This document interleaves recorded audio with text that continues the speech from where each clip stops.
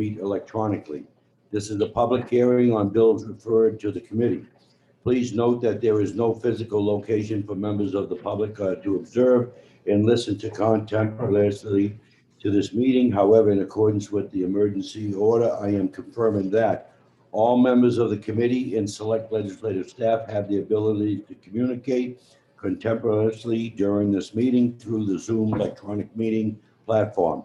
And the public has access to contemporaneous listen and, if necessary, participate in this meeting by Zoom platform or by telephone. All necessary access information has been made available in the House calendar and to the electronic calendar on the General Court website.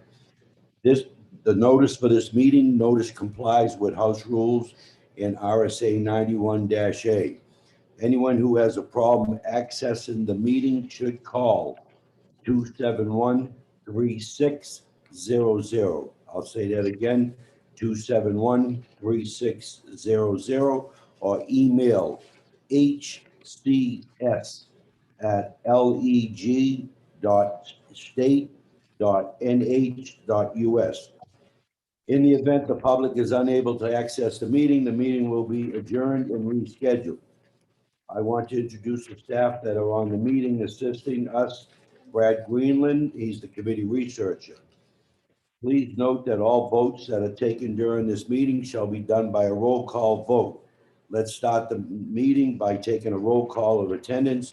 When each member states their presence, please also state whether there is anyone in the room with you during this meeting, which is required under the right to know law. I'm going to ask the clerk, Susan, Representative DeLuna, to call a roll call. Start with me. Chairman Alonso. Yes, I'm in the room, actually in the committee room with a member, 10 Republican members, no Democrats. Vice Chairman Michael Moffett. In the House. Clerk here. David Lundgren. Here. Phyllis Katz. Somebody's not. Katsakouris. She's on her way. Katsakouris. Katz, of course, thank you. It's just not here. She's on her way. Skip Rollins. Here. David Binford. Present. William Foster. Here. Brody Shades. DeShade. Perfect, here. Really? Yep. Great. Thank you. Exactly. I heard this. Tina Harley. Present. John Levitt. Present.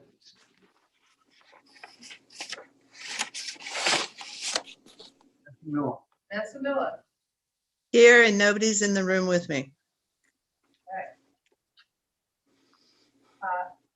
Israel Piedra. Present. You by yourself? Estacia Buras. Present, there's no one in the room with me. Janet Wall. No longer on our committee. I didn't hear Janet Walls. Is she present? Janet Wall. So just for your awareness, I am taking Janet Wall's place in the committee. And this is Representative Manny Espitia, and I'm here by myself. Would you please spell that? M-A-I-N-A? Manny, M-A-N-N-Y, Espitia, E-S-P-I-T-I-A.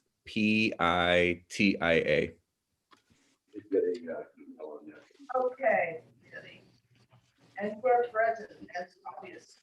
Okay. Amanda Toll. Present, and no one is in the room with me. Cody LeBranch. Present, and nobody is in the room with me. Stacy Marie. Lawton, sorry. Stacy Marie Lawton. Present, and no one is in the room with me. Lawrence Lopez.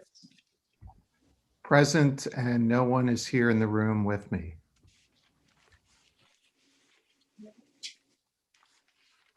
And we're missing Phyllis.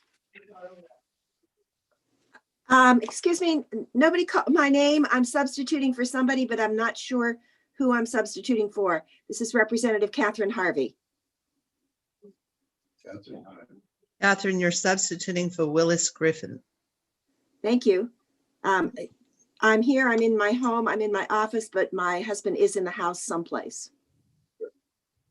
I thought Manny Destita was for Mayor Willis Griffin. No, I'm No. here for Janet Wall. For Janet Wall. Oh, okay, I got it. For Janet. Okay, yeah, write her name, the name down, it just said that she's.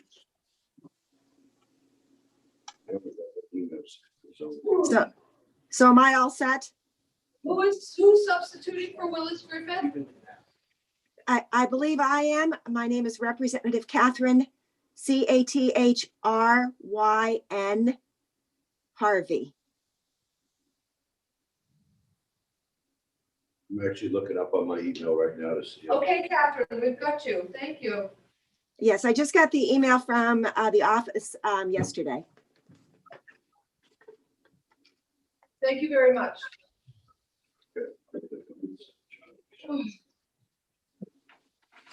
Thank you. What I'm gonna do, first of all, before we get started here, I want to please have Representative Vincent lead us in the pledge. Representative Baldessaro, Matt Wilhelm was not called.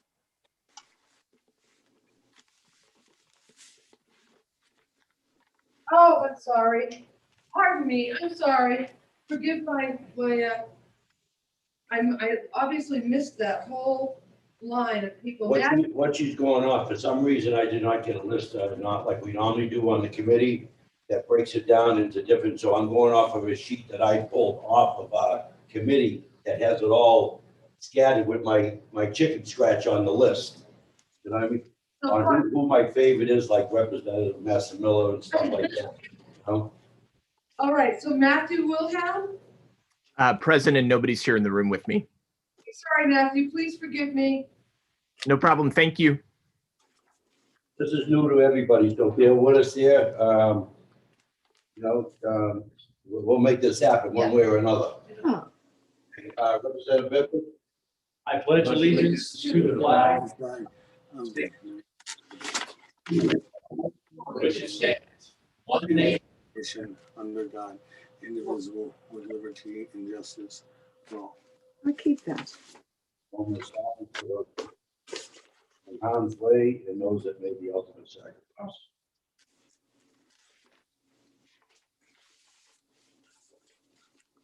Thank you. Up the hearing on HB 112. What's that? I'm sorry.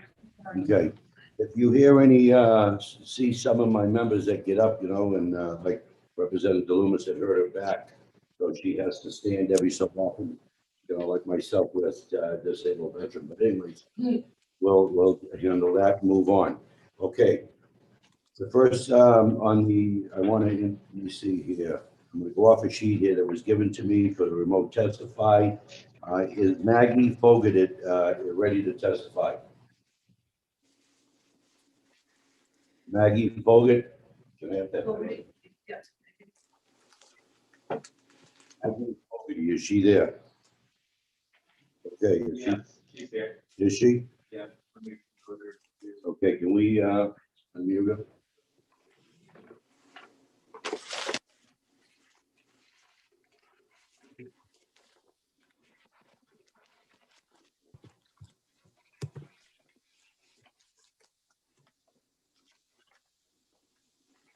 Another thing too, everyone, make sure your phones are on mute.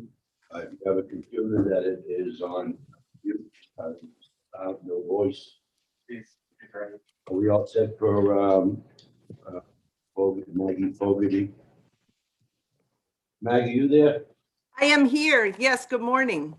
On, the floor is yours. You have. Thank you so much, Mr. Chairman, members of the committee. My name is Maggie Fogarty. I'm the director of the New Hampshire program for the American Friends Service Committee, a Quaker-founded human rights organization. We also host the New Hampshire Immigrant Rights Network.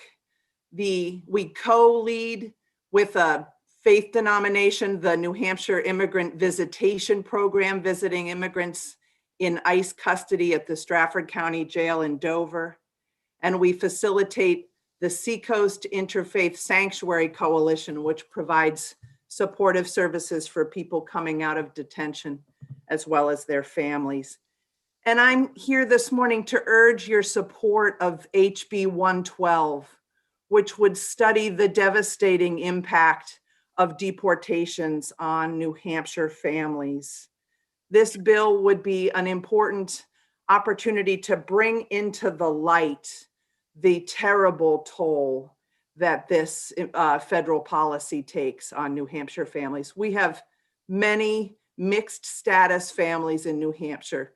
So families that include US citizens, US born children, but also at least someone who has been unable to achieve a secure immigration status, given what a bureaucratic chaos is our existing system.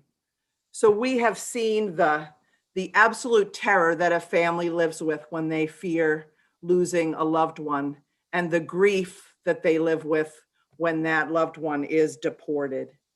We've seen the grinding stress on a now single parent family or older children who need to figure out how they're going to pay the rent or get enough food to eat.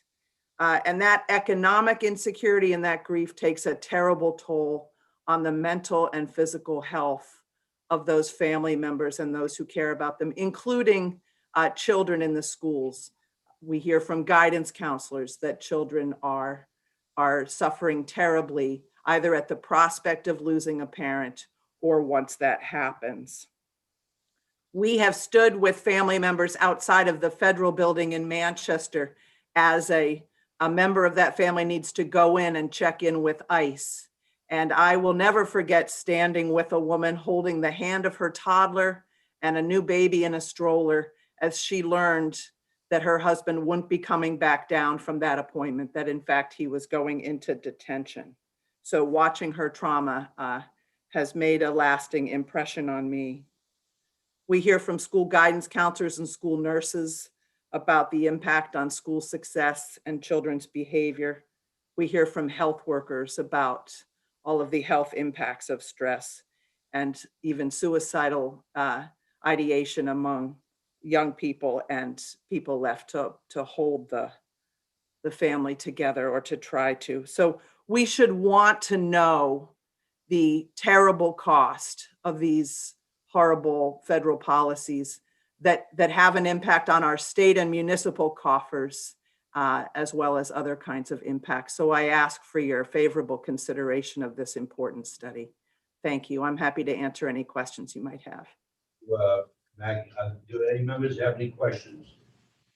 Representative Matthew Wilhelm, can you unmute Matthew Wilhelm? Thank you. Thank you, Mr. Chair. I actually have a point of order question. Just curious if the prime sponsor of this bill will have the opportunity to introduce it. Oh, you know something? Hey, Matthew, you were right, and I apologize. I went right into the hearing, opened it up, and didn't even introduce the bill. So we call that in the Marine Corps temporary setback, waiting for a solution, and you came up with a solution. Thank you. But are you the Representative Klein Knight? Are you on? I can bring her up, but I just have a point of order. Do we want to finish this part and ask questions to the current person who's testifying, or do we want to? No, I want to introduce the bill. You want to? Okay. I apologize. That's my own temporary setback. Been a while since we've done this here, and I was hoping that some of my good friends that were watching were kind of straight.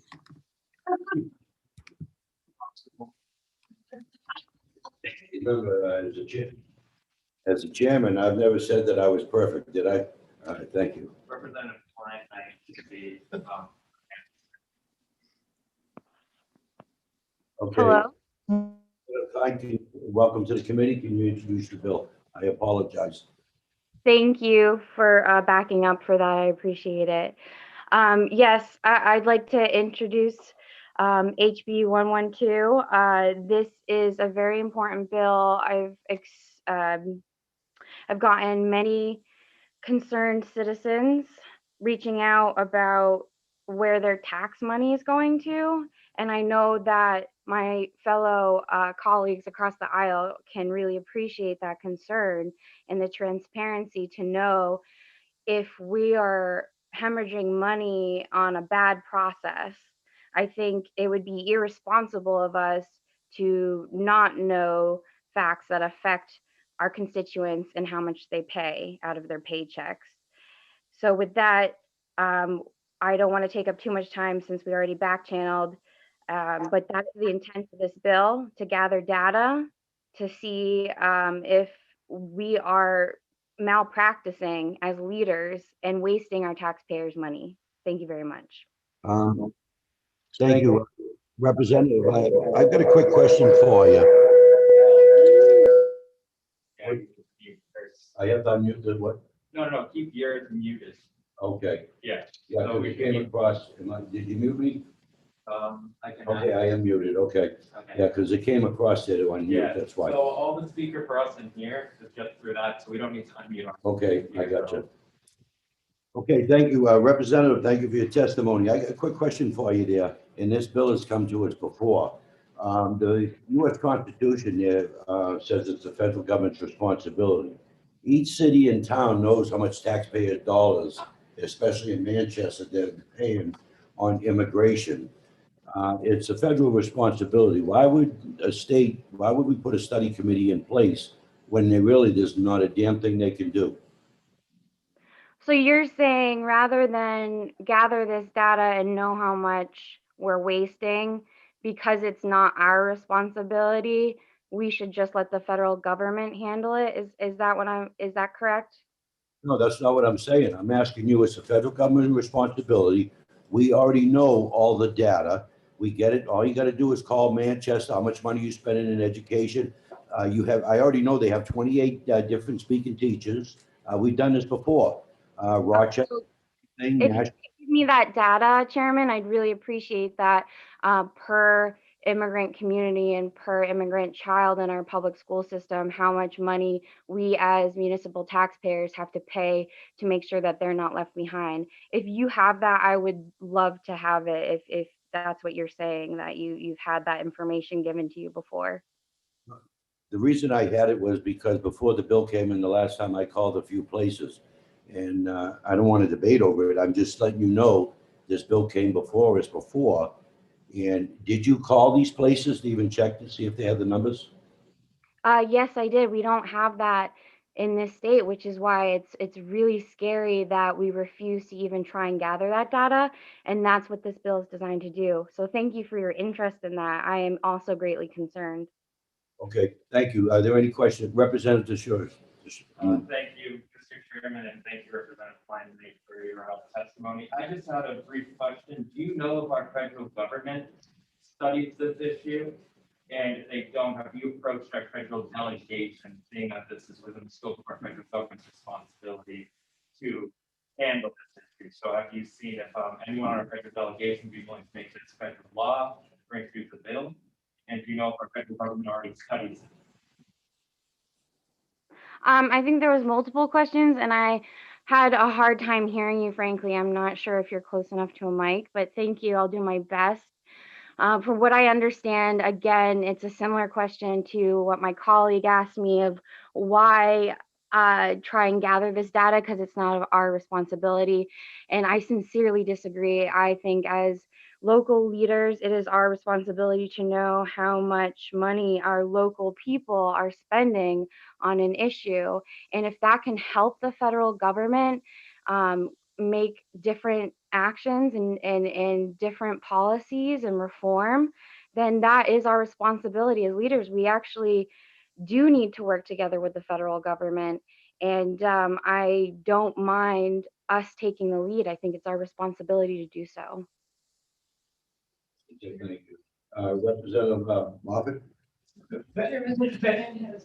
Oh, I'm sorry. Yeah, could I have a Yeah. follow-up? If you have Yeah, a follow-up, that- speak, just, Let me speak louder, because that wasn't what my question was, Representative Feinstein, but thank you for giving the answer that you did. Thank you, Mr. Chairman, for recognizing me again. My question was, Has the federal government studied this, and is it studying it? And if not, have you approached anyone on our federal delegation to introduce such legislation, considering that this responsibility falls within the scope of our federal government? There, specifically in the Commerce Clause of our Constitution, any kind of international commerce, any kind of immigration, and anything regarding deportation falls within federal scope. So have you approached our federal delegation about this? And does our federal government already do research like this that we can use as a state? I'm so grateful for that question. Actually, if you go to my Facebook page, that's my first pinned public segment. I was interviewed by WMUR for calling on our federal delegation to do more on this specific issue and that we don't have enough data.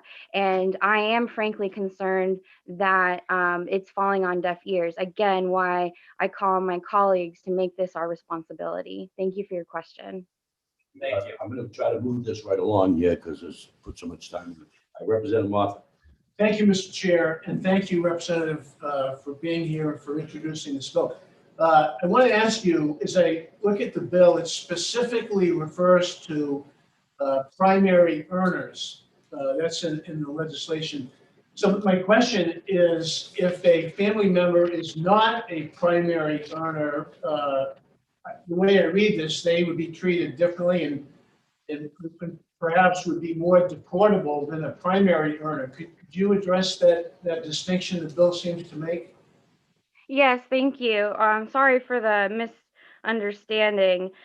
This is basically an after effect, what happens to our communities and for the legal immigrants that are here. And if they necessarily, let's say, a primary earner is deported and this family is now needs to apply for food stamps, Section 8 housing, any other medical needs. The onus is on our townspeople and our city people. And I don't think that we're doing ourselves justice by burying our heads in the sand, refusing to know how much money our own people are paying out of pocket because we just sent somebody that was working at a small business that couldn't afford to pay maybe minimum wage, and then a landlord now loses his tenant and doesn't have rent. We have to step in and take care of these families. And I think we need to gather that data. Thank you, Representative. All right, thank you. Representative SB, you have your hand. Thank you, Mr. Chairman. And thank you, Representative Klein-Knight, for introducing this bill. So in regards to, I think this bill was introduced in 2019. I think we had or 2020, sorry, but I think we had a pandemic that has drastically changed, the situation from what it was the last time it was introduced to now. Have you seen impacts on the pandemic on these families who you're trying to study? Yeah, not only were these families in rough shape before, and it was off of nonprofits and other community members and just some great people to continue to make sure that these families were just getting by. But now with the pandemic, we're seeing an increase in homelessness and other severe health issues that are on top of everything else, causing damage to our local communities. Thank you for that question. Okay, thank you. Are there any other questions? Without that, I want to thank you very much, Representative. Thank you so much for your time and listening to this bill. Real quick, I want to go back out of respect for Maggie. Does anyone have any questions for the first person? Okay, Representative Amanda. Mr. Chair.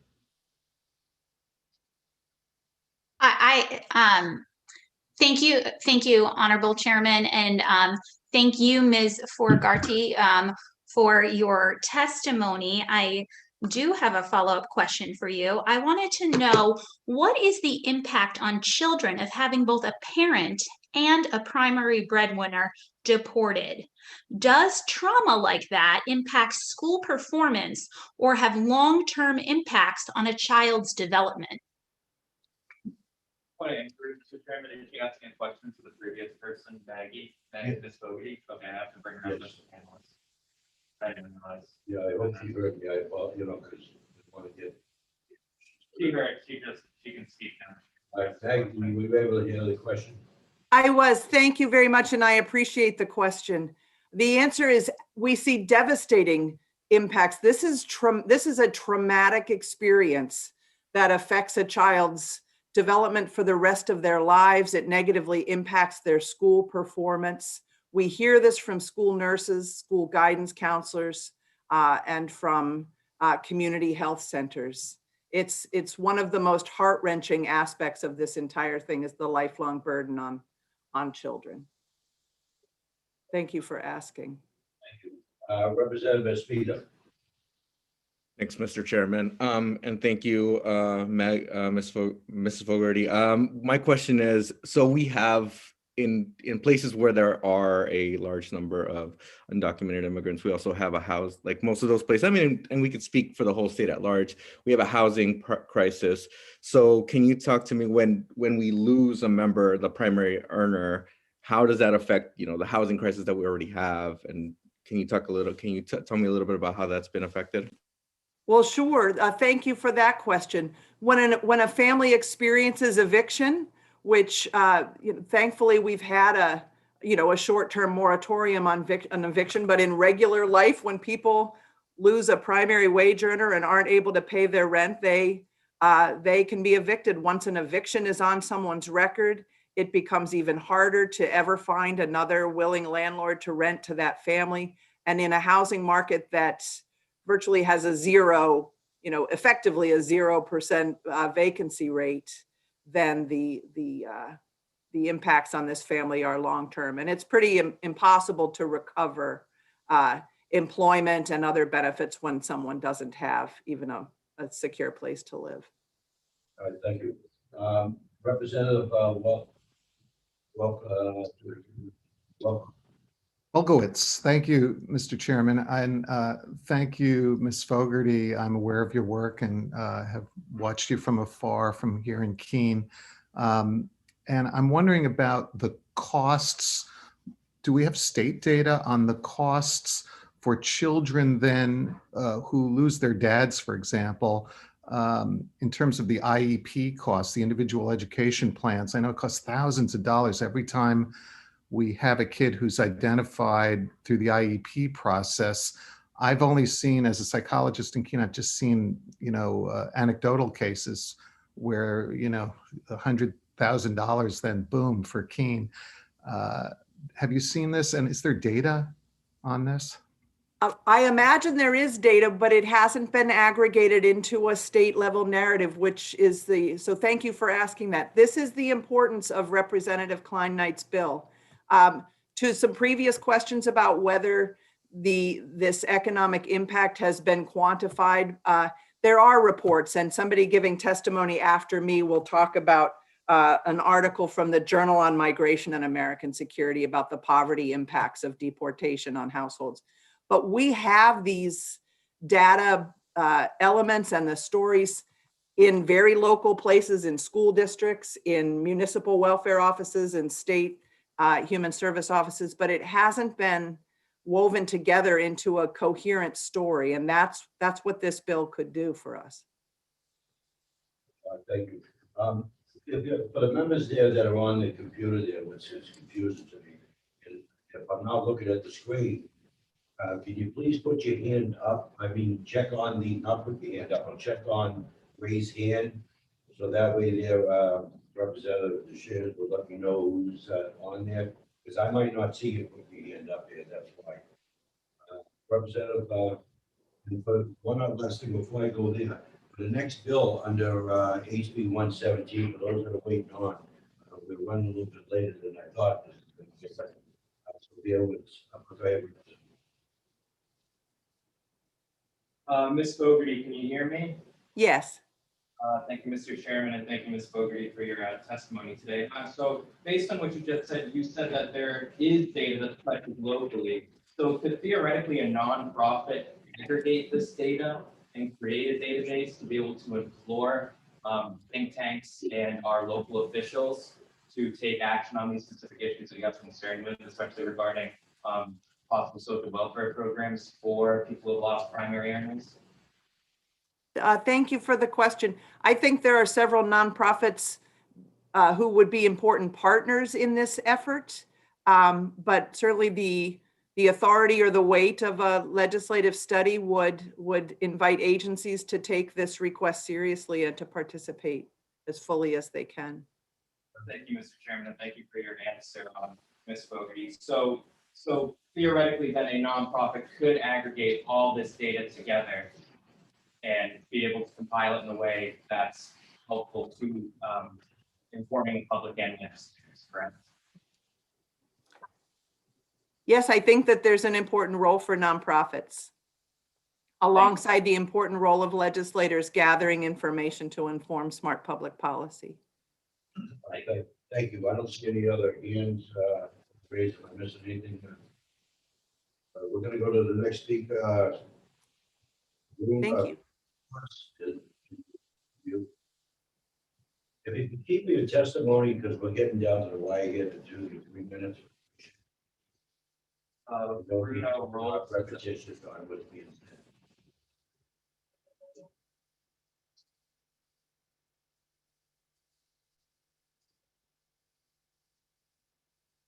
I'm saying it, but I'll be down. That's the lowest it will be done.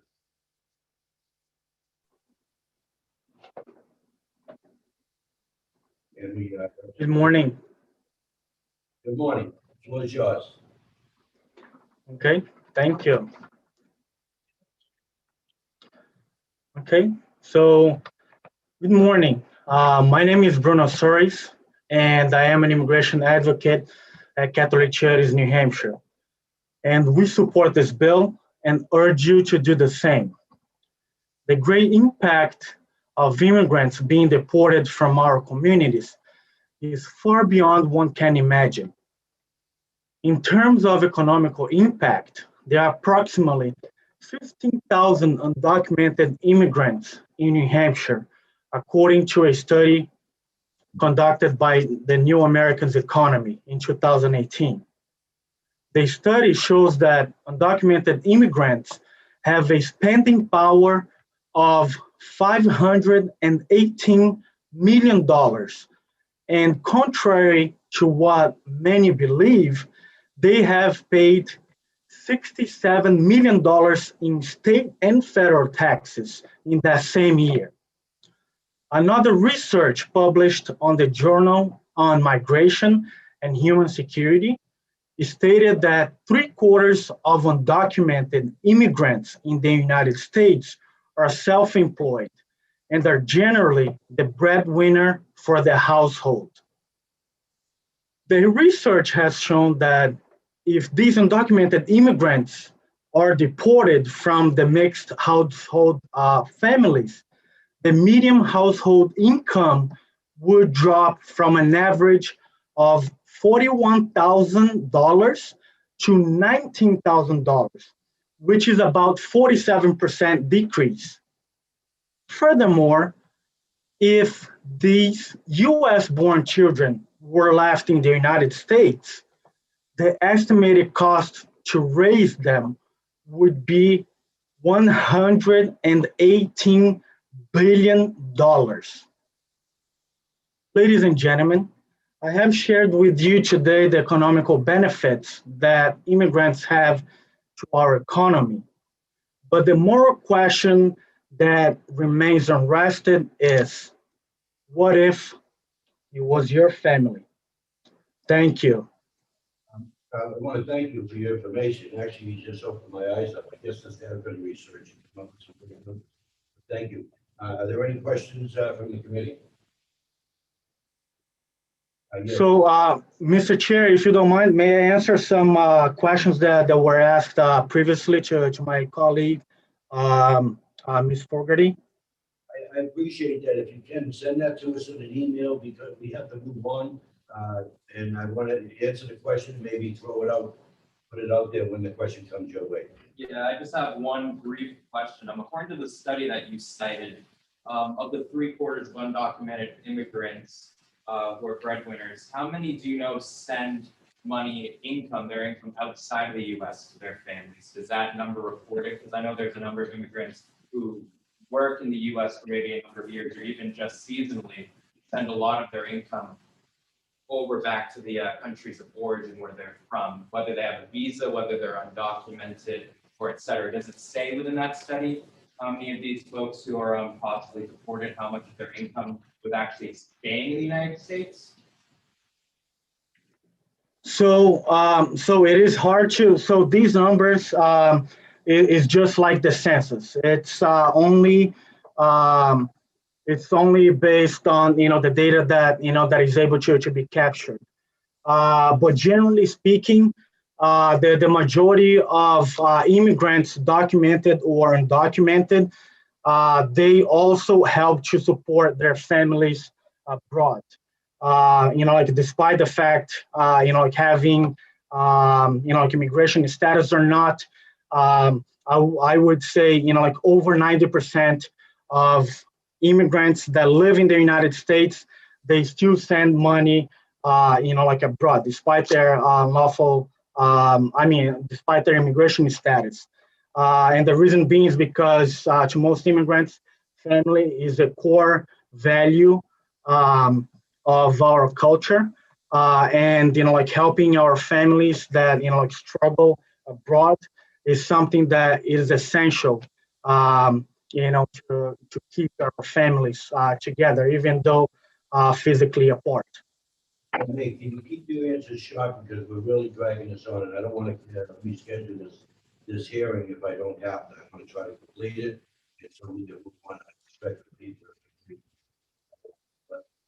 Thank you. Any other questions? There's one over Zoom from Representative.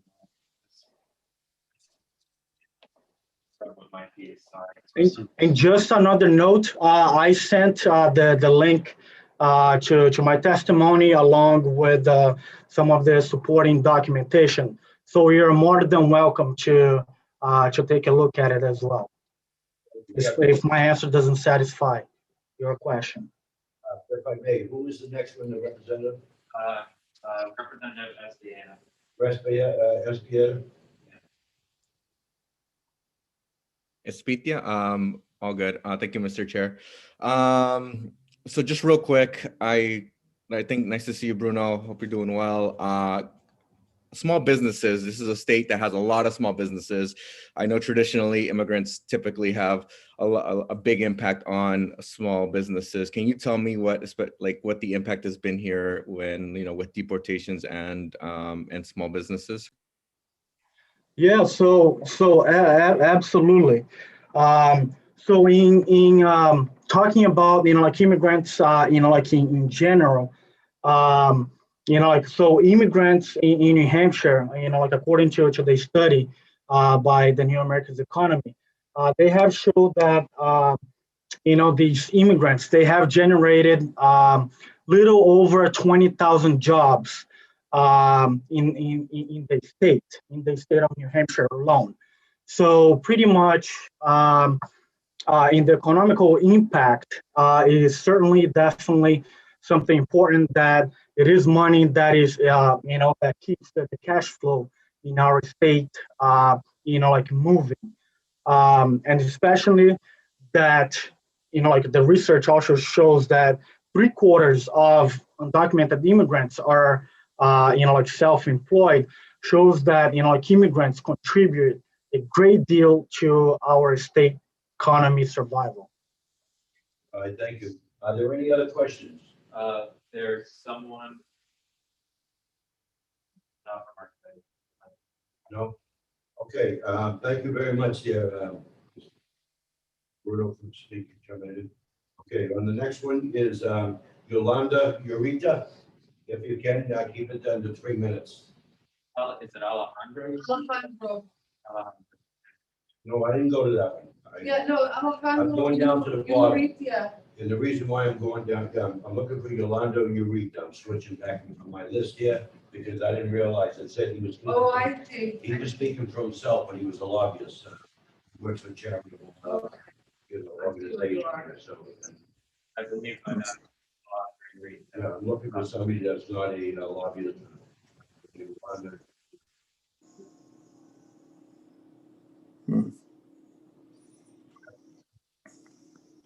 Alejandro, are you there? Yeah, I am here. This is Alejandro Urrutia. Please keep it under 10 minutes, please. Thank you. Can you hear me? Yes, we can hear you.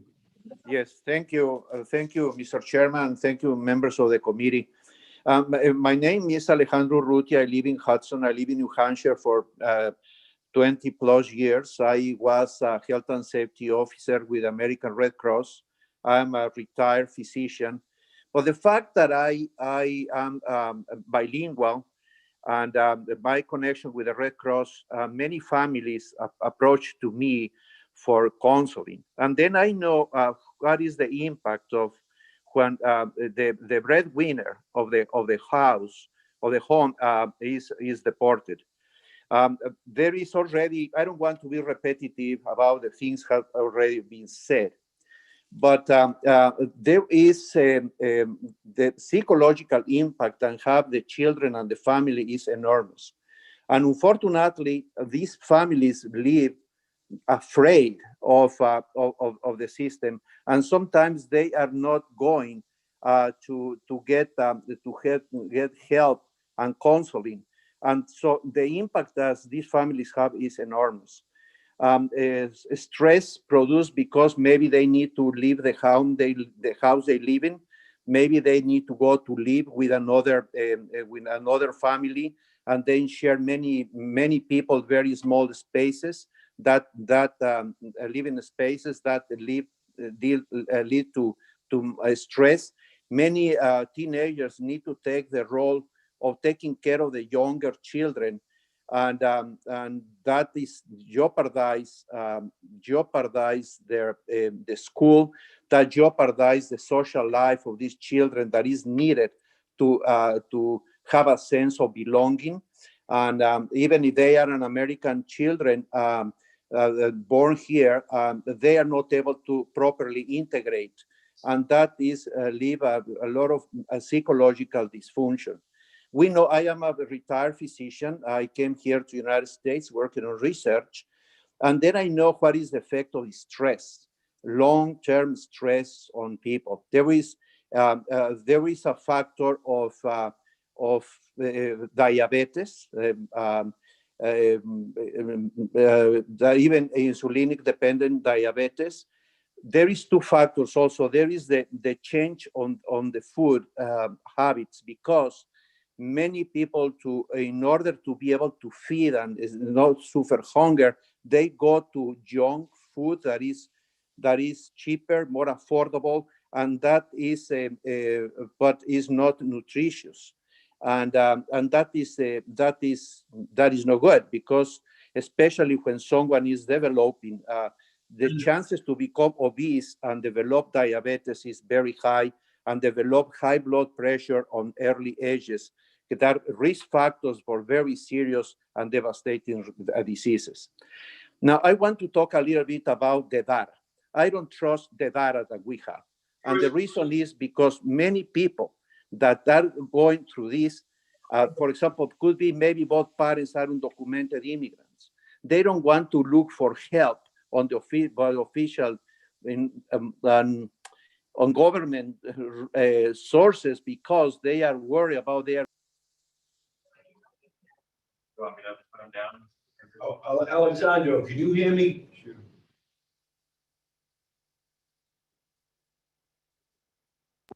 Yeah. Alexandro? Yeah. Okay, good. 6 minutes here. We're trying to get your attention here. And I didn't realize, once again, you're with a organization here, and you're reading from a script, okay? No, I am not reading for any script. Okay, does anyone have any questions for Alexandro? Without no questions here, thank you, Alexandro. You're welcome. The next one, Yolando, I'm gonna try this again now. Please listen to the name I'm asking for. Okay, Yolando. Yolando Herrera. Now, she's saying she's speaking for herself. I'm trying to get regular, residents speaking, not lobbyists. Are you saying Yolanda Huerta? Yolanda Huerta, yes. Okay. Because what they did on the sheet, they put down themselves and they were different groups. Hello. Can you hear me?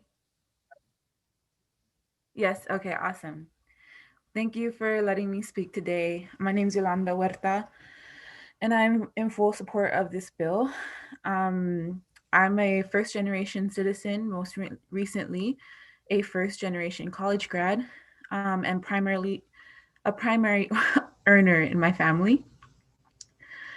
And if there's something I learned from my mother and stepfather is that we're hard workers. There's a guiding principle in our community that if you have papers, you have no excuses, or in Spanish, it says, si no tienes papeles, no hay excusas. You have to get ahead in life, right? While I was in college working multiple low-paying jobs, and what little money I made was going straight to my stepdad's visa process, my mother's utilities, and my biological father's fines from having to park and stay in his car as he is and has been homeless. Now with the pandemic, I didn't realize how good I had it when I struggled to send money during those college years. The pandemic isn't just making the prospect of supporting someone through the virus impossible. I really don't know what I would do. But the fines coming in from over-policing our brown bodies, particularly when my family members are self-employed and are not categorized as essential workers in a system where we find just about any way to survive, such as my father and stepfather making money by working as mechanics, skills they learned when they were ranchers, when they were out back in Mexico, and my mom taking care of kids or selling clothes at markets or driving individuals for a small pay. All of that isn't really a part of this essential workers kind of like liberty of connecting with people at the moment, like in supermarkets. So it's not under the same situation. So it makes me really nervous day to day, thinking that they're going out and doing these things to survive, but also putting themselves in danger, and also putting themselves in danger not only on the prospect of the getting and contracting the virus with very little support possible, but also the possibility of like being pulled over if my mom's driving, and I don't know what that means really. And yeah, so that's my kind of perspective on things. I would love to see this bill come forward and start studying what the effects of what this all means really. All right, well, thank you. Do we have any questions? Representative Espita. Thanks, Mr. Chair. So as somebody who is directly affected by, by like, our tough immigration process, can you just tell me a little bit about like what the effects, like, what would you be able to do if you didn't have to worry about paying your family's like bills, basically? I mean, I'm trying to save up for grad school. Like I'm trying to work for myself. Like I went to college thinking that was the way out, but with loans being a whole thing, I got scholarships too, but they don't tell you that you need to take out loans for X, Y, and Z. Like, and even though they're like not super heavy loans, it still bears a burden on me, and I still like am trying to pay those off before I go off to my next thing. And so it's really like holding me back while I see everyone else getting to go to grad school, to go and do their next thing. Like I'm here understanding what to do to support my family through this whole situation. Okay, thank you. Are there any other questions? Seeing that there's no other questions, can we bring up Castillo Sturgeon? Yep, even Castillo Sturgeon. And please, can you state where you're from also for the secretary or for the clerk? David Castillo Thurston, you should be up. Can you hear me now? Yes, we can hear you loud. Can and you clear. please state, you let us know where you're from? I live in Manchester, and I have worked as an advocate for immigrants for over 30 years here in the state of New Hampshire. If I may, what group are you with then, if you? I am part of every single pro-immigration group in the state, pretty much. Okay, thank you. If you can keep your testimony to under 3 minutes without being repetitive. Sure, I'll try not to repeat myself. I've been a member of the Latino community in New Hampshire for over 30 years, and I worked for many years at the Latino community, at the Latino Center. So I have seen the devastation that immigration and deportation brings to the families. And I'm going to tell you a little story about a family that came really close to my heart 2 years ago when their father was deported. He was here for over 30 years with not any type of criminal problem or anything. So the two younger children were 9 and 11 at the time. And his wife, they have a 19-year-old daughter also. The two younger kids are totally devastated. Right now, they are in psychological care. The little girl that was 9, she has tried to commit suicide 3 times already.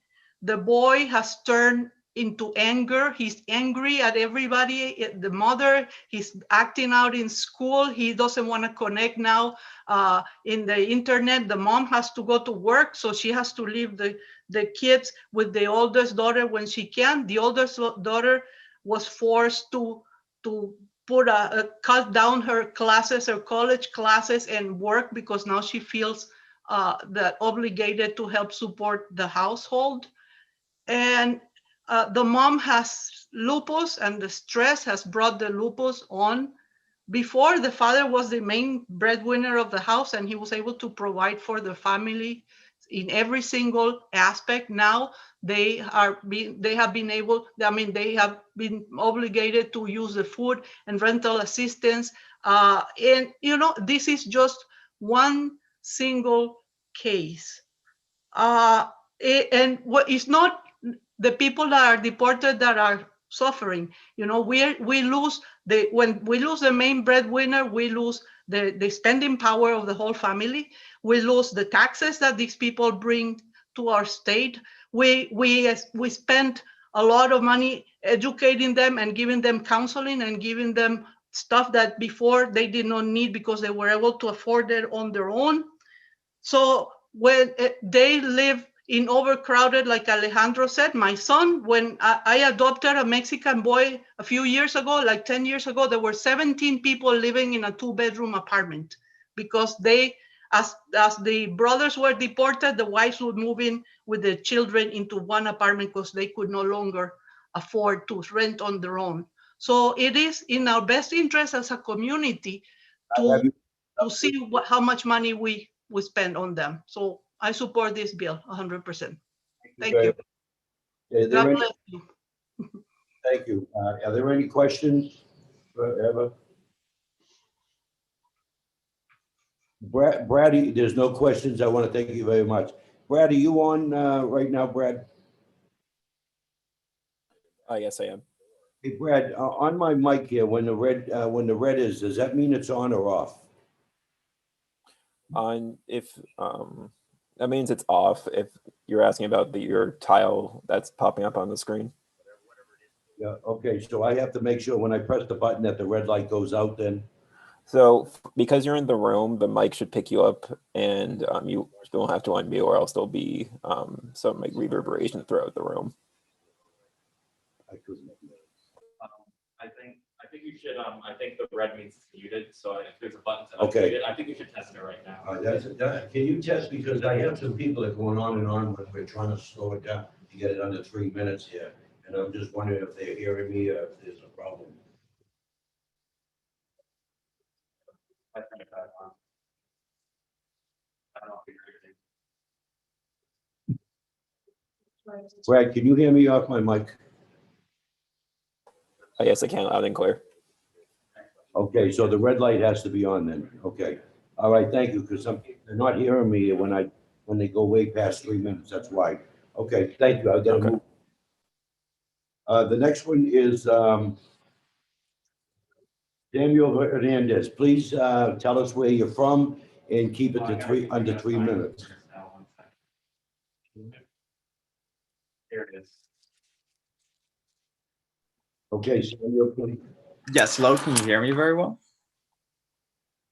Yes. Okay, thank you, Honorable Chairman, and thank you to the committee. My name is Samuel Hernandez, and I'm here with CoFire, an organization student-led at Dartmouth College, and I'm here to support this bill.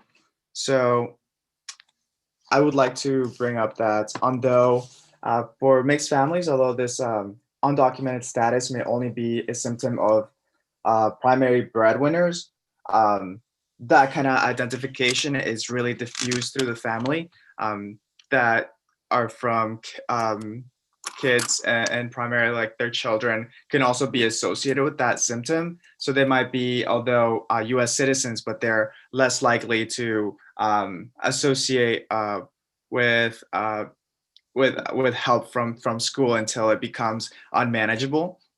So I believe that studying the effects, and especially now with more tumultuous times, that understanding the economic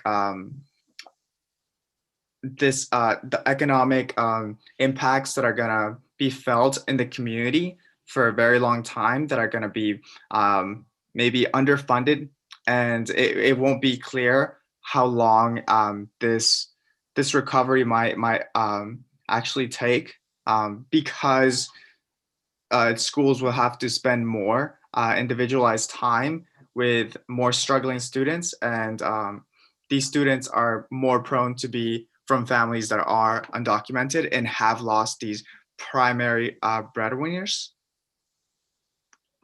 So I'm here to support that bill. I'm trying to keep it under 3 minutes, but I think that it's extremely important.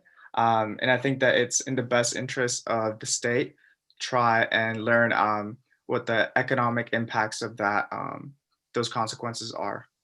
Thank you, Samuel. Appreciate your testimony. Any questions for Samuel? Representative Delamus. Thank you, Mr. Chair. Thank you, Mr. Hernandez. And this is probably a pretty touchy question, and probably you're going to think I'm nuts, but what is there now when the primary breadwinner, we're talking about people who are illegal immigrants, right? These people are undocumented because they're here illegally. So when they are brought out and have to go back somewhere else, deported, can their families go with them? I mean, can their families just, when let's say they go back to Bogota, can their families just go to Bogota and be with them there where they can earn money? I'm just gonna repeat the question because I was kind of I'm gonna repeat it back to you. So I'm understanding it correctly. You're asking if families can basically get deported as well with their primary breadwinners, because as an extension, you're just saying like they also could leave or otherwise be deported as well, like self-deporting. To answer that question, I think that it's very difficult to imagine for any students to, I'm sorry. Follow up there. The question came out wrong. Yeah, but We gotta make it quick if we can. Please. Yeah, I'm sorry, Mr. Hernandez. I said, can't they just go? I mean, they don't have to be deported. I'm just saying that they actually should probably, can't they go, just get a ticket, a plane ticket and go with their family, with their husbands or primary breadwinners and go to wherever the person that's being deported goes. They're not being deported. They can voluntarily leave, correct? I think that anyone can buy a ticket and leave anywhere. I don't think that's a problem, but I think that if you're talking about taking opportunities away from U.S. citizens, that these children are U.S. citizens, then I think that that's kind of alarming that the state might want to even consider that, because I think that as citizens, I think that they also have a responsibility to these kids. So I don't think that that's a reasonable choice. No. Representative Toll. Thank you, Mr. Hernandez, for your powerful testimony. My question is, are families forced to rely on social welfare programs after immigrant breadwinners are deported? So it is under my impression that they are. So some of our work here basically is based around kind of organizing and promoting and speaking at different like immigration advocacy and reform during like in college here and also surrounding areas of New Hampshire and Vermont. And we've had like many opportunities to meet these individuals more personally before the pandemic and actually get to hear their story. And even before the pandemic, these individuals were having a very difficult time. So I can't believe how this is going to be even a situation that might be able to be dealt individually within this family, just within this like tumultuous time, because they don't have this support that other families might have. Okay, thank you. Representative, are there any other hands up? Are we all set? We're going to move on to the next one, because if I have to recess this, I'll recess it till about 5:30 or 6 tonight. So that way there we, no other? There's one other. Okay, who is it? Maria Perez. Okay, because I'm determined to finish these 9 bills today. If it's going to be dragged out, then we're going to be here late then. Okay. What was the name again? I'm sorry. Maria Perez. Maria Perez. Representative. Thank you for the opportunity, Mr. Chair. I had a question for Bruno, and I had my hand up since Bruno spoke. And I want to ask Bruno what the impact is, because he was saying that a lot of these immigrants, they provide employment to a lot of citizens of our state. Some of these immigrants, they have small businesses where they provide employment. So I just wonder what the impact is when these immigrants, they get deported and U.S. citizens lose their jobs. Okay, I want to thank you I want to ask you a question to Bruno, but if that's for the state representatives here, the ones to be asked the question, you would be on here to give your testimony on where you support the bill or not support the bill. And I'm supporting the bill, sir. And that's why I'm speaking, and I'm supporting the bill because we need to study this. As an immigrant, not U.S., proud to be U.S. citizen, okay. I believe that we need to do a study. We need to like really study how much money the state is losing when these people get deported. They provide jobs to a lot of citizens of this country. And not only that, but what is the impact when these family members get deported? How much money are they costing to the state when we have to provide education, medical care, and then all the other needs for the family members the U.S. citizens. And I was like really disappointed when I heard why we don't send their family members with the person who got deported, because they're U.S. citizens and they have the right to education, and they have the right to stay here and have better life. And yeah, and that's why I'm here. I'm supporting. Okay. This. Yeah, I didn't realize that you are a state rep. I recommend when you use Zoom that you add in rep next to your name, so we would key in on that there. If you're not with my committee, you can testify, but you don't ask questions, to people that are testifying. But I want to thank you for your testimony. I mean, are there any questions? Being that there's no question, oh, I'm sorry, Representative LaBranch. I see we're gonna go till 6 or 9 o'clock tonight, but go ahead. Thank you, Mr. Chair, and thank you, Maria, for coming to testify. My question is it true that some of the kids of these primary bread earners who are being deported, is it true that some of these kids might only be American citizens and not citizens of the countries that they would be deported to? It is true. Some of these kids that were born here and the U.S. citizen only, and the only thing they know is English, and the only thing they know is their own country, the U.S. And then for them to be deported to another country, that gonna be really harmful because it's like taking away the rights. Thank you, Representative. I see no more questions. I'm gonna call up Asma Alhoni, and can you tell us where you're from? And also, please give it under 3 minutes. Thank you. Yeah, can you hear me? Yes, we can hear you. Yeah, so my name is Asma Elhi, and I'm the Movement Politics Director for Rights and Democracy in New Hampshire, and I'm speaking in favor of HB 112. I am an immigrant, and I am also a citizen, but I was not always a citizen of this country. I hope we do care enough to know how deportation affects constituents, yours and our community members. So the role of public policy is vital in gathering data. It shows we care about this issue. Even if we do not care about it, we should at least know how it's affecting our state. It's just the responsible thing to do. So one of the things I need you to know is that most of the undocumented community members enter the United States legally.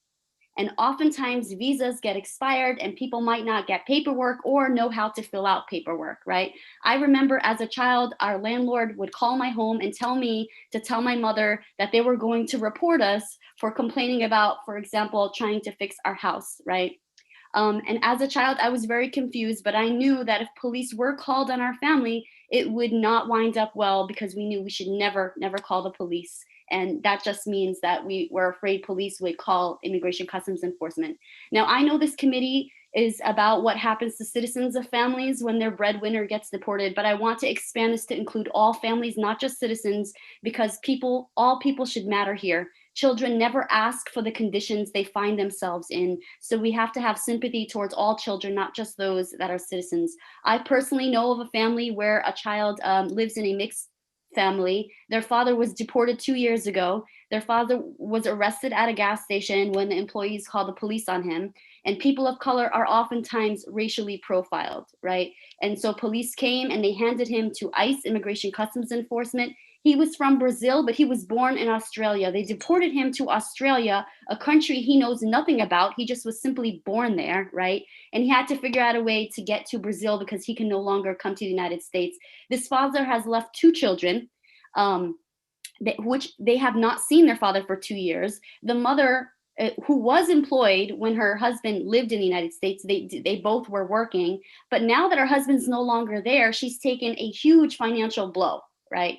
And I did not even ask the mother, what is this doing to her children? Because I didn't need to. We can all imagine what it could feel like to have a loved one torn from our lives, right? New Hampshire can't turn a blind eye on the fact that immigrants not only contribute to our communities, as other speakers have already mentioned, but they're integral to our communities and our state. And when we deport families, that's one more person that does not contribute to our communities. That's one less spender, that's one less worker, that's one less friend, that's one less community member, and one society less that is what it has the potential to be, right? So this study committee is vital. It's important for an erased community whose impact is great, but oftentimes never known.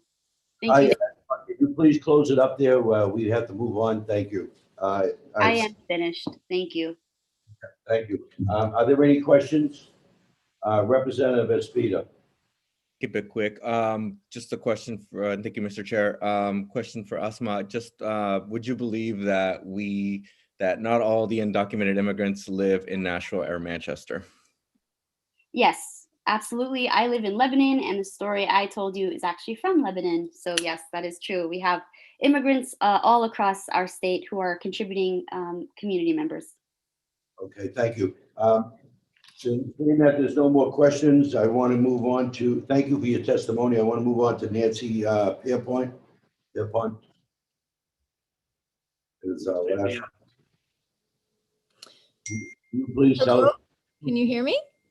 can you please tell us where you're from, and please keep it under 3 minutes, and do not read from my testimonial. Thank you. I'm Nancy Pierpont. I attend Madbury United Church of Christ, and I live in Madbury. We share our church building with Maranatha Indonesian United Church of Christ. I signed to testify as myself because I didn't have a powwow with my church before getting on this call. I also volunteered to chair for the New Hampshire Conference United Church of Christ, the Immigrant and Refugee Support Group. Neither did I have a powwow with them before I decided to testify today. The New Hampshire Conference United Church of Christ Immigrant and Refugee Support Group that I chair provides detention, bond, and post-detention support for those who are caught up in the snare of immigration and custom enforcement. What I would like to do is to tell a short story. I will provide this in longer detail written testimony, because when I saw it took about 6 minutes to tell, I decided I should really condense the story. Basically, I met a man in immigrant detention, a devout Catholic who was who had fled a drug gang in Honduras. He had been given an ultimatum of either to join the local drug gang or be killed. And when he refused, he was shot. When I visited him in detention, he pulled up his shirt and showed me where the bullet hole had pierced him in the side. He came to our country to ask for asylum and was summarily thrown in detention. And because our system is so overloaded, he was denied asylum. While he was deported, his father was killed, assassinated by the same drug gang, and for the reasons that they were still trying to get at him. He decided that he needed to come back to this country looking for safety. The second time he came, he did not turn himself in because he knew he would be just sent back to the danger he escaped from. So he crossed the border without permission and began to make a life for himself. He met a young woman who already had a special needs child, and he fell in love with both of them. They got married.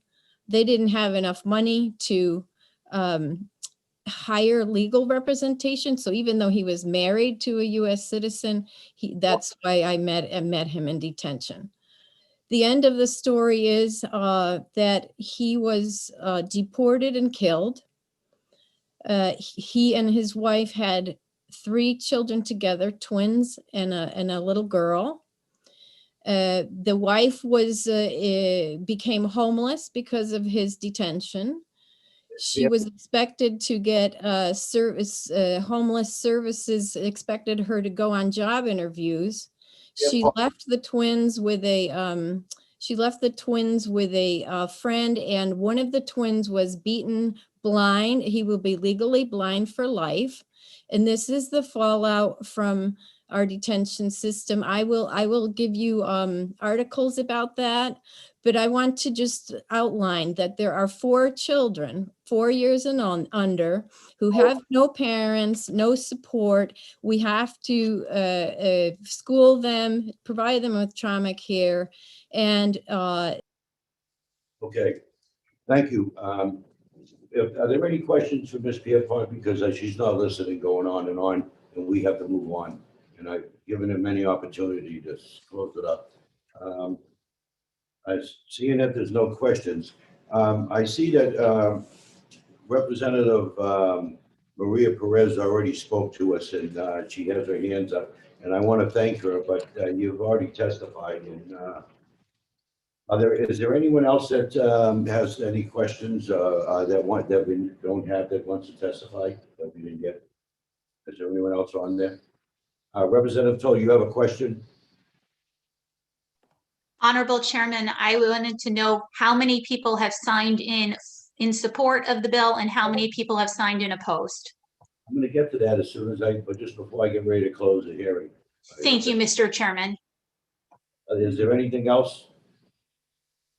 Okay, seeing that there's nobody else on there, and like I said, I respect my fellow representative that wants to speak again, but we're going to move on. And therefore, before I close on this bill here,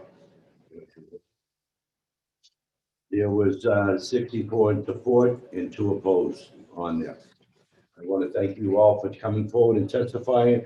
I'm going to close the hearing on House Bill 112, and I'm going to open up the hearing on House Bill 117, HB 117. And I'm going to ask Representative John Graham. This should be a quick one since we've all supported this before. And Representative Graham, are you on? Yep. And I apologize to my friend for this going on and on. Able to speak. All right, thank you, Mr. Chairman. For the record, I am Representative John Graham from Bedford, which is Hillsborough District 7. I would like to point out, as the chairman just said, that this bill is exactly the same as passed by the House a year ago. It passed the House, was heard in the Senate, was part of an omnibus bill that the governor vetoed, and the veto was sustained. So we have resubmitted this bill, which deals with use of force on our National Guard facilities.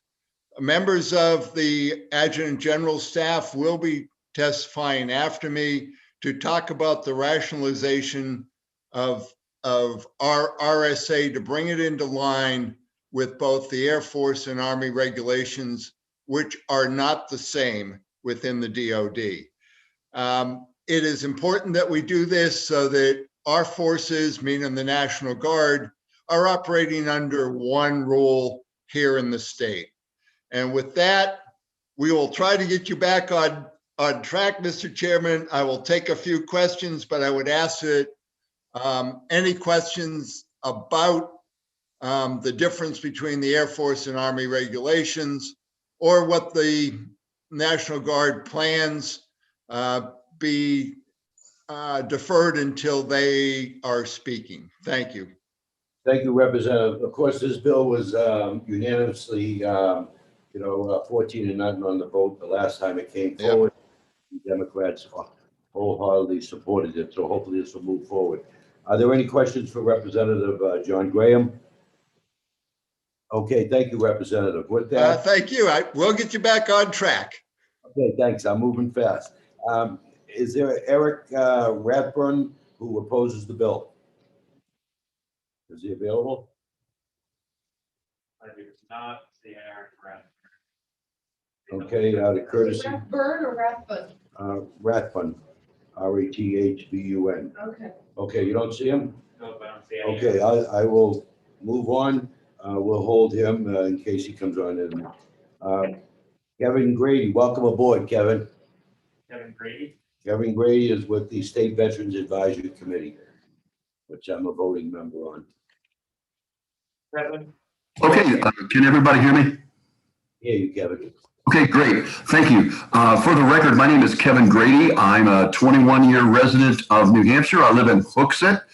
Today, I'm here representing the State Veterans Advisory Committee, which was chartered by RSA 115-8:A:8 to speak for the veteran community in New Hampshire. There are 19 members of our organization. For those of you who might be new members to the House, and their names that are familiar to you, things like the Veterans of Foreign Wars and the American Legion. I personally represent the Air Force Association, as I'm a 25-year Air Force veteran. We did support this bill last time. We do support this bill this time, primarily because what it does is standardize the way we do things in New Hampshire with the way that the that the active duty force does things. And the more that you can do that, particularly in an era where the Guard and the reserve forces of our military are interchangeable with active duty forces in so many different areas, the better that it is. And that's all I wanted to tell you, except to throw in a little pitch for us, in that if you're trying to put together a bill that you think has veteran or Guard or something like that impact, we are a resource that you can use, and we're more than happy to invite you to one of our meetings to explain what you're trying to do. That's all I wanted to say, Mr. Chair. Thank you, Kevin. Are there any questions for Mr. Grady? Seeing that there's no questions, thank you very much there, and we'll see you hopefully the next meeting. Yeah, I'll see you. Okay, without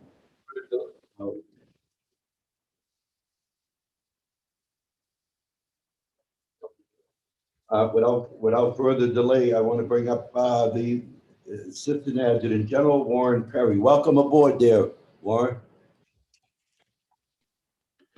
Can you hear me, sir? Yes, I can. Hey, so good morning. For the record, my name is Warren Perry. I'm the Deputy Adjutant General for the New Hampshire's Department of Military Affairs and Veteran Services.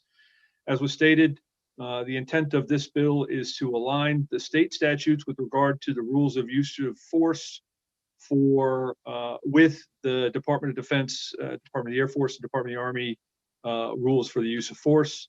This particularly affects our contract Guard force, who are not state employees, but they are contractors for the state of New Hampshire.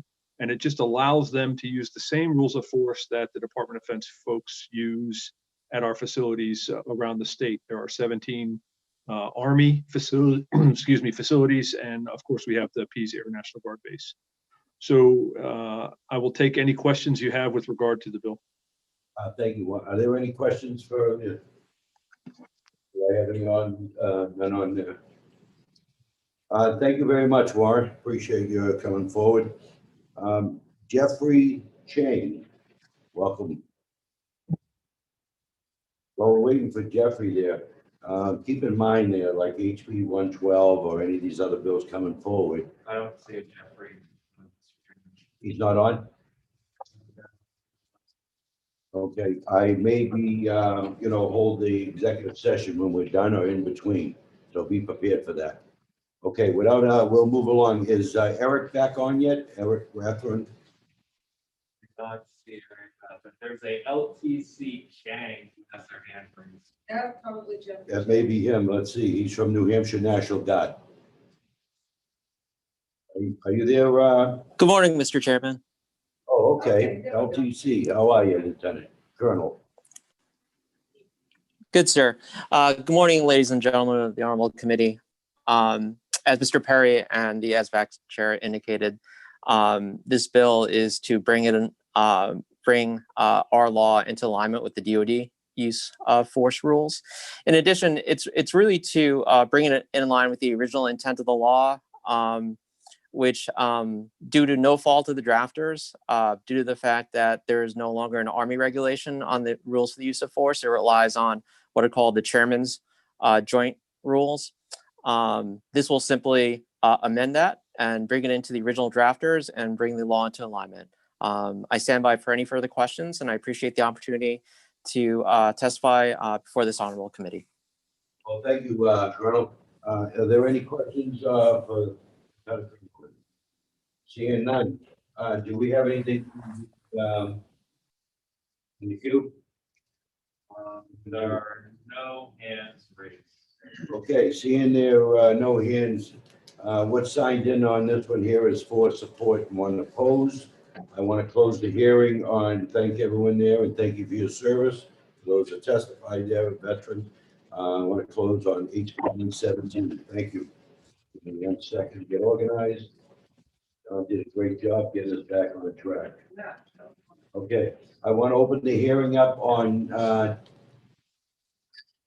HB 580.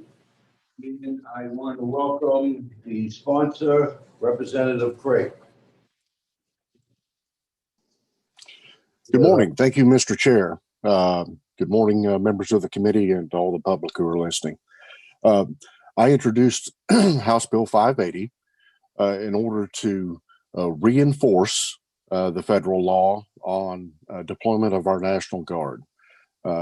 This is not a question of foreign policy. It is not a commentary on foreign policy. It is simply a reminder of what the law is.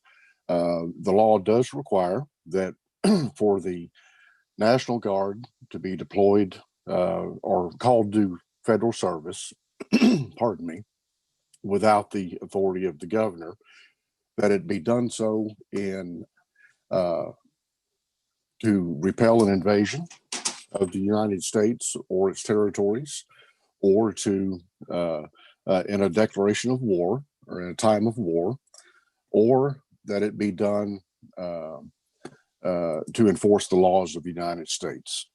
And of course, due to the Posse Comitatus Act, enforcing the laws of the United States domestically would require invoking the Insurrection Act. So we're not at that point.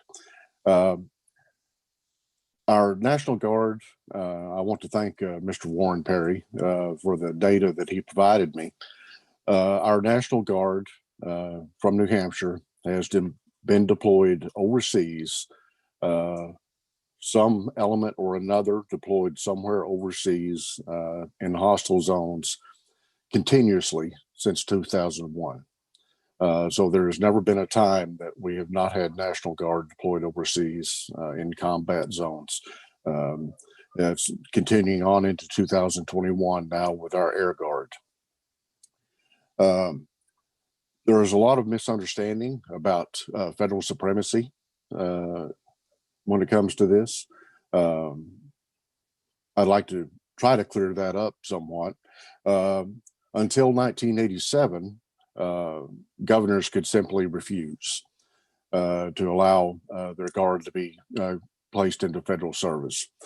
Then with the what's called the Marshall Amendment to Title 10, that was modified so that governors can no longer withhold their consent based on their objection to the place or mission of training. And that is for training. The Supreme Court upheld that governors cannot withhold consent to activate National Guard for training, even if it means being deployed overseas for training. That is only for training. That does not apply in cases of combat.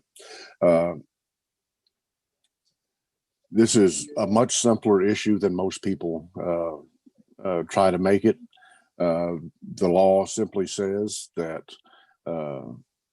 in order to be activated without the governor's consent, that there must be a declaration of war, an invasion to repel, or to enforce the laws of the United States. So this does not conflict at all with federal law. As a matter of fact, it repeats it and states that simply that the governor will withhold consent absent any of those justifications. That should be an automatic because the governor simply shouldn't be allowing our guard to be deployed without those things, which are what is called for in the law in the first place. I won't take up any more of your time with explanation, but I will entertain questions from the committee. Thank you for your introduction there, Representative. Do we have any questions for Representative Craig? Okay, Representative Wellcook. Thank you, Chairman. So I just have a question, a hypothetical question. So for example, the Vietnam War was, as I understand, was not a declared war by Congress. So if we were in a conflict, say, again, in Asia, and it was not a declared war, and so by doing this, would the governor then be able to say, sorry, New Hampshire's not going to participate? Or something like the invasion of Afghanistan following 9/11, would the governor then say, yeah, but we're not going to participate because we don't agree with that action? That would be issue of policy. My bill does not address the governor objecting to one particular action or the other. It is not based on objection to the place or the nature of the deployment. It is simply that the law would have to be invoked so that there would be a declaration of war. Now, whether or not an authorization for the use of military force or the War Powers Act would qualify, that is a legal question for the courts to decide. The courts so far have not settled that issue. Congress has largely abdicated its power to declare war by simply giving the chief executive carte blanche. But again, that's a policy question that would not matter in this case. Under what you propose, say another Vietnam or for the invasion of Afghanistan or Iraq, no, there has not been a declaration of war. There's not an imminent invasion of the United States, and we're not enforcing U.S. law. If we can keep the, pretty short there on the question. Representative, I got a quick question for you there. And if I can just get you a real quick answer on this here so we can move on, is under the court case that went on, the Perfect versus Department of Defense, where the case was argued in front of the United States Supreme Court, where the governor of the state could be withheld consent of regard to active duty outside the United States because of any objection location. Supreme Court upheld this law by a vote of 9-0, supporting the federal government. What say you on that, real quick? Absolutely. The Perpich case that I mentioned during my introduction, Governor Perpich of Minnesota objected and withheld his consent after passage of the Marshall Amendment, and he did that based on both the location, which was Honduras, and the nature of the training, and that's not allowed under the Marshall Act for training.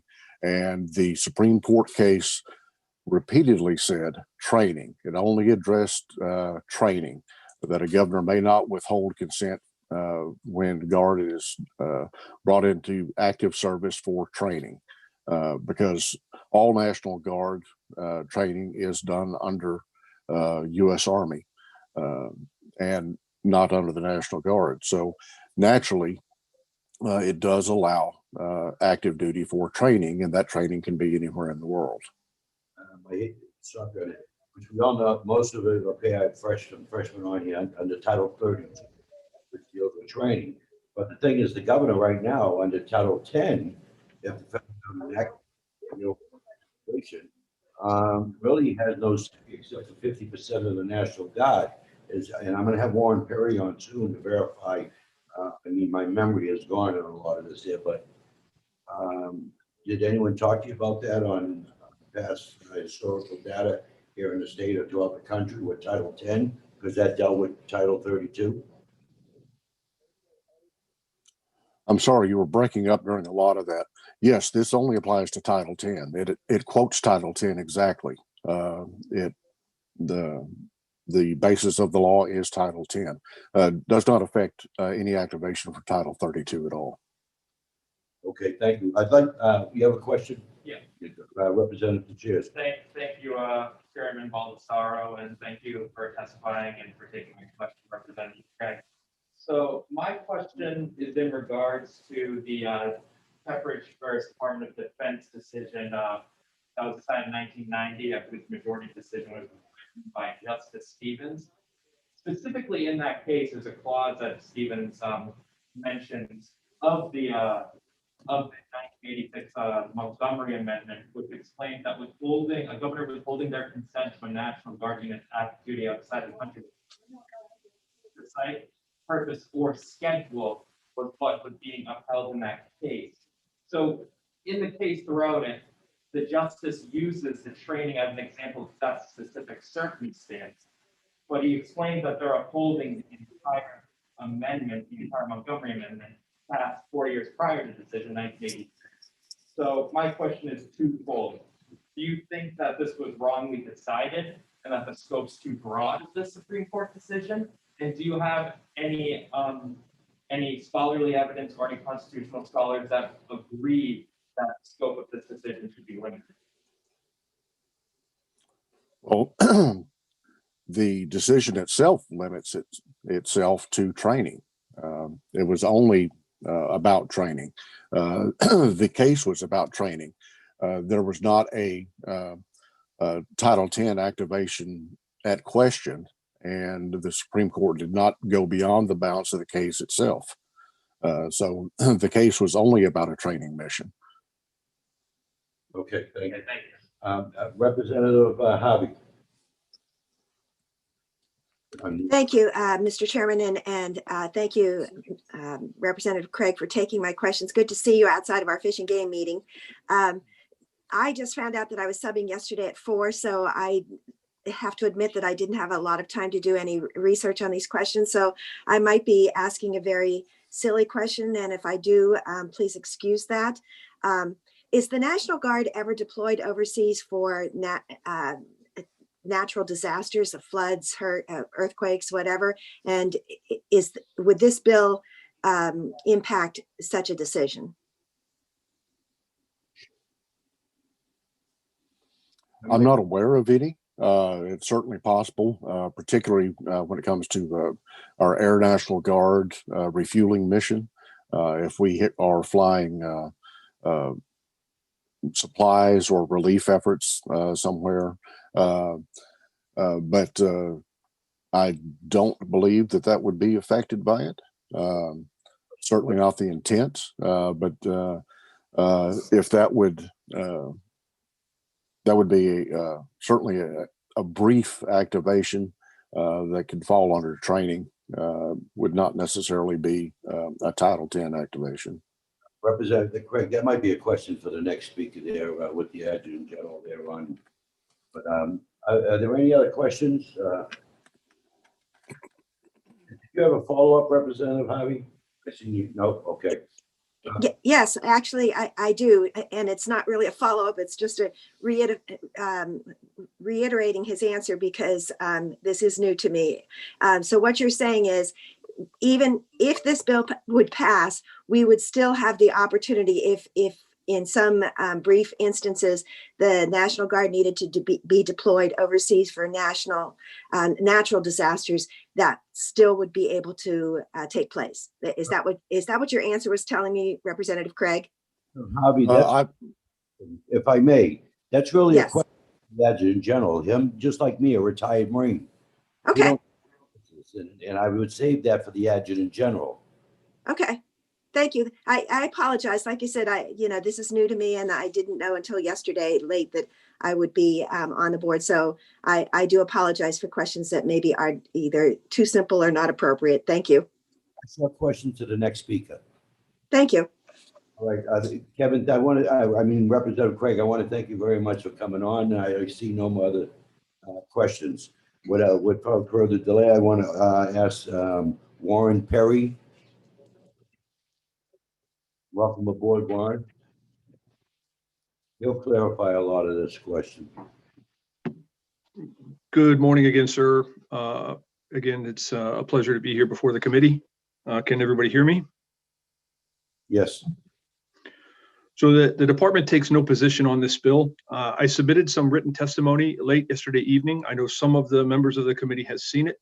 Our interest here is to ensure that the committee is aware of any impacts that this bill's passage may have on the operation of the New Hampshire National Guard, both on the Army and the air side.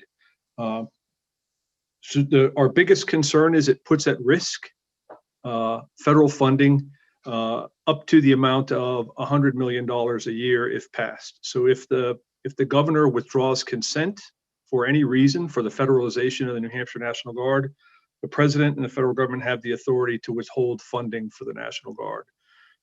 That's problematic because it includes wages for all of the 2,800 members of the National Guard, all of the operational costs to keep it moving, and the positioning of our major weapon systems, all of which are owned by the federal government and loaned essentially to the New Hampshire National Guard. Those include the Black Hawk helicopter, which is instrumental in our search and rescue efforts in the White Mountains, the KC-46 refueler, and the HIMARS rocket system, which is really a weapon system designed for engaging with and destroying enemies of the United States. It would also impact the strength of our units, right? Without funding, we can't have units in the New Hampshire National Guard, 600 of which are responding right now to the pandemic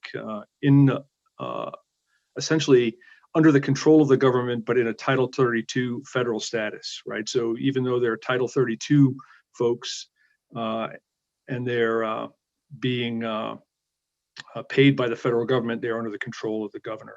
And again, about 600 of them are doing that across the state right now.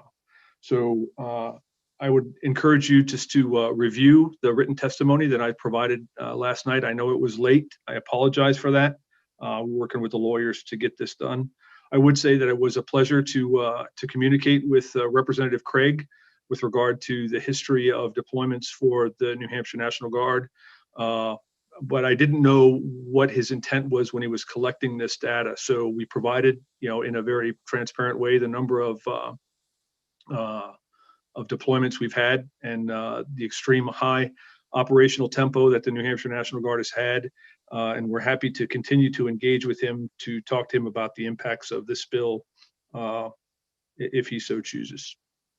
Pending any questions that you might have, I'll conclude my testimony. Thank you, Warren. Warren, can you speak to Representative Harvey's questions that she asked the last speaker? So it just depends on how we're mobilized, right? So there are two statuses that generally, well, there are tons of statuses, right? That members of the New Hampshire National Guard could be in. The two big mobilization or full-time active duty kind of statuses there are under the provisions of Title 10, which they are completely federal, and under the provisions of Title 32, which there's some question whether or not they're state or federal. And it really gets to who's controlling the Guard, not necessarily who's paying, right? So, for example, when the hurricanes hit Puerto Rico, we were able to use our airplanes from Pease and our soldiers and go down and support the relief efforts in Puerto Rico, generally in a Title 32 status, right? But paid by the federal government. So the state didn't have to pony up money to pay for that. There are some instances where we have the National Guard in state status, and they're generally responding to state issues, right? So we've had some folks at the Department of Corrections working. We've had folks working with Department of Employment Security. Those folks are generally paid for out of general funds. So if there was a disaster and it was required that the National Guard support that disaster somewhere in the world, it would probably be in a Title 32 status, but it could be in a Title 10 status, and it would generally it could be prohibited by this bill. But I'm not a lawyer, so I'd really have to go back and talk with the staff judge advocate to get a real answer about that. But I would think that the governor would always consent if it was about human suffering. I mean, politics would be aside on that. I would say that. So hopefully that answers your question, Representative Harvey. I can see you on the screen shaking your head. I hope that answered your question. It's a long-winded answer. I apologize. Representative Harvey, I know you didn't ask the question, but I'll give you an opportunity if in fact, did he answer any more question you had? Yes, he did. Thank you so much, Mr. Chairman. All right, thank you. Representative Moffett has a question. Yes, sir. Thank you. Question and hopefully a follow-up. Does the New Hampshire National Guard have personnel in an IRR, individual ready reserve status, whether they're retirees or not? So the short answer is they move to what's called the ING or the IRR. So they are generally have separated and still are serving some part of their military commitment in the ING or IRR. It's not the same as the reserves, though. It's a little bit different, the inactive National Guard. My follow-up is, would this legislation impact an individual as opposed to a unit? In other words, if there was a need for somebody with a medical background or a special background. Would this legislation impact the activation of an individual, in your view? So I think it would. The legislation is written such that the governor would have to consent to any federalization of any member of the National Guard.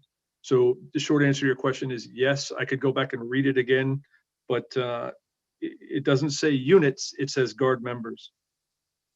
Thank you. Thank you. Are there any other questions for Ms. Warren Perry? Representative Brody Dishes.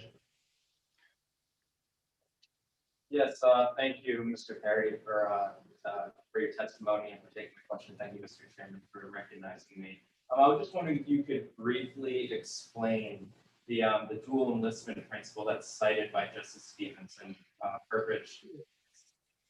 I could not explain that. I have not read the Stevens decision, so I have no basis to, without reviewing the Stevens decision, I can't comment. I'm sorry. Warren, with that question, is your lawyer that we met before in committee, is he available? Are you at the headquarters? He is not available now. He's actually processing people onto Title 32 state active duty to respond to the vaccination effort right now. So he's doing the legal briefs to bring people on to support the state. He sent me a note at the end of it's Colonel Chang. He sent me a note at the end of the last testimony saying, I got to go. I got to get these guys out to give shots to people. I apologize. Okay, we have a follow-up from Representative. Yeah, I'll ask it more simply. Do guardsmen take 2 oaths? And if they do take 2 oaths, to which entities do they take those oaths? So the Guard swears an oath to support and defend the Constitution of the United States. It's a very, it's very noteworthy oath against all enemies, foreign and domestic, and also to support the Constitution of the state of New Hampshire and its governor, and obey the laws of the governor and the laws of the state, the orders of the governor and the laws of the state. What is the of taking these oaths? Thank you for letting me take follow-up, and thank you for answering my question, Mr. Perry. What's the consequence of taking these 2 oaths? What kind of responsibilities entail after taking such an oath? Well, I don't have the state oath committed to memory. I apologize. But it's pretty simple. Support and defend the Constitution of the United States. That's the federal oath. Obey the orders of the President of the United States and the orders appointed over them. And so that obligation is when ordered by the President or when ordered by the governor, they're obligated to follow those orders. Thank you, Mr. Perry. Are there any other questions for Warren Perry? Seeing that there's none, Warren, thank you very much for your testimony. With that, I'd like to welcome Kevin Grady with the State Veterans Advisory Committee. Welcome, Kevin, again.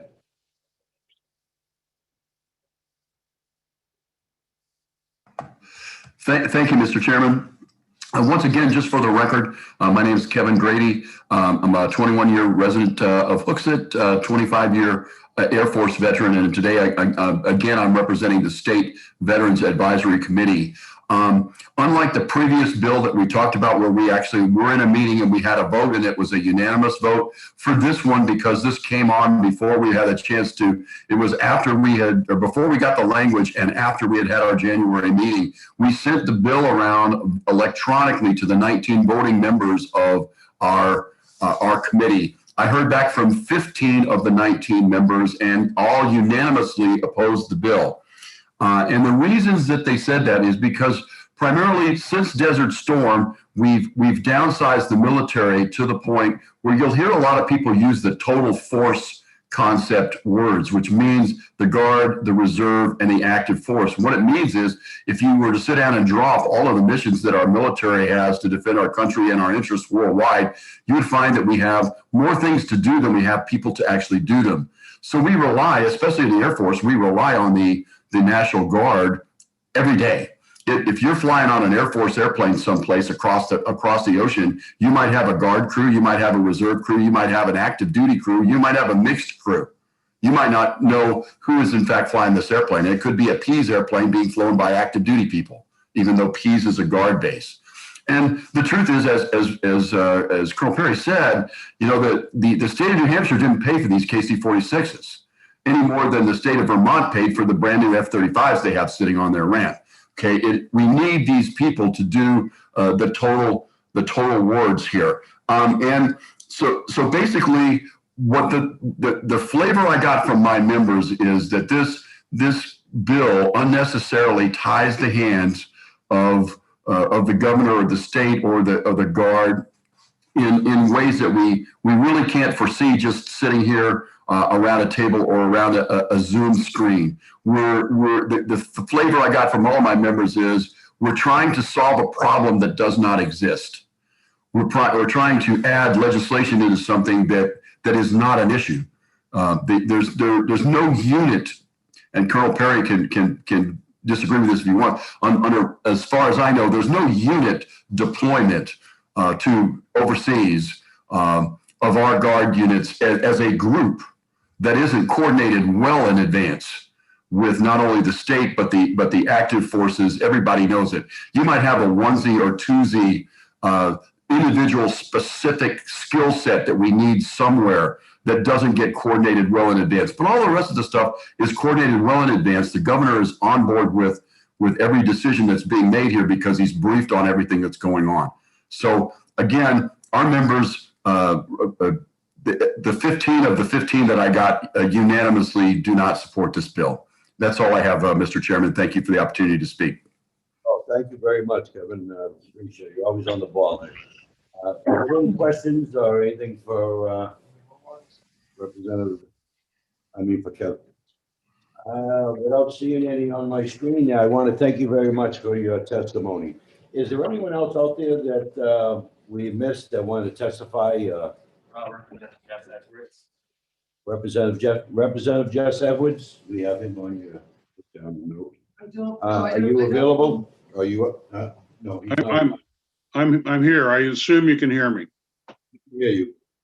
Okay, so a little bit about my background. I served in a hybrid capacity, active duty and National Guard Reserve over the course of 33 years and 4 months, exactly 1/3 of a century. And with my time in the Guard and in the reserves, I have a pretty deep understanding of the role of the Guard and the Reserve as part of the integrated force structure of the United States military. It was designed that way post-Vietnam so that it made it politically more difficult to go to war because it would require the public support of the nation in order to allow Guard and Reserve to be called up and deployed. And so there was an understanding at the very outset in the 60s and 70s of needing to diversify what kind of capability each of the components, Guard, Reserve, active duty, what they would bring to the table, knowing that in order to have a whole set needed for war, you had to bring them all up. And so the reason I am a supporter of this bill is that I think we need to have a conversation, that we have gotten further and further away from some key core fundamental constitutional principles, one of which is that the declaration of war is the obligation and duty of the Congress, and they've forfeited that since World War II. And I would like the governor of New Hampshire to have in his quiver the argument that we shall not, as the people of New Hampshire, deploy our forces in harm's way unless the Congress has done its job first to declare war. And so I'm not a peacenik. I volunteered to go to Afghanistan and leave my family for a year because I believed in what we were trying to do to convert that into a stable nation with equal protection under the law. And I thought it was a worthwhile endeavor.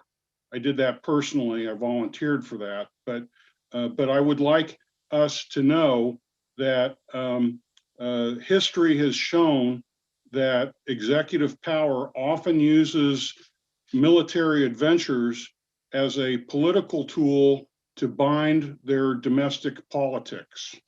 And although we've not necessarily seen that in our recent history, I don't know, I can't predict the future. And so I would like us to recognize that the reason the declaration of war was given to the Congress was to make sure that the public stayed behind it. And I would like our governor to just have another option to say, thanks, but no thanks. Get your act together, declare war, and we're all in with you. So this is the beginning of a conversation. I hope you give due consideration to Representative Craig's bill. I think there's a good discussion to be had from it. So thank you. I'll take questions if there happen to be any. Well, yeah, thank you. While you were speaking, I was trying to find in my US Constitution here. You know, it's always pops into you when you're not looking for something. But anyways, isn't it? Looks like Brody or Representative DeShales. Wait, say that again? It looks like Representative DeShales may have a question, but you see him better than I do. Okay, but I'm the chairman. I'm speaking right now. Thank you. But anyways, I'm asking you here on, there's a section under section 2 under the command, commander-in-chief there that talks about the 7 states that, and he takes control of the militia. I'm trying to figure out where you're coming from on this versus, you know, with all the money that the state gets and the governor is involved. So I'm trying to see where I'm missing something there, you being former military, that's why. Yeah. So I'm not interested in the money aspect of this. I mean, I know that people who are charged on a day-to-day basis have to think about the money, but I don't think the testimony indicated anything about money being a problem until the governor invoked a decision to say no. So there's not a money issue unless the governor perceives such an important public policy reason that he or she chooses not to deploy the force. And then a money issue may arise, I believe. And in any case, when we're talking about going to war, sending our young to war, even some of the old people, I think there are bigger issues at play than money. It creates images of a mercenary force, and I know that's not the intent, but that's kind of where it takes me thinking when we start talking about money in this context. Okay, so and a follow-up for me is what you're saying is don't comply with the Constitution and just go with. No, sir. No, sir. I'm saying the opposite. I say comply with the Constitution. Make Congress declare war if we're going to deploy soldiers overseas into a hostile fire zone. I'm pro-Constitution, very much so. This bill is very consistent with constitutional principles, I believe. Thank you. Rep. Sure. Question for you. Yeah, thank you, Mr. Chairman, for recognizing me, and thank you, Representative, for your testimony today and for answering our questions. So I was just wondering, do you know which part of section 2 of do you know what part of Article 1 and Section 8 currently governs how our National Guard or Federal Armed Forces are, who has the role in deploying those forces in the command? As a constitutional matter or as a legal matter, I am not an attorney. So I don't know the answer to your question. I think it's a fair question, but more appropriate for somebody who's steeped more in the law. Yes. Thank you for answering the question, Representative Edwards. So to my recollection under current United States Supreme Court precedent and federal law, once National Guard units are called to federal duty, it is governed by Article 1, Section 8, Clause 12 of our federal Constitution, rather than what HB 580 says, which says it'll be in accordance with Article Clause 15, which was called the Stealth and Militia Clause. This would be a direct challenge if we changed what laws in this specific section and article that our governor abides by. This would directly challenge years of past precedents, years of federal laws. And even, it would be unorthodox compared to how other states operate and how we regulate our armed forces. So I'm wondering, do you think this challenge is something that should be done, even though that it could result in us losing millions of dollars that we used to pay these guard units and the people who are in our National Guard in the state of New Hampshire? So I would love to be sitting in your shoes there and having the opportunity to hear the testimony of a bunch of different points of view on this. I think it's a great and vital discussion, and I support it. I support the principle that the governor should be allowed to say no if Congress has failed to do its duty to declare war. That's where I'm coming from, and I don't have much depth beyond that to offer you. I apologize for that. Well, thank you. Thank you, Representative Edwards. Are there any other questions? Right. Seeing none, thank you. That was a good question. You actually took it the extra step from the question I was asking, Representative.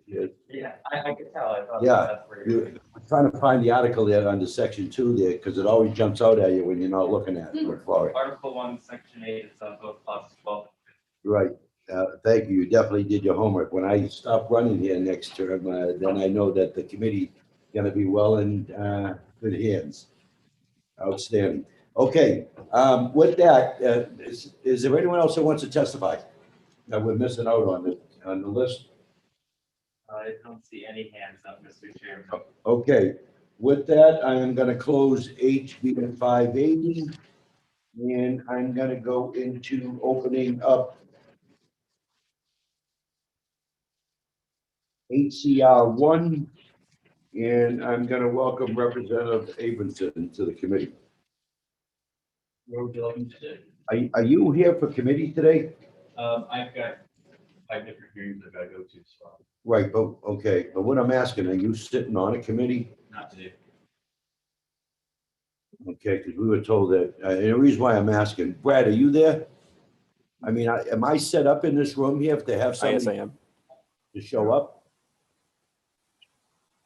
Can you repeat the question, please? Yeah, Brad, Max Abramson, I was told on a conference call with the speaker that nobody was going to be coming in to testify unless they were here for that day for a committee in the room. And I have Representative Abramson here. I got tables in the middle, but I have wires going through, or do I have to move around furniture or to get him in an area where he can speak? That was my understanding as well. If that's what the speaker was telling you, is that there's not to be anyone else in the room unless they're in a committee. Right. Okay, well, he's here now and he's got 4 bills that I have to go through. Otherwise, I don't want to do another day of these bills. So am I allowed to do a table in the middle with all the wires and him sitting there? I can check on that. I'm not entirely sure, but I will check on that. Okay, thank you. If you could do that real Can I quick for interject me? something? In the Yes. committee meeting the other Yep. day, they had someone sitting at At the the table, table? looking at the TV screen. So yes, it's Smart. Okay. The chair- Is that the TV? huh? At the TV. At the TV. Yeah. Yeah, there's a table and a chair in the center and all that. Yeah. So all you need to do is bring that chair over. Let's make a command decision, man. I was told nobody. Yeah, help that old man out, will you, Dave? Al? Al, you want to take my speaker? I think it reaches. I have it right. But get it back. Well, if being tough enough, we should be able to put the speaker right at the TV there. that he's speaking. Okay, yeah, but this is. Good.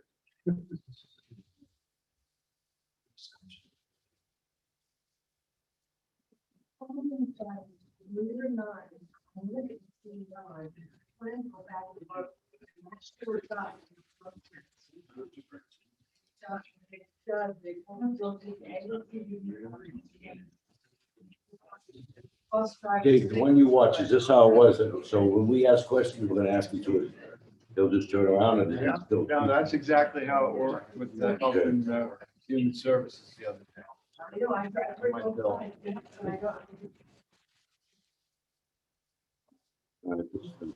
Curveball there, but we'll adjust and see what they say. While we're waiting here, and I open up HCR, before I open up HCR one, Al Brandano, I don't even know who he is, but anyways, you're members of the committee, none of you seen this yet. My name is Al Brandano from Kensington, New Hampshire, I speak in favor. But anyways, he spells my name totally wrong. And then he's asking. He's on Zoom right now. He's on Zoom, okay, because he's asking me questions. Why do you think the founding fathers and framers? It's nothing that, you know, unless he's gonna testify, or I don't know.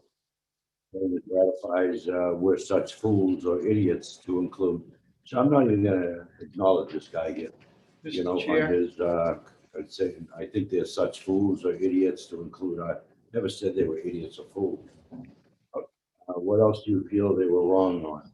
Chairman Ball, he spelled my name totally wrong, and I don't know if it's to be disrespectful or what, but I made my first appearance in front of your committee over 6 years ago when my son returned from Afghanistan. Though I did not serve, I committed after listening to his experience to serve my country in another way in his own as well as my granddaughter.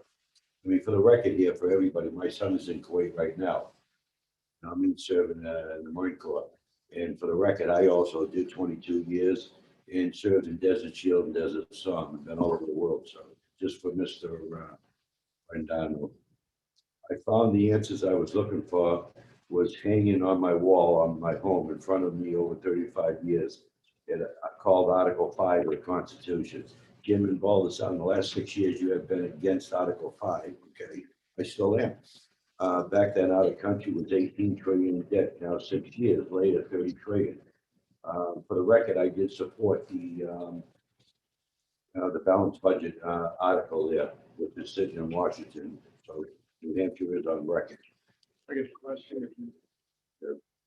75% of the country in favor, okay.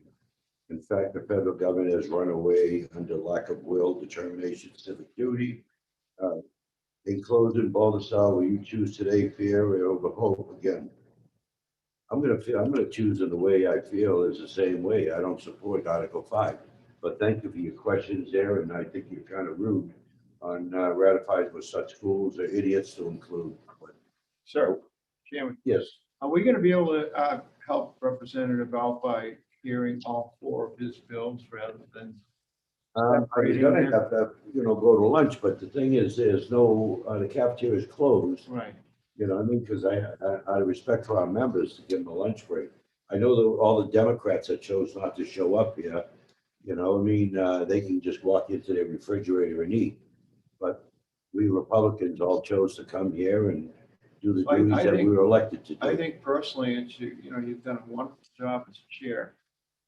All of the times I've served with you, and I think it's only fair that maybe you get on the phone and want some pizza for us. And treat us, okay? I just think one time. I think the Republican members, Representative Massimilla, since she didn't show up, she just had the pizza delivered for us. I think that there are other members who have other bills this afternoon also. If you unmute Representative Massimilla. Yeah, of course. And forget what you have to say. You only wish. That's a dream of yours, Al. Okay, I apologize to the rest of the committee. I'm just trying to find out an answer. And if I don't hear it from Brad in a minute or so, I'm gonna make a main decision. I mean, seriously, this worked out well the other day. I mean, they Right, no, I had agree. multiple, But I don't want to go against it. Representative Baldessaro, just so you're aware, the chief of staff is on his way over. He will be able to answer your question. All right, thank you. Yeah, because I don't want to go against what the speaker told me, that nobody would be testifying in our committee and they would be doing it through the Zoom. But to my fellow Republicans, I want to thank each and every one of you for coming in and doing this is what you elected for. And General Stock outside is probably proud of you all there. Because there was flus, there were cold, all this stuff with wars. They never turned back and said, oh no, wait until it's done. Just like all the countries I've been to, the malaria and viruses and things like that, you know, we still fought the wars. And that's proud of you all for coming in and fight the war for the good of the people. Well, my fourth great grandfather fought with Stark at Bennington, so that statue resonates with me. That's right. So we understand. I mean, not that I'm knocking on him, I'm just saying it's just, as a military man, that's just how I feel. You know, we're paid, you know, the big bucks to do a job and elected by the people. Would you like me to introduce the bill? Well, I'm waiting. They said Aaron's coming down. I just don't want to go against the speaker. You know what I mean? And normally I would just go ahead and say, let's rock. But I was told that we weren't doing this. Except Can I ask a brief question? That's to you, actually. How do you apply for a key to the LOB? I can't hear you with the mask. How do you apply to get a key to the LOB? I saw this morning that you need to have a key. Yeah, to enter if you this. look and see those envelopes there. Hey, Well, no, that's the if thing. you I never want- even realized you had to apply. Oh, okay, you did go, yeah. Ask Aaron. Aaron will tell you how to apply. We get on in the basement. Get on in the basement, come off the elevator, right, chief's office is right there. We'll get you. I tell you what, hey, Melissa, we can't waste no more time here. He's Right. here. Matt, you threw us a curveball on this here, but you know, by not doing it from home. But anyways, let's open the hearing to HCR 1, HCRS. And I want to welcome Representative Iverson to testify. Just so you know here, I have a hearing. I like to look at people's faces, so this is gonna be a little tough for me. I'm gonna try to cipher what you're gonna say. Okay, but go ahead and introduce the bill. I'll try to speak loud. Thank you, members of the committee. I'm Representative Max Abramson, representing the Seacoast. I'm introducing House Concurrent Resolution 1, which is an application for the convention for proposing amendments. This one is for limiting power for budgets in terms of Congress. This same application has been submitted by 15 other state legislatures. Each of these three issues enjoys 70-75% support by the general public. They're state ratifying convention for Congress, two separate amendments. The state ratifying conventions govern these probably every single state. 38 states and constitutional measures state legislation. My reasoning being for submitting this is we're now facing a $30 trillion national debt, which is about $84,000 debt for every man and child in America. Patterns in Washington, D.C. continue with reckless spending and borrowing. The second part of this, limiting powers of Congress, we have 150 federal regulatory agencies. We've got 185,000 pages of federal regulations. There are 50 federal agencies that have spots. Founding fathers understood that the federal government get out of control and Congress can get out of control. So James Madison, originally Article 5 said Congress had the power to submit amendments. The first way to do it. James Madison, right before the Constitution was about to be ratified, he changed the wording and wrote Article 5 to give the state legislature the power to force Congress to submit an amendment. There's a slight possibility on Article 5 conventions that it can turn into a creative writing effort. This would not be the amendment. If I have HCR here today, it's possible that Congress could do a creative writing force for that one, but this is not the one. There's absolutely no way that Congress would ever allow, they would never delegate the work right to term limits and then limit their own terms. They would have the right. They would not allow anything to make their power.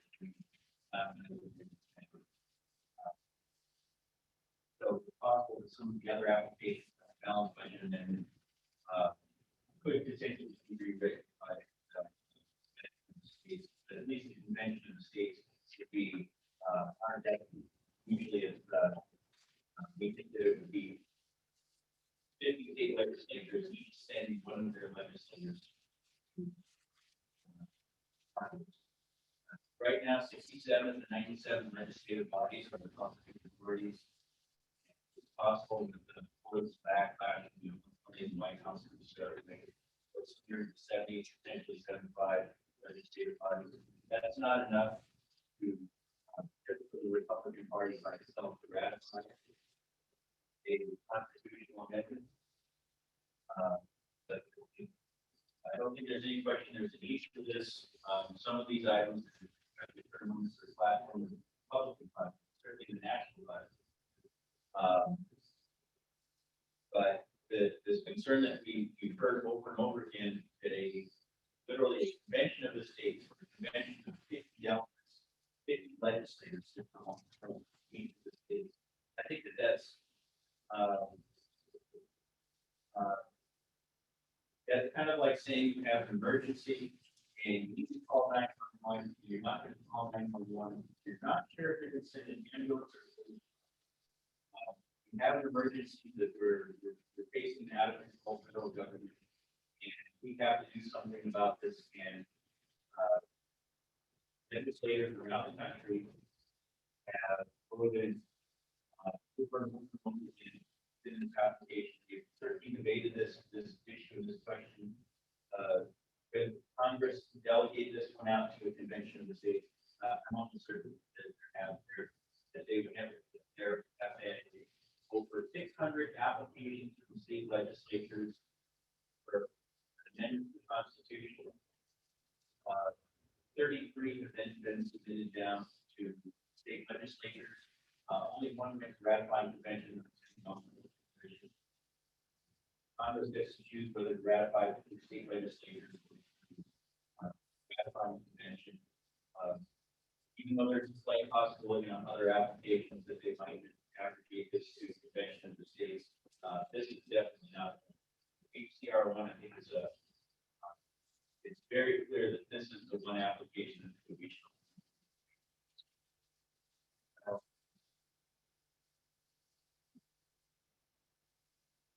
Can I repeat the question? Oh, is he done? Oh, I'm sorry. Yeah, I couldn't hear you. I mean, I apologize. So hopefully the rest of my committee did. You know, like I said, my hearing, if you notice, I always look at people's face. That's why I have to put the mask there. So, but anyways, are there any questions? Yes, Representative. Go ahead. Sure. You have to, if you can, just speak a little louder for me. Sure.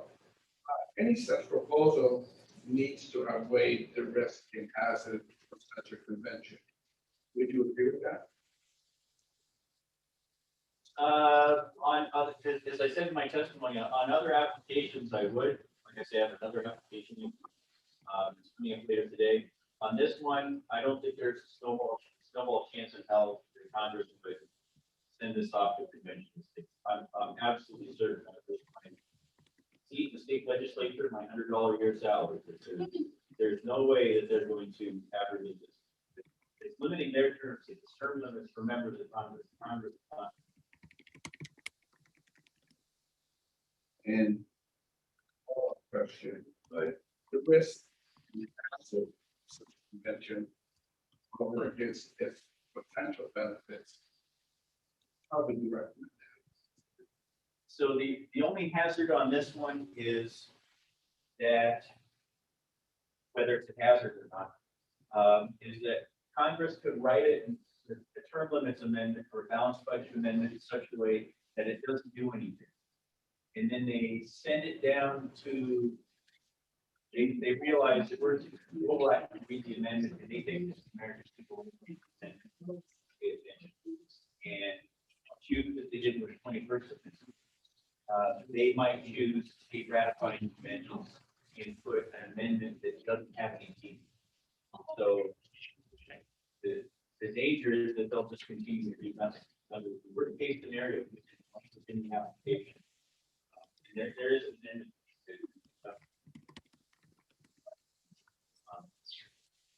But the danger is that they don't do anything, or they send back an amendment that doesn't have teeth. It's not. So you would be in agreement that the Your follow-up? Definitely. Are you doing a follow-up? Yes. Okay. if you can just speak a little louder, Sure. please. So you would definitely agree that the risks do not. The risks definitely outweigh the benefits. On this case, I would say that there's no reason, there's no risk, there's no downside on this one. There out of 600 applications, there are some where they should call for generic constitutional convention. This is just a convention for proposed intent. I don't think that there's a risk. There's an outside possibility that they can try to take one of these, bundle all 3 points into a single amendment, and bypass the state legislatures. They could do that, but it's virtually no risk. In worst thing that you can get is what some of the other folks on the other.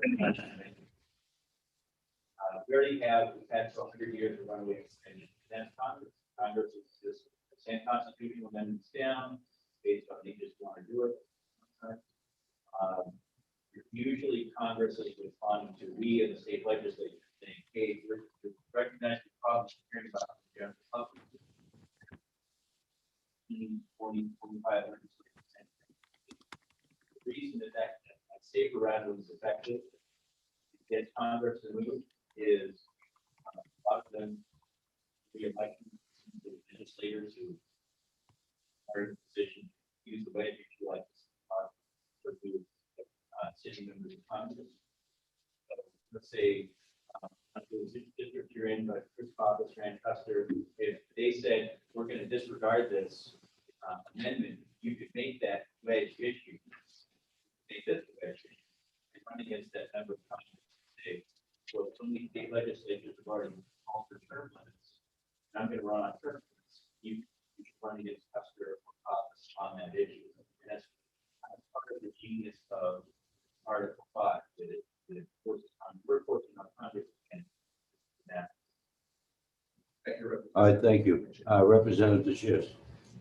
Actually, hold 1 second. I apologize. Representative Harvey had her hand up first. Representative Harvey. Thank you. I don't have a question, but and I couldn't figure out a way to just post a chat, a comment.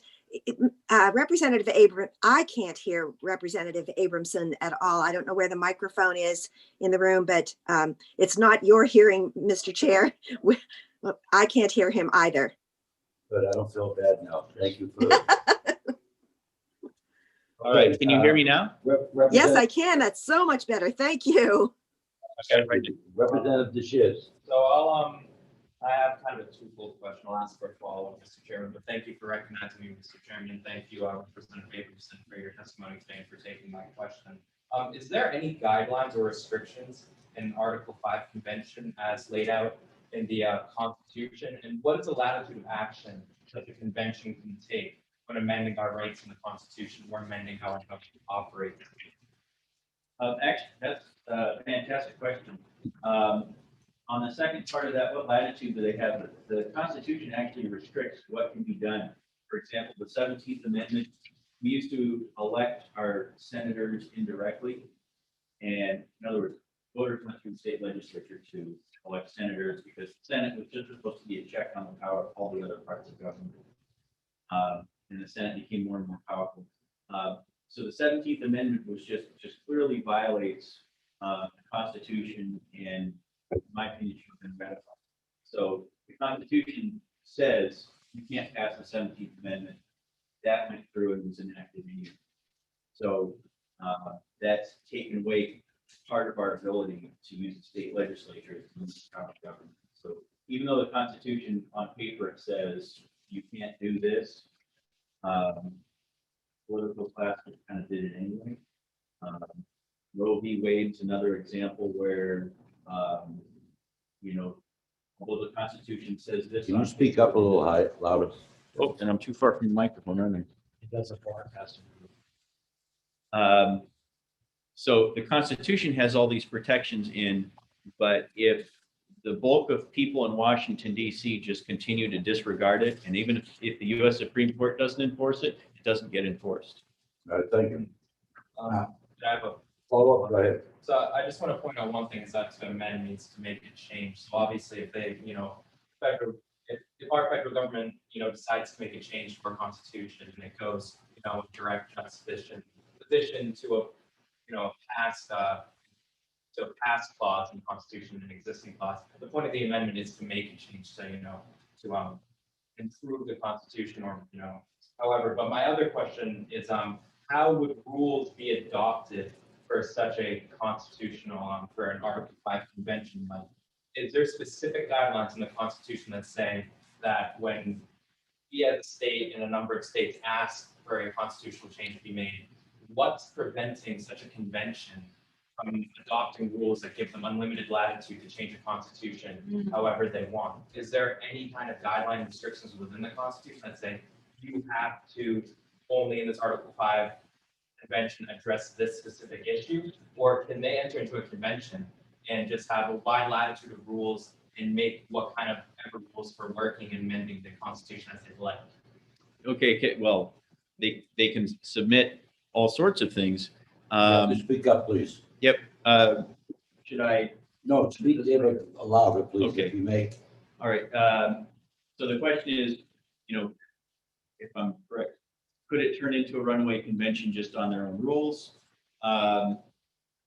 Article 5, Articles of Confederation allowed a runaway convention. And James Madison, when he wrote this, decided he didn't want to have a runaway convention. So he's very clear about using the word purpose. We can call for an amendment, a specific amendment for proposing amendments. There are 4 types of applications. One is just a handful of states have called for an open convention, constitutional convention, where they can do pretty much anything. Then most applications are based on a purpose or a general issue. Some say, here's what we want changed specifically, like a pro-life amendment or something. And then the state legislature will actually write the wording, the quote unquote, exactly what they want inserted into the Constitution. And I don't think that just a general constitutional convention application is a good idea. And I'm not sure that even complies with Article 5. I think that you have to have a specific purpose and you have to say, here's what we want. Here's what we're willing to ratify when it comes back. And by the way, when you need 3/4 of the states to ratify, there's never been, as I said, there's never been an Article 5 convention. There's never been a convention of the states. But when Congress has sent amendments down that the state legislatures didn't agree with, they just put it down. There's no way that you're going to get 3/4 of the states to ratify, either by state legislature or nominating or ratifying convention. There's no way that you're going to get it approved if they send anything other than essentially what we've sent up there.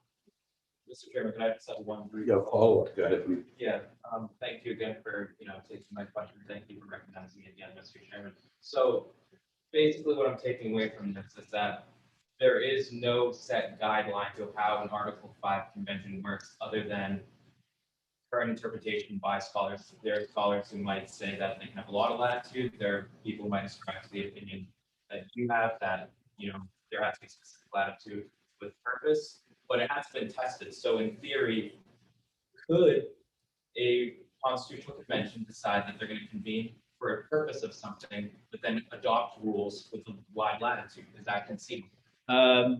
That's never happened. On Article 5 conventions.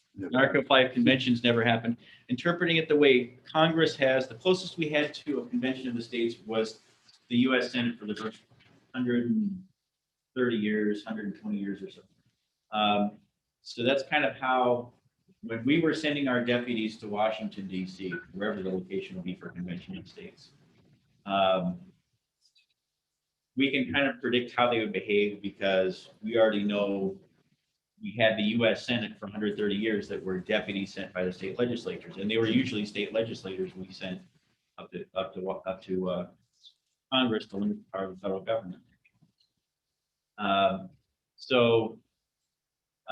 What rules are in place? Essentially, it's all the states choosing the deputies.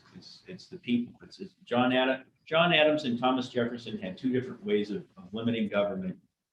Jefferson wanted the Bill of Rights. By the way, the Bill of Rights came out of Virginia, New York, applying for a general broad purpose. Hey, we need a Bill of Rights added to the Constitution. That was done through Article 5. Jefferson thought that a Bill of Rights would restrain federal power because he just wanted to protect the rights of the individual. John Adams was more interested in protecting the creating a structure of government where each branch acted as a check on the power of the other. So we got both. We got both the federal system and a republic. All right, thank you. We've got to move on, if I may. Representative LaBranch, you have a question? Yes, thank you, Mr. Chair. And thank you, Representative Abramson, for coming to introduce this bill, or this House concurrent resolution. My question is to address the fears of many people of a runaway convention. I personally don't believe that that is a concern. So my question is, isn't any proposed amendment coming from a convention having to be adopted by the several states afterwards? Yes, it has to be adopted by 38 states. Unfortunately, Congress gets to choose either by state ratifying convention, either the state ratifying convention or the state legislature. They've almost always gone with state legislatures. But with some of the other applications that are out there, there actually is a risk. Some of the other applications I think there are 4 or 5 out there from other state legislatures that do call for just a constitutional convention with no purpose. So I think that we have to be careful with how we word these. And I have with both HCR 1 and HCR 4 to be very specific, not just what is the purpose, not just what is the issue, but here's what we want the amendment to do. So that's out there in front of the public. And then when that matter comes back to the state legislatures or goes back to the voters can see, were you really following the instructions that we sent through our state legislatures? Or did you just, come up with a ban on AR-15s or something that you just wanted to do? I think that, 34 states are Republican right now, 34. So there would be 34 of the delegates would be Republican. So I think what would come back would probably be more conservative leaning, favoring limited government in terms of what comes back. But you might get something that's bipartisan. But I think the rules were pretty clear that, right from 1789, whatever comes back from it, either Congress or a convention of the states would have to stick to whatever plan the legislature specified. Thank you. Should I repeat that for numbers back? No, that's fine. Yeah, they're all set. If I may, I want to ask you, just so you know, New Hampshire did have a convention, Constitutional Convention back in 1978. And what that brought was Article 73A. You are familiar with the damage that did to the state of New Hampshire under the judicial system? Yeah, and that's actually an excellent point. The voters approved.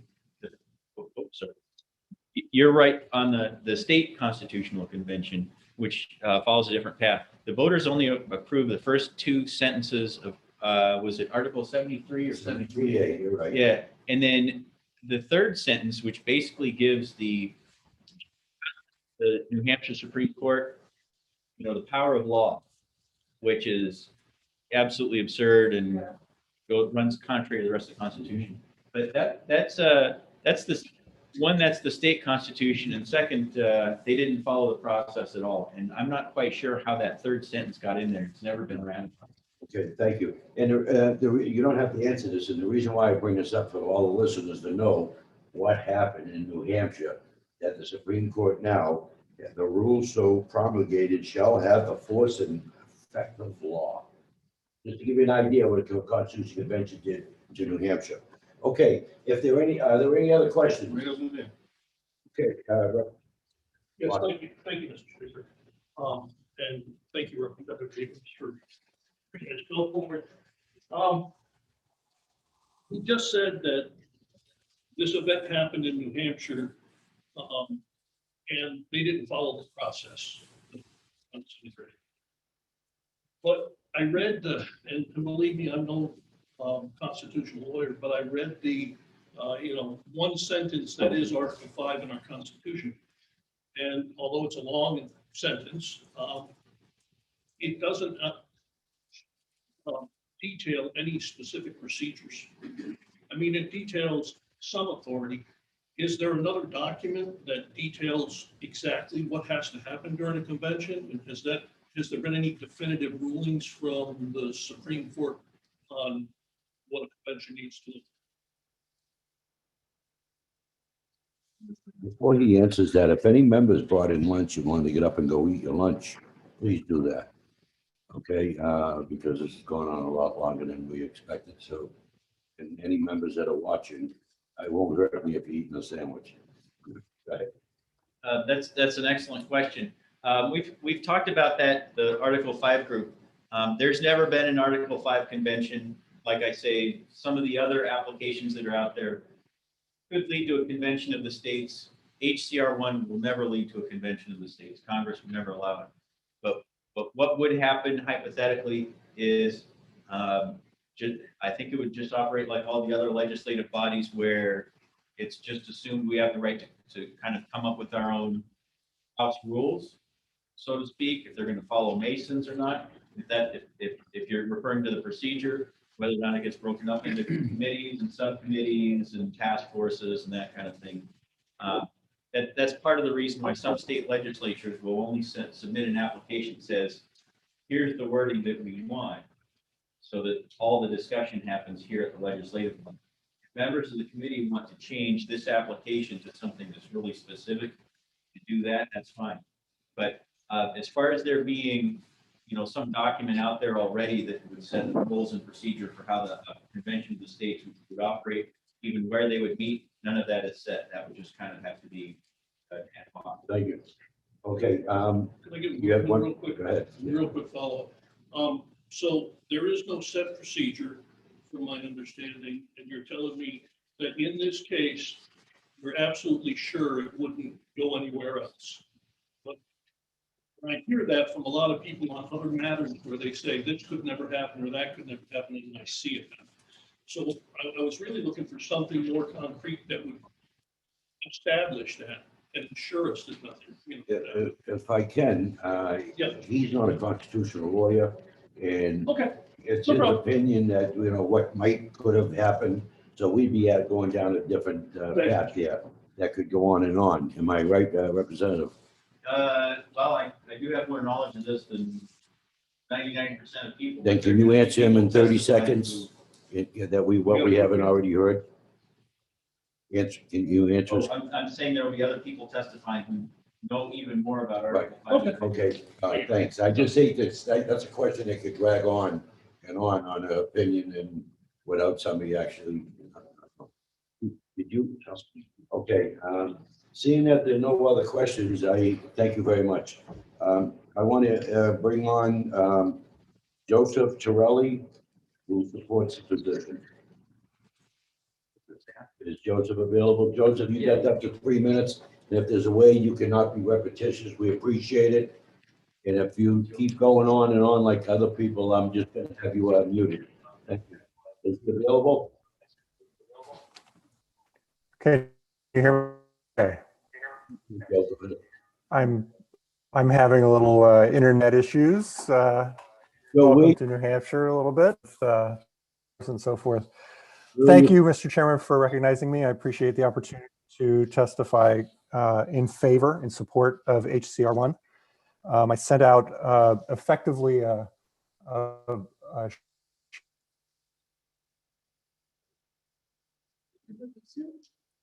think we lost him. As well as supporting it with lists of the petition signers in each of your districts. I urge you to read it if you haven't already. There's a lot of information in there in a short amount of time. One of the things I want to raise is the fact that we have checks and balances in our government. One of the sections in my testimony, my written testimony, is that as we've seen last year and again now this January, the legislative branch has a way of checking the executive branch. The executive branch has a way of checking a legislative branch with a veto. and the judiciary can send things back to the legislative branch. And what Article 5 allows us to do as the people, allows you as the state legislatures to do around the country, is to provide a method of giving we the people, through you, the state legislatures, the ability to put a check on all three of the branches. This is a big deal as we look at $30 trillion in debt now, as we look at 40 new executives in, well, let's see, it's coming up on the 10th day of this administration. There needs to be a method by which we, the people, have a method of being able to fix things. One of the things that's been said for many years is the government closest to the people is the best government. Because we will not ever see Senator Shaheen in a Hannaford or Senator Hassan in a Shaw's, we will see you guys at stores or at the Home Depot. We will get to talk to you. We can help to influence you because you're close to us. And so as we take that group of, I think it's 8,500 now, petition signers for an Article 5 convention for proposing amendments in your districts, almost 1,000. I think last night I looked, it was very close to 1,000 in your individual districts of the 20 districts represented by the 21 committee members. We are all people that pay attention when it comes time for primaries. We pay attention when it comes time for the general election. We need to have our voices heard, and we're not going to hear it coming out of DC from the elites. So I thank you for your effort to hear this and listen to it. Thank you, Joe. Is there any So question? we have an opportunity to have this in front of the entire floor of the House. Thank you very much, and I yield whatever time there may be left. Thank you. When we pass your 3 minutes, but thanks. Representative Schish. Yeah, thank you for recognizing me, Mr. Chairman, and thank you, Mr. Sorelli, for your testimony. I was just wondering, I couldn't hear it because you cut it out at the beginning. Where are you from, and what's your professional background in your? Okay, I am a recovered journalist. I was with NBC News for 13 years, covering 76 countries, major events that you've seen in the 70s, 80s, and 90s. I reside now in Hampshire. Where are you from? Hampton.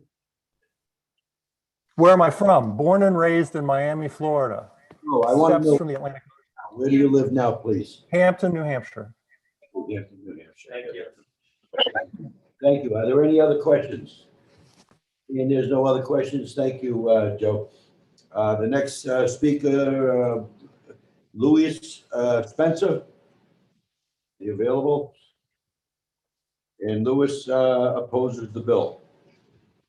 Not see a Louis Spencer. Let's see. Do you have a phone Louis. for him? Louis Spencer, are you calling in? You wouldn't be able to- No, you wouldn't be able to know. Huh? See if it's a 3 or 917. Do you have that information? Oh, wait a minute, hold it. Yeah, it's a 603. And what's the last 3 numbers? Last 3 is 795. No, Not there? Okay, let's move on to the next one. Torrance. For Louis, if you're available, put your hand up and we'll come back to you. The next one is Terrence Waldron. Yep. And he supports the bill. Terrence, you should be up. Terrence, you got 3 minutes. Please keep it to 3 minutes. Are you there? Let me ask. He's still on mute. Terrence, could you unmute, please? Thank you. Okay, how's that working? Wait, go ahead. You got Right. I'll go a little faster. I'm a resident of East Kingston, New Hampshire, for the record. But 233 years ago, we became the 9th state to ratify this Constitution of the United States. So in essence, New Hampshire had a very leading role in that we actually physically put the Constitution in force. In the Constitution, Article 5 empowers the states to request a convention to propose amendments to this Constitution. I'm going to pause there for a second because questions came out about how this can be controlled The control mechanism is obviously the approval of those amendments, and that is the ratification by 38 states to approve it. That is the major control mechanism. But this tool was put in the Constitution as a way for the states to restrain a runaway federal government. This power was actually retained by the states. It wasn't given to the states because the states had all the power as a check on federal power. By all reasonable measures, I think we can all agree in many aspects, the federal government is already run away. As state legislators, we citizens of New Hampshire empower you with the responsibility to protect our interests from the excesses of the runaway federal government. The only tool in your tool shed is Article 5. That is a way you can constrain a runaway federal government. Personally, I feel it is your moral obligation to act to check a runaway federal government. It is morally unconscionable to me that you allow the federal government to continue spending us into bankruptcy. Just in the simplest form, we have a fox out there, Congress. It's killing off the livestock that a farmer depends on to sustain its family. The farmer is given a weapon that can drive the fox away. That weapon is Article 5. It's a powerful weapon, and the farmer feels that the fox can turn the weapon around on him. What is the farmer to do? Does he hunker down in his house and keep the weapon sheathed, hoping the problem goes away? We all know the result will be nothing but ruin for the farm and his family starves. Or the farmer can utilize the weapon, Article 5, to drive the fox away in a legal manner that safeguards his family. We all know the correct approach. The family must be protected. I ask you to do your duty to the people of New Hampshire and protect the people from a runaway federal government. Advance HCR 1 with a positive recommendation. Thank you. Well, thank you, Terrence. Being a writer or a journalist that you are for a farmer, are you aware that the state of New Hampshire has already did their farmer's job, and we're on record for a balanced budget type Constitution Convention in DC? One of, I don't know, about 27, 28 states, something like that, have already on record. Are you aware of that? I'm aware that you voted to rescind that balanced budget in the last session of this legislature, and that bill went to the floor and was placed on the table. Yes, I am aware of it. I was at all the hearings. Well, I don't support it. I mean, I made a mistake when I passed it. I just didn't want the implication to be on the floor that you were supporting it, sir. Okay, but right now, I'm asking you about this bill. Yes, sir. Are you aware that we are on record for balanced budget, regardless whether I try to repeal it or not? Where are you at? You understand that, right? I am. Okay, thank you. I'm aware of that. Yes, sir. Thank you. Are there any questions? Seeing none? Okay, let's move on to Al Brandino. Oh, we already got Al. Disregard that. Let's go on to Eric Bell. Eric Bell, he supports. See Eric's around, but Eric sure down, you have to keep every one of those. Do you have that list in front of you? Yeah, what's the phone number? Yeah, 3,500, last four. No, I don't see any. Oh, never mind, he just froze his hand. Here we go. Okay. Eric, you got 3 minutes. Please keep it at 3 minutes. We're way over our schedule. Yes, Chairman. You can hear me okay? Yeah, you. Okay, great. My name is Eric Bell. I am a resident of Plastow. New Hampshire adopted me back in 1991, and I believe is a great move. I do support a convention of states, Article 5 convention. And you've heard different things today. Well, my argument is really to quell a fear as opposed to anything more affirmative. I believe fully in a convention of states, Article 5 convention. There are several fears, and some have been voiced today. The one I want to address is a runaway convention. I believe that stems from the same information I was given as a child back in the 60s. I'm a product of the 60s. And at that time, they said people were sent to fix the Articles of Confederation, our first Constitution. And instead, they scrapped it in their own way and then created a second, our second Constitution, the one we live under today. And that was a runaway. It was people doing the wrong thing. They strayed outside the lines of their original commissions. Okay, I'm going to submit this evidence that universities, the University of Wisconsin, Yale University, they all have archives of documents. Each of the commissioners, the people who went to that Congress to work on the redrafting, were given commissions. The commissions were laid out by the legislatures. These are documents. People don't go places and represent other people. You all have documentation saying you sit in your seats as you do because you have commissions to do that. You won elections. This is the way it works. The same thing was true for those people.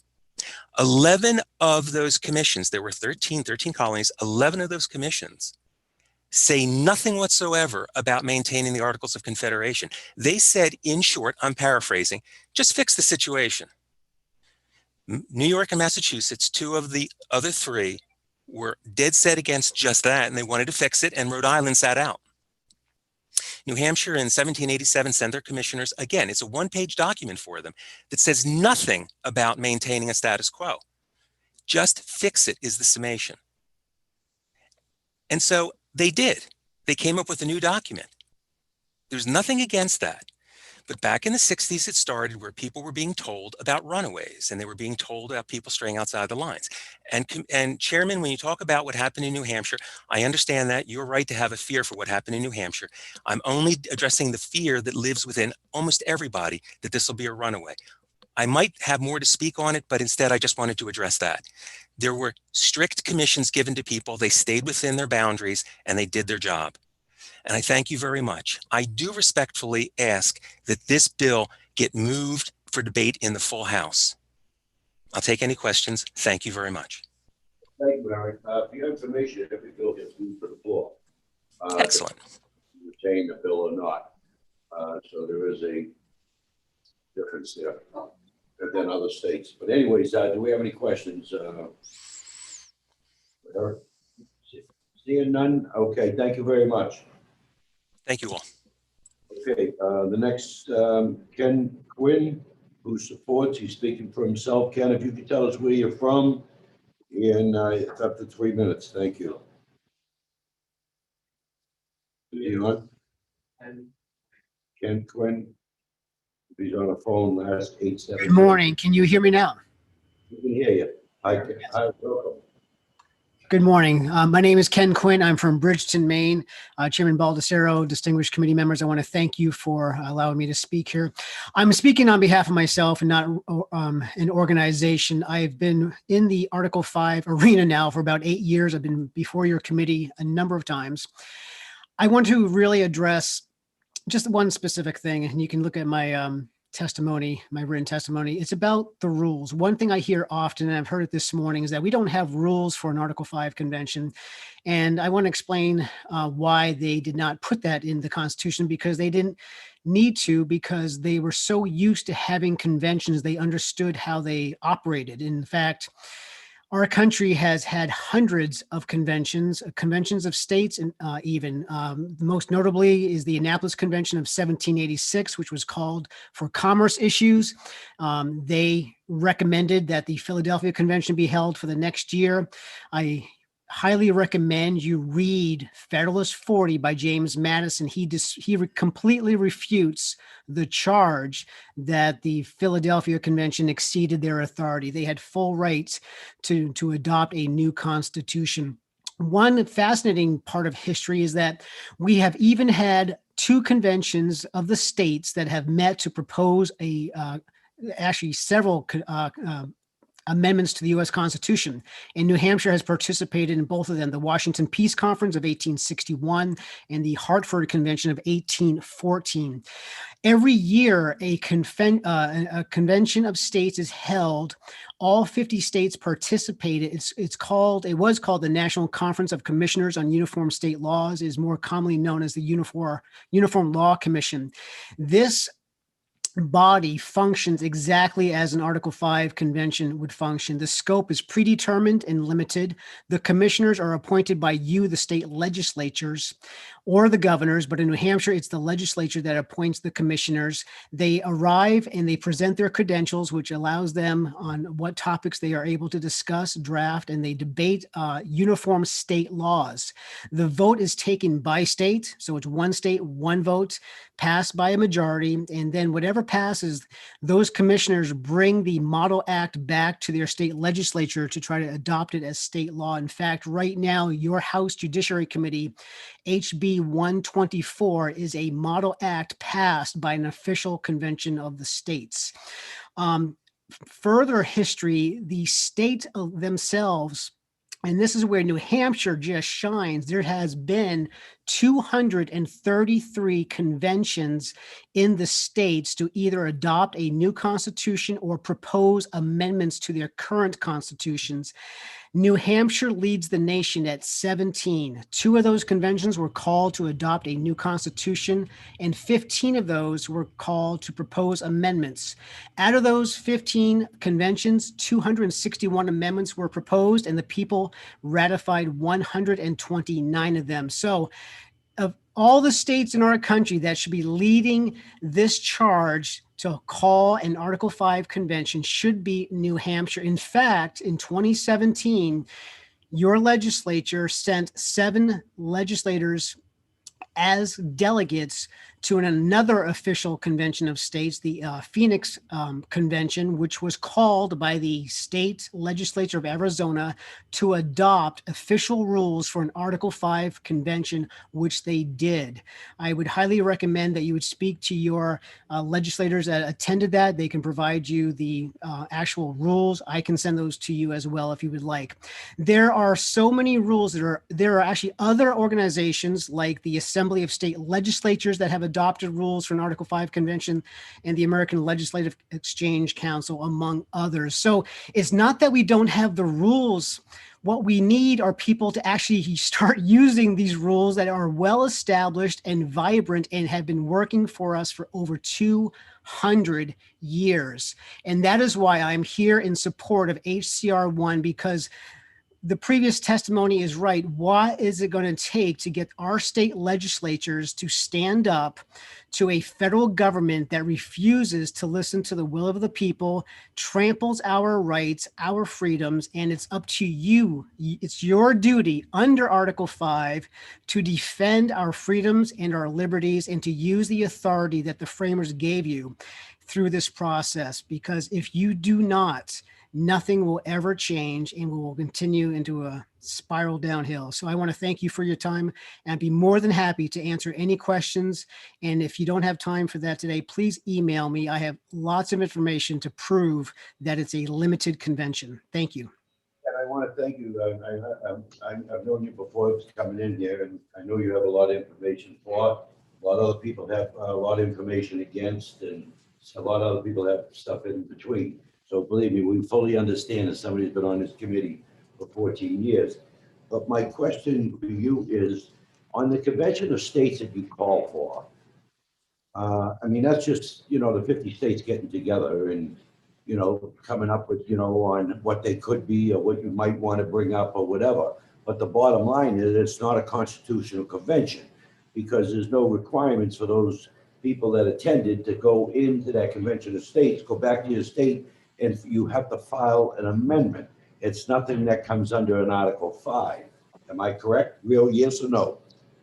Are you referring to the Uniform Law Commission that I referenced? A convention of states that you're talking about.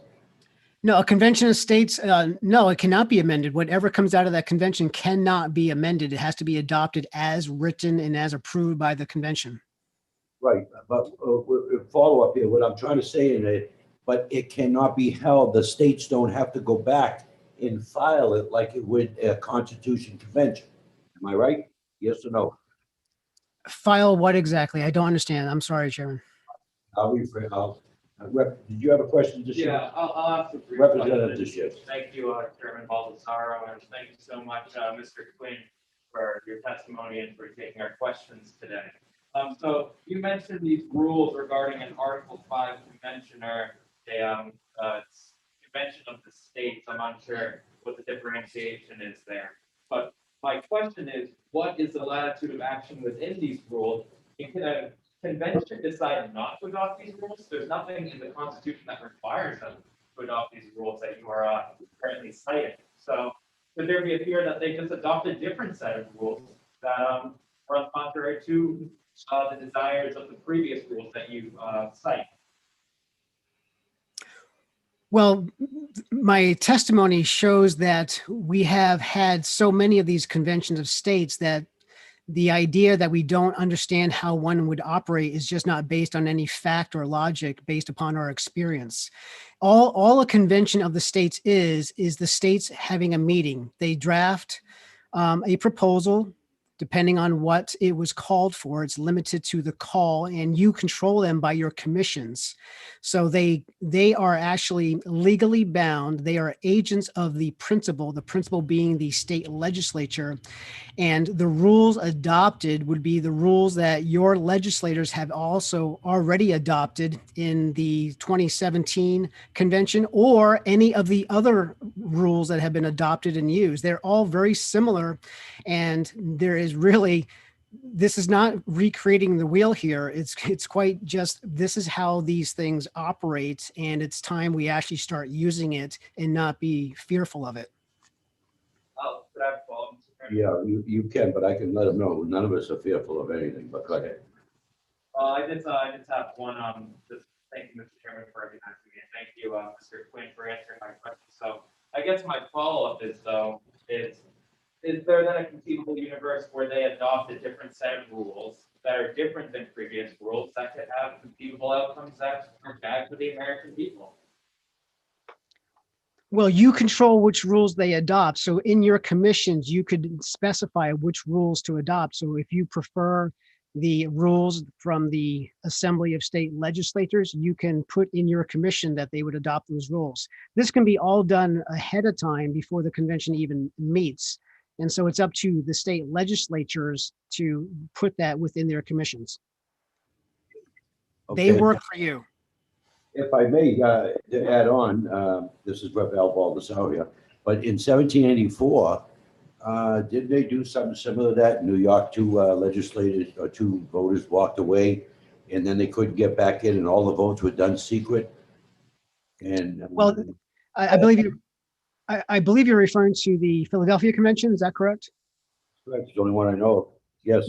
Yeah. So that's a great example of how this is limited. The New York delegation, their commission only allowed them to revise the Articles of Confederation. So they were limited by that. When they arrived, the convention was called well beyond the expansion of the articles. And so because they were not allowed to go beyond revising the articles, they were limited. And so that is why they left the Constitutional Convention. In fact, after they left, New York no longer had a vote. Now, Alexander Hamilton came back and he signed the Constitution, but his votes or his signature did not even count. And so it was actually ratified by 11 states.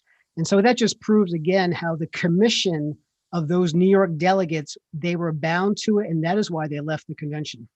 Thank you, Ken. Real quick here. So if I may, a yes or no, doesn't that prove the fact that then a state making up their own rules, because every state is going to have 50 separate set of rules that goes down to a constitutional convention, that they don't have to comply with that state?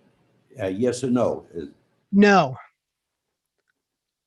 Because the states, the commissions are not the rules of the convention.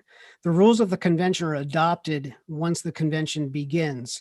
The commissions bind and only allow what the delegates who are sent, it only provides them the authority to vote on what they were sent to do. And so that would be written up and drafted by each state legislature, giving them their authority to represent the principal. So no, it has nothing to do with the rules. You could recommend that the delegation accepts particular rules And then it would all be based on the vote of the convention, which rules to adopt. But the long story said, we have the rules, we know how it works, we use them even today, every single year, and it's time that we finally do.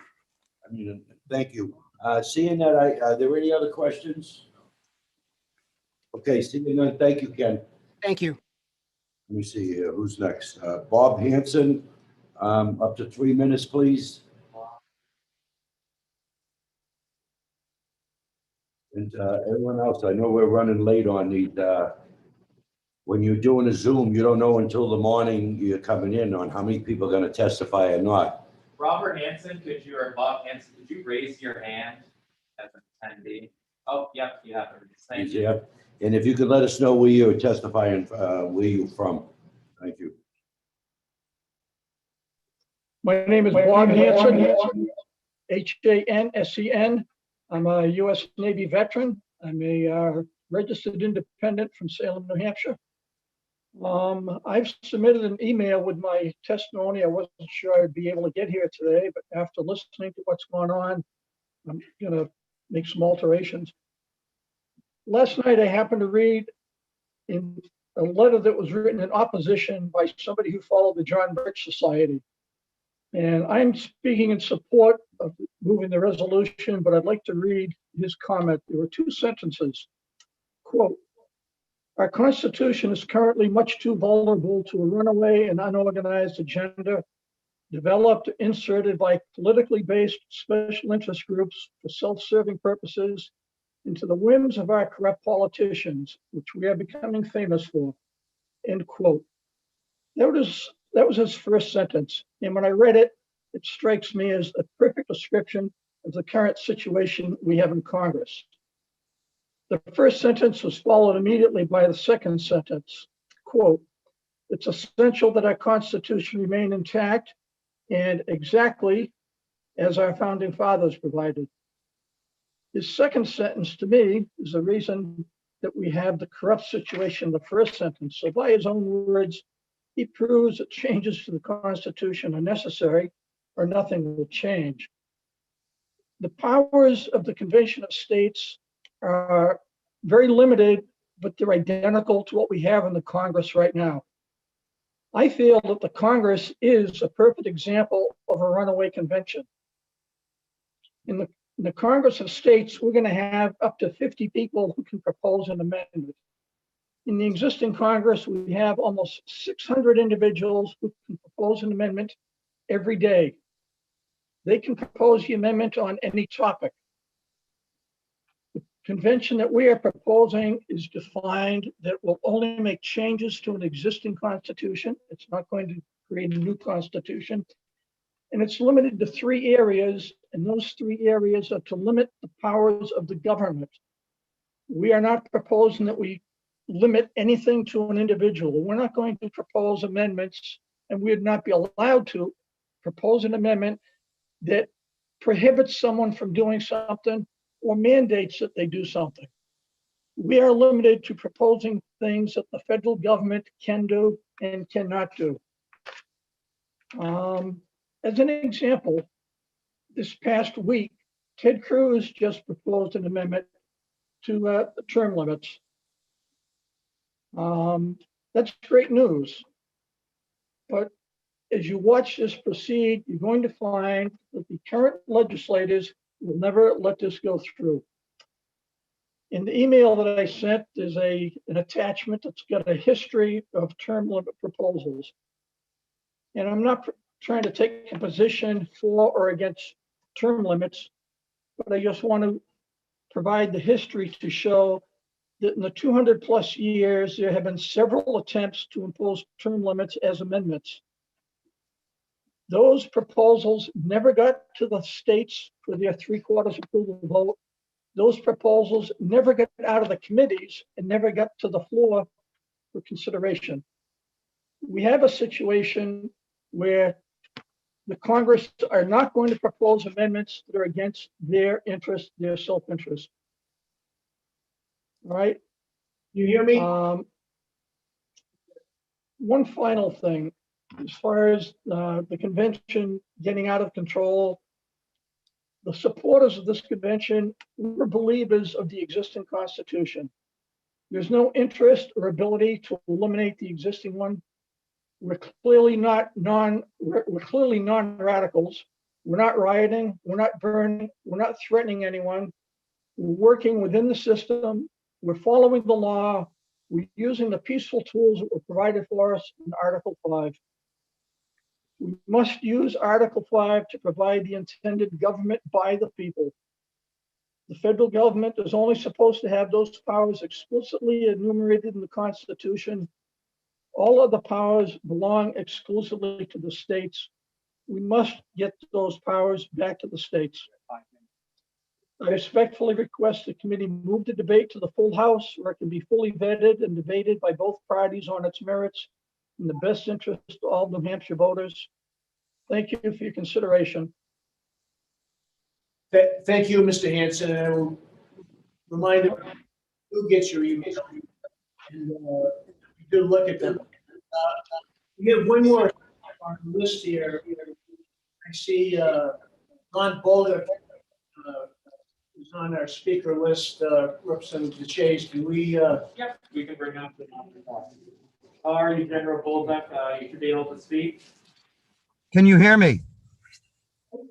Yes, yes, General. You may proceed.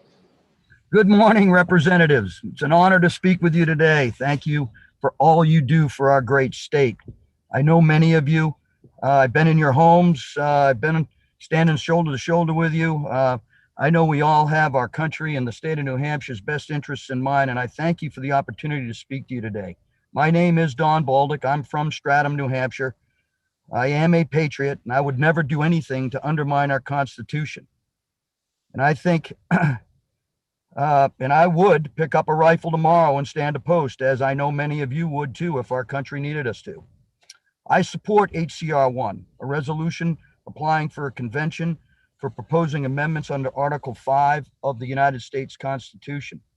We are at a point in our country's great history where the diligent work of our framers is being abused, more often and in many cases lately, completely ignored by the three branches of our government. Our government is out of control at the federal level. Our government of the people, by the people, and for the people is in danger. The federal government is a runaway government, not a control right now. The people need to act. The federal government will not change until we get people down to Washington, D.C. that will actually work for the people. But that is another 2 years away. As you know, I am a declared candidate for the United States Senate running against Maggie Hassan. And I am concerned about this issue because we're not going to get any help from that delegation. My platform is consistent with balancing the budget, fiscal responsibility, limiting government, and establishing term limits. This is what this convention of states is about. I joined Tom Cotton, Paul Rand, and Ted Cruz in these efforts. They need our help. A convention of states is our way of doing this. My only request is, and it's respectfully request, that the committee allow this to go on to the House floor for debate and vote. Thank you all, and God bless you all. Live free or die.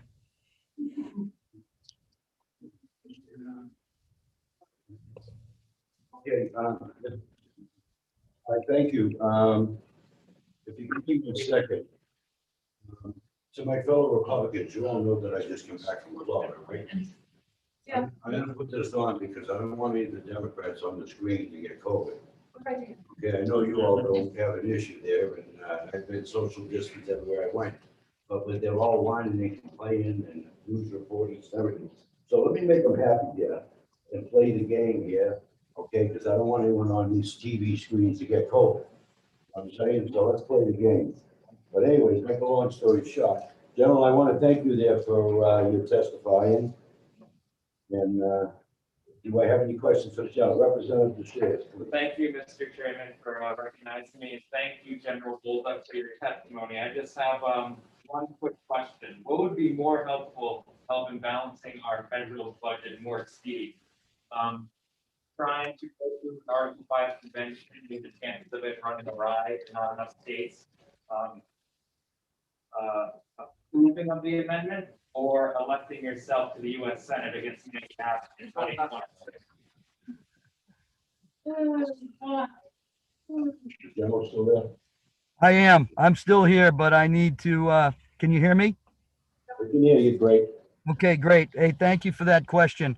Well, I think they're both great avenues to promote change on behalf of our great state here. Finally getting someone down there to work for you and join forces to do that. So I appreciate your question, but I support both avenues. Thank you. Thank you, Mr. General. All right, are there any other questions? I guess any of the general, I will agree to disagree, I think. On this one, yeah. That's okay. I love you, Al. You know it. Hoorah. You're the man. Thank you very much, General. Keep up the great work, and we appreciate you testifying. God bless you. On the next, okay, let's bring up, I think he was the last one, but we have a Terrence Waldron. I don't know if you already heard from him, but his I don't hand think is we raised. have, no.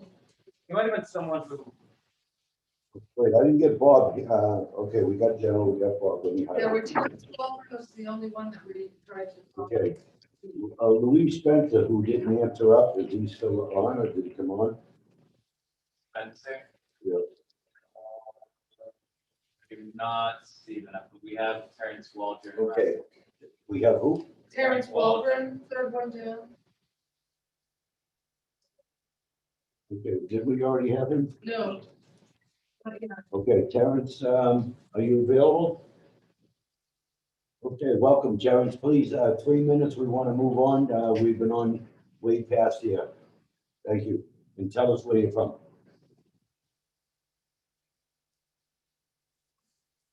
Hello. Unmute yourself, please, Terrence.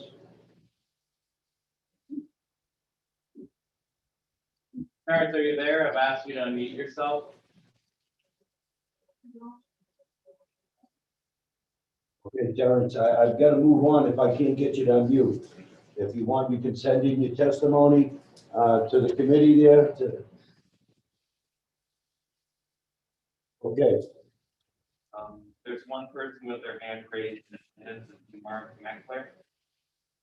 Okay, who is it? Mark Meckler. You want me to? Yes, that's, unmuted. Mr. Meckler, you should be able to speak. Mr. Chairman, can you hear me? Hear you. Thank you, Mr. Chairman, honorable members of the committee. My name is Mark Meckler. I'm an attorney who resides in Texas, and I'm the co-founder and the president of Citizens for Self-Governance and the Convention of States Project. Just briefly, I'd like to open by thanking you for your service, Mr. Chairman. Semper Fi, my son is a United States Marine. My father served honorably in the United States Army in World War II and is a Bronze Star recipient. So thank you, and God bless you for your service, sir. The Convention of States application has been passed in 15 states already. It applies to Congress under an Article 5 of the U.S. Constitution for a convention to propose amendments that would impose fiscal restraints on Washington, D.C., limit federal power and jurisdiction, and set term limits for federal officials. I support HCR 1 to the extent that it does this.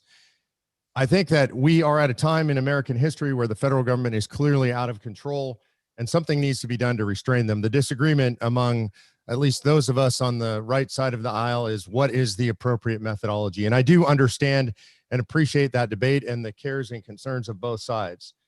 I am a constitutional attorney by training. I've spent approximately the last 10 years as a subject matter on this expert. I am one of the leading subject matter attorneys on the history and use of Article 5 in the United States of America today. I would request that you pass HCR 1, and I'd be happy to open myself for questions, and I'll reserve the rest of the time for that, Mr. Chairman, in honor and respect of the time constraints on the committee today. Well, thank you, Mark, and Semper Fi.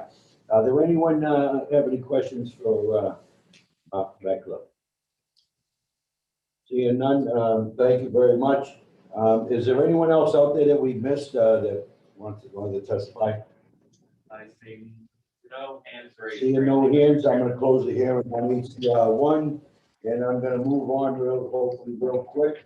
HCR 4, and I'm going to recognize Representative Matt Abramson to introduce the bill.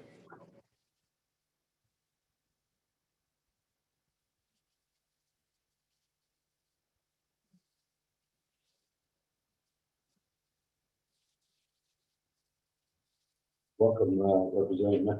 If you can, like I said, please speak a little louder because when your back's towards us, it's kind of hard. We got some old time veterans in here that like me have served with artillery and, you know, hearing go away after a while.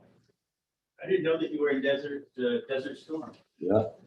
I was too young for Vietnam, but I'm not like the general there, you know what I mean? I went about 10 times, but I went once.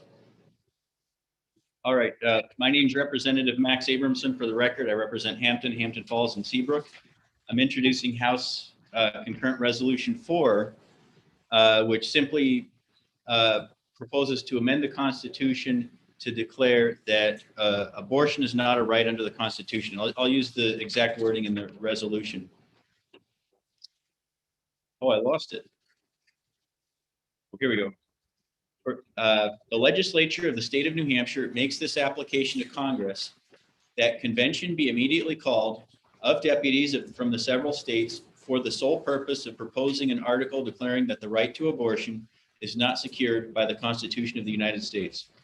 For that provision, lines 10 through 13, I essentially copied the exact same language as the very first applications coming from the state of Virginia and New York when they made their application that led to the enactment of the Bill of Rights. I will make a disclaimer on this one. Unlike HCR 1, there is a possibility, outside possibility, that HCR 4, Congress may not want to draft the language themselves, and they could call a convention of the states. Now, I would prefer, as it says, that we do a convention of the states on this one. And the reason is that we have generally majorities in the House and Senate that are not as amenable to this. But the effect of the amendment would be, if it passed, is that it would essentially nullify Roe v. Wade, which is actually no longer the law of the land, but it would also nullify another decision, Casey versus Planned Parenthood, which I think is a 1992 decision, which superseded Roe v. Wade. Roe v. Wade is used as the example when people bring up judicial activism. The most common case that's brought up is Roe v. Wade, and the reason is that this had been a states' rights issue for 200 years. Of course, this is New England. We have lots of geographically small states bunched together. So the effect has always been with small states that you'll have some states banning abortion at 24 weeks, some states ban it at 18 weeks, some states have tried to ban it at the second trimester. Effectively, that means that someone in the second trimester only has to drive across state lines. But it is kind of a matter of principle that this has always been a 10th Amendment issue, that the states had the right to enact laws relating to informed parental consent, exceptions for rape, incest, health of the mother, and dealing with other cases. Voters had the right to address these issues of principle through their state legislature, not through the U.S. Supreme Court. And there is a typo in the not a typo, but state of Rhode Island. There, I believe, 14 or 15 states that have approved this already. Someone sent me an email from Cornerstone, which does support a convention in order to repeal Roe v. Wade, by the way. That's a statement that they've had public for a long time. They couldn't find an application from the state of Rhode Island. So if members want to delete that one until we can actually find that application. There are 600 applications from state legislatures. They're actually really hard to track down. I've read of about 600, I've read almost 100 of these applications from state legislatures over the years. Essentially, all I'm trying to do is declare that as legislators, we're not going to stand by and allow judicial activism and allow judges or justices to simply read things into the Constitution that the founding fathers would never have intended. There's absolutely no history or constitutional law or anything of any kind going back, to 1789, where the founding fathers ever, or any constitutional scholar ever thought that right to an abortion was something under federal law or under the Constitution. It has always been a states' rights issue. Hopefully, more states will take this on and submit this application. Unless we add our state to the name and get the ball rolling again, I don't think that these cases will be overturned. So with that, I'll take questions. Okay, thank you. Do we have any questions? No questions. Okay. Thank you. I'd like to call on Amanda Toles. That's what I say. Oh, okay. Hi. Yeah, it's the Representative Mandy. I have it down as one that stays on the bill. Honorable Chairman, as I emailed you, I'm not sure if I'm going to testify today. And so if I'd appreciate checking back in with me at the end. Thank you. You can always speak when we testify, when we debate the bill. Okay, Representative, I'm sorry, not Rep. Shilpa, and I hope I don't, Darrell Mueller. I hope I didn't torture you. Are they on? What's the name you said again?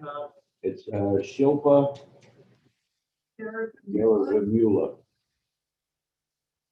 What's the last 4 digits? No phone numbers. I just don't see any Sherpa.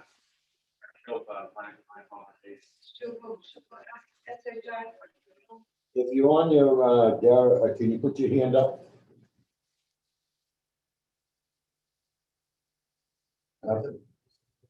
What's the, is it 917-074? Don't repeat any numbers, just the last one. Okay, let's move on to the next one. Ken Quinn, please tell us where you're from and up to 3 minutes. Thank you.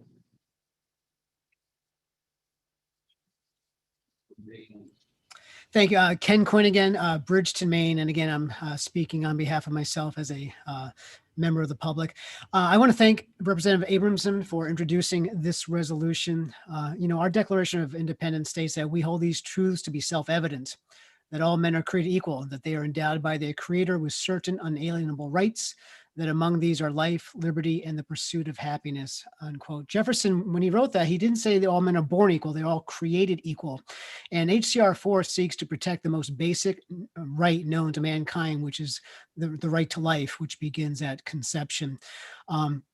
For far too long, the state legislatures have allowed our Constitution to be amended by usurpation instead of by the provision under Article 5. The Supreme Court has had judicial decisions made, judicial activism decisions made, which I would say Roe v. Wade is probably one of the most or the worst. What's so important here is that in our amendment history, 4 of our amendments were proposed to overturn decisions of the U.S. Supreme Court. And that is the power of Article 5. The problem we have today is we're letting the courts make the laws. We have presidents who are changing our laws through executive orders. I saw today the president has issued 37 executive orders so far, violating, and this is all the presidents, Obama, Trump, you name them.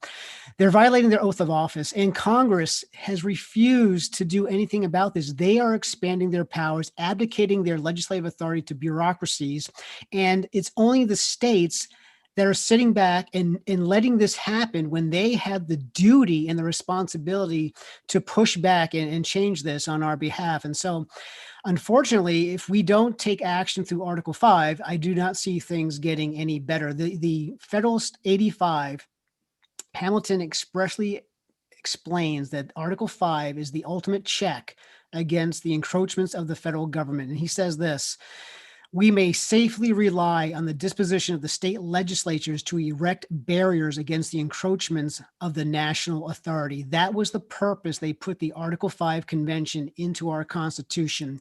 And we are seeing encroachments on a daily basis. And in closing, I would just like to share with you that Congress has introduced over 12,000 amendments to the U.S. Constitution since 1789, while the states have introduced 0 amendments under Article 5. Now, a lot of these amendments that Congress have introduced are phenomenal amendments, but they will never see the light of day because we can never get enough members. We need a 2/3 to pass this in both the House and the Senate, and they will not do that because they want to maintain the status quo and protect the establishment. And so what's important about this particular resolution is that the states tried to overturn this in the late 70s. 19 state legislatures applied for a convention for a right to life amendment. And it was because of the efforts of conspiracy groups like the John Birch Society, Eagle Forum, which was led by Phyllis Schlafly, and the League of Women Voters. These groups on both sides of the aisle use the fear of a runaway convention by getting people to doubt that we wouldn't know how the rules would work, that it was a constitutional convention, we couldn't control it. And so that fear derailed the effort by the state legislatures to get to a convention to overturn Roe v. Wade. And so what I am imploring you to do today is that we need to have fearless leaders that are not fearful of not knowing what the rules are, because as I mentioned in my previous testimony, we have the rules. We just need to use the rules that have been provided to us under Article 5 to use the authority that you, the state legislators, have to push back against the overreach of the federal government, the judicial activism of our courts, and the executive powers that we're seeing being abused by our presidents. And so I leave that up to you, and I encourage you to please support and pass HCR 4. Thank you. Well, thank you very much for your testimony. Do I have any questions for Ken Quinn? No? Okay, thank you. Next one is Jean Koroska, and she opposes the bill. He's a lobbyist. ACLU. Jean, are you on, please? Good afternoon, Mr. Chairman. Thank you. My name is Jeannie Horeska. I'm from Concord, New Hampshire. I'm the political director for the American Civil Liberties Union of New Hampshire, and I appreciate the opportunity to testify today in opposition to HCR 4 and in opposition to calling for a constitutional convention on any subject matter. There is no language in the U.S. Constitution that allows a convention to be limited to just one issue. If a convention is called, it could be used to consider whatever amendments to the Constitution delegates choose. So a convention called initially on one topic could very well be used to advance an array of other entirely unrelated issues, posing a dangerous threat to the U.S. Constitution, to our democracy, and to our civil rights. Quite simply, there are no guidelines or rules that will govern a convention. We have no direct precedent. It's unclear how convention delegates would be picked, what rules would be in place, what would happen in the case of legal disputes, or how the American people, and specifically Granite Staters, would be represented. So in our view, regardless of your position on abortion specifically, the proposal for a constitutional convention should be concerning. It's dangerous to convene a convention about changing our Constitution when that convention would have such few guardrails. And it is for these reasons that the ACLU of New Hampshire respectfully asks this committee to vote HCR 4 inexpedient to legislate. All right, well, thank you. Okay, any questions? I don't see any questions. I want to thank you very much for your testimony, and Mr. Chairman. anyone else that we've missed, anyone that have their hands up? Yeah, Rustin Payne. Open Shilpa just moved there.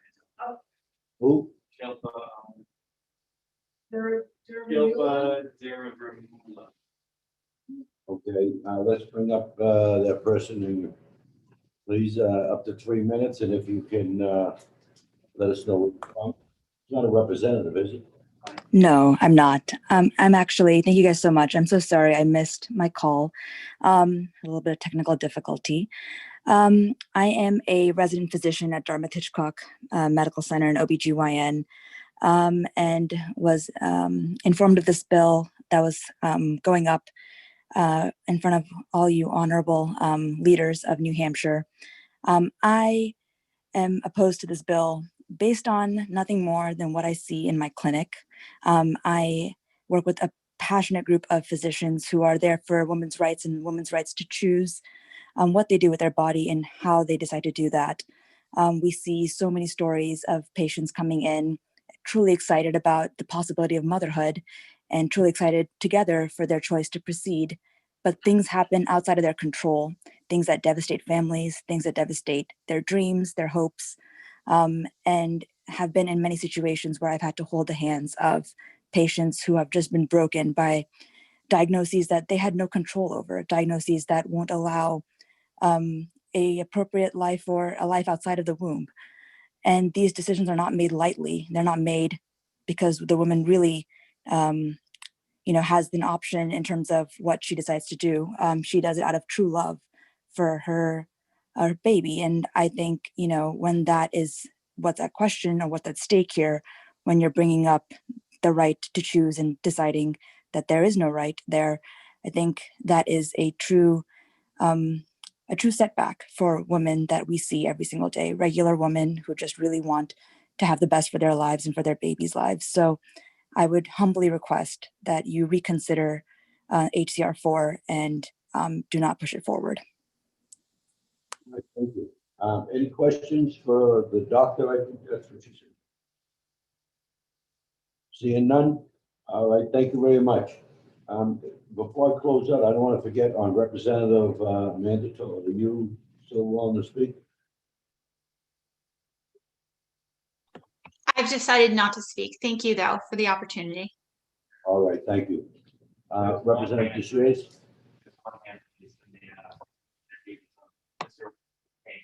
Russell Payne. Okay, Russell, go ahead if you can. I thought we were getting out, we're ready to move on. All right, go ahead. Russell, you there? Going once? Okay, going twice? I think I see him. You see him? Okay. Mr. Payne, you can speak now. Are you there, Mr. Payne? Okay. Mr. Payne, can you hear us? Because if not, I'm gonna take a 15-minute break before we go into the one. Are you there? Okay, we gave it a shot. Okay, with that there, Mr. Payne, before I close the committee there, can you submit your testimony to the committee? Because we can't hear you. We can see you there, but we can't hear you. Okay, so out of respect, if you can submit that there today, in a little while there, so we can take a look. And I thank you. Okay, with that, I'm going to close HCR 4. All right, let me just get a handle where we're at. Now, quarter one. Did you all put? Did you? They're supposed to be delivered in 40 minutes. So Okay. I don't know what time that is now, but. Representative Lundgren. I ordered pizzas. I take away half the bad things I said about it. And, Bad thing. you need only a couple of pizzas here. Wonderful. Hey, Brad, are you there on the line? Yeah. Is that some Brad? Yes, I am. Dave was I supposed to. voted- bring I it. voted not close the hearing. Russell, is there any way you can help me with that? So let's see here. Yeah, hey, tell the assistant that we're gonna need the blue sheets and other stuff. Yeah, I mean, that's. Yeah. The one that's in somebody's bed, get them out. Huh? Want Dave to get, Yeah, could you find her and have? we need the folders on the Yeah, bills. I mean, normally you get a folder on each thing and then, Right. I haven't got a thing here. I'm writing stuff down, but. And Yes, I would actually Okay. prefer to send somebody rather Yeah. than try to find it in person Hey, myself. Don't send me that. hey, Brad, are you listening? Oh, Yes, I am. I'm working on what Representative DeShades was asking. Yeah, Brad, can you get in touch with our committee administrator and ask her if we can get the folders for the bills, because we're gonna need the blue sheets and the other in order, to write committee reports and other stuff, because I do want to try to accept some of these bills, but I don't have the folders. All right, I will reach out to her and let her know. Representative Baldessaro, Yes. are we going to also be able to get amendments to some of the two HRs? I will, I'm sure we can put them up on the screen on the amendments. You have to ask about that, I'm not sure. I mean, is there a way, I'll ask Bradley there, because I do have a shared screen on, as a, on my computer, so I can put them up on the screen when we jump to them. Okay, and if we needed to caucus, could I respectfully ask for that? How long is that gonna take you? I mean, like us, the Republicans caucused way before we even met, so you told me before you would caucus. No, we already caucused, but I'm saying that with the bills, the HRs that have amendments, which we haven't seen nor had a chance to look over, if we needed to caucus, could we do that? Wait, hold 1 second. Who are the Republicans that did the amendments? Did they send it to the Democrats? Or was it sent to the committee? No. Yeah, she's saying no, I assume not. I Okay. sent it over to what's it called? No. Okay. So can you send that to the, all the reps?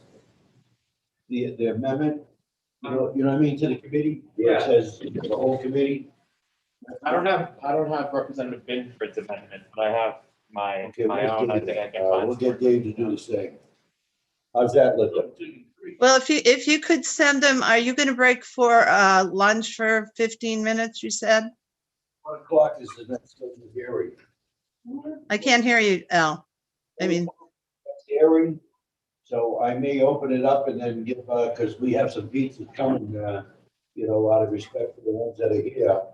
You all can just sit at your house there and in your pajamas. no, I understand that. So can we get the amendments sometime soon? That's what we're gonna do. We're gonna take care of it right now. As soon as I see David Benford.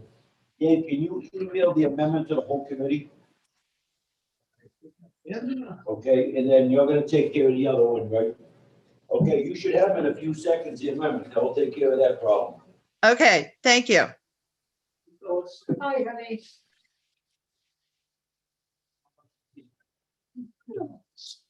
Now, did the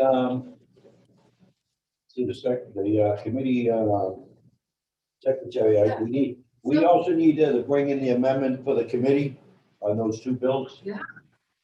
Lori, what are we doing? I haven't seen enough. Are we breaking? Yeah.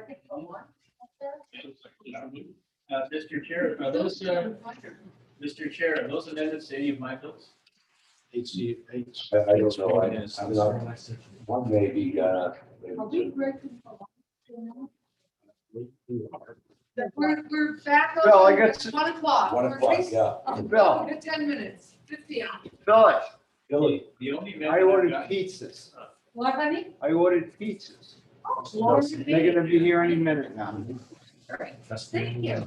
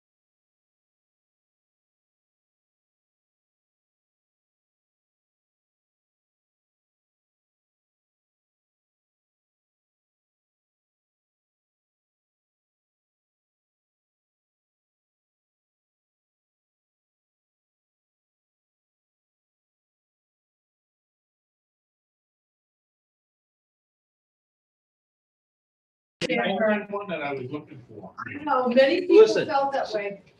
No, I'm. Can everyone on Zoom hear us now? Oh, we up and at it? Awesome. So we're up to- Now, Mike. Okay, I want to welcome everyone back for our next bill.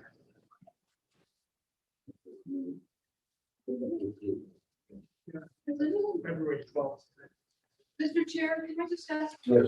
Do we know if the committee secretary is found? I don't know. Where are you on? All right. I don't know where to find the committee. If I may, Representative Baldessaro, so for the committee, or for the bill files, I believe those are being maintained electronically. And right now they just have the bill in them at the moment. I They didn't said they quite- were maintained electronically. You said what? David, what did you say? He said they were maintained electronically, so there's no hard file. There's no hard file, so I have no folders. Yeah, but how do we fill out the sheets there with the amendment, I mean, with the committee reports and stuff Well, like ask that? him about that, because I'll go up and get them if they. Okay. Okay. So there's a whole new man, who's this?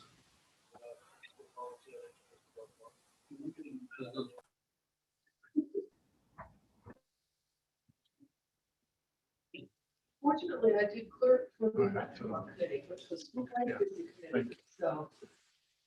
No, I'm missing things.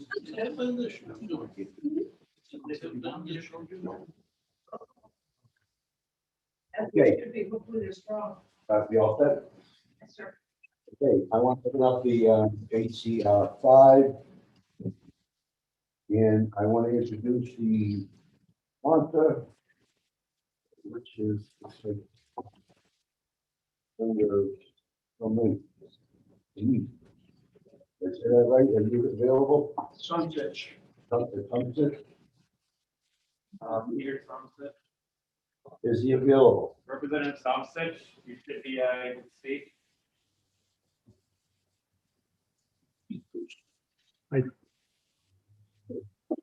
Ian, you there? I'm here. Okay, the floor is yours. Welcome to the committee. Thank you, Mr. Chairman.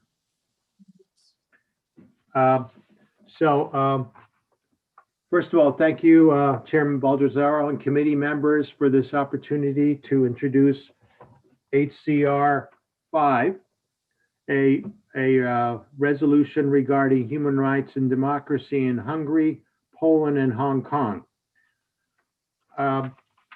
I already submitted some written testimony that you probably have all received.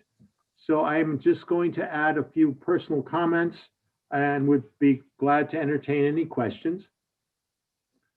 I was born in Budapest, Hungary, and my family fled the country in 1956 during the Hungarian uprising against the Russian-controlled government. We were welcomed into the US first as immigrants and later on as citizens. As a result of my ethnic origin, I have been constantly in touch with relatives and friends in Eastern European countries, including Hungary, Poland, the Czech Republic, and have kept abreast of the progress that was being made in democratic values and governances in those countries. Also, I have worked as a caseworker for Amnesty International on behalf of prisoners of conscience in Russia and Taiwan while it was still a military dictatorship. And I found a great deal of satisfaction to see that some of these countries were able to throw off a dictatorship or a one-party rule and have democratically elected governments. That is why, for me personally, seeing that the Hungarian government currently is reversing course and heading back to a more authoritarian rule by one party has been quite disappointing. I realize that this resolution today is only a symbolic in nature, since we are not in charge of our country's foreign policies. However, I don't I don't think that that means that we can't express our sentiments here regarding U.S. foreign policy. And finally, unfortunately, we're meeting by Zoom, so as a result of that, I'm not able to share with you some of Hungary's famous apricot brandy on a day that we could really use it. Yes. So thank you for your attention. I'd be glad to entertain any questions. I want to thank you there. Don't go nowhere, because then maybe I'll have a gift for you since I got a lot of time. A few minutes more. But anyways, are there any questions or anything from the committee? Chair. Okay, yes, Representative Dilemmas. Thank you, Chair. Thank you so much for coming and presenting this HCR first. I have a quick question. I know that we always refer to democracy. Is there what's happened to a Republican form of government? Is that something that we're no longer looking at to promote, or is it just a democracy all the way? Thank you, Representative, for your question. I'm using the term democracy here, or democratic, in a generic terminology. The way I interpret it is basically allowing people to elect whatever form of government they wish to have. So it's not a particular form of government. In fact, you probably know that most European countries have a parliamentary democracy, which means they elect the parliament, and the majority of the parliament then elects their government. So it's not like our government here, where we select our president separate from the representatives in Congress.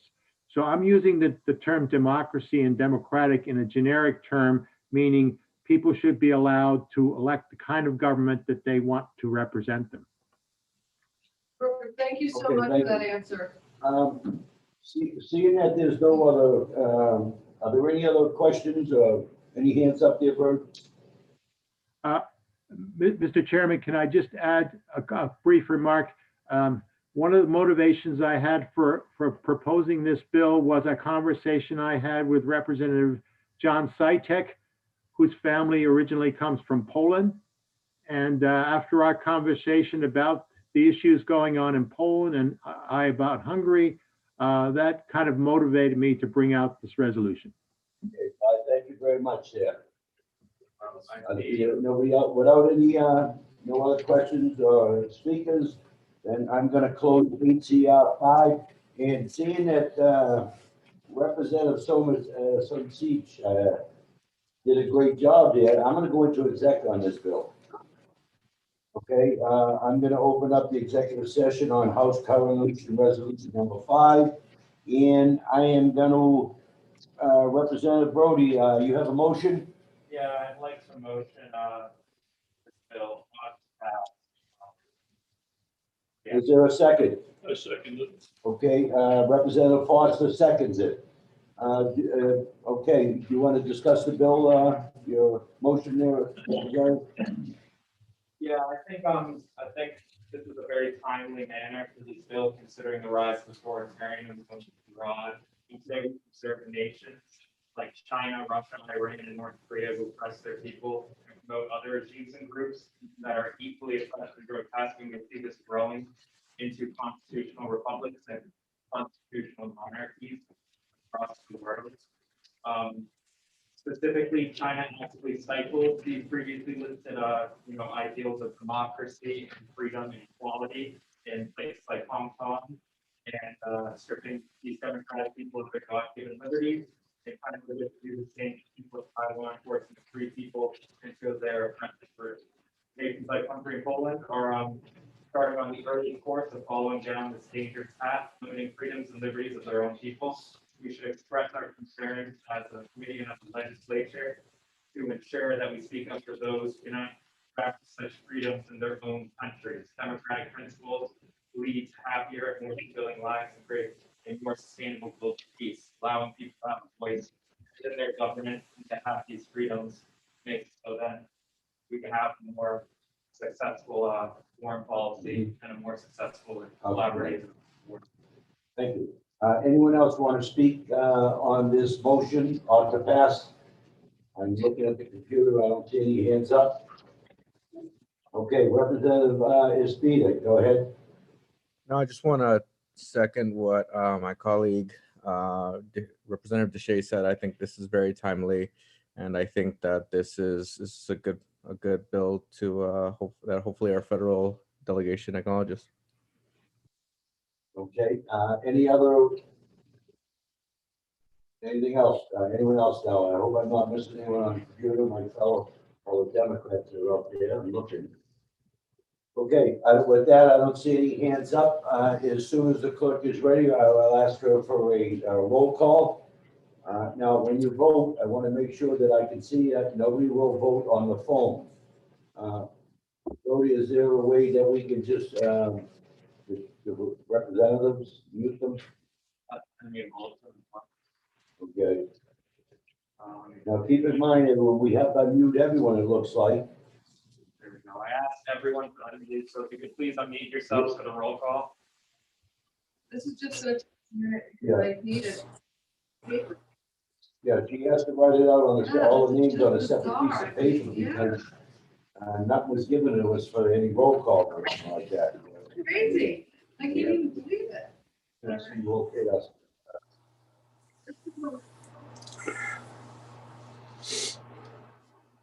And if I study your names, please correct me so I can try to learn them. When she's ready to, if there's any list, please let us know. So we're trying to do everything we can without.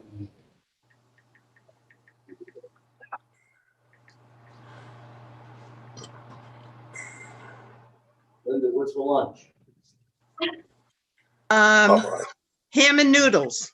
Good job. Done early, we're all coming over. Sounds good. Italian noodles. Yeah. Why? Buddy.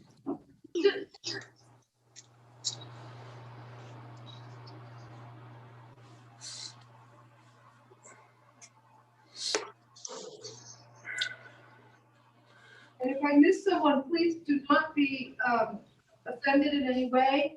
I don't know. Hopefully you've got the whole list.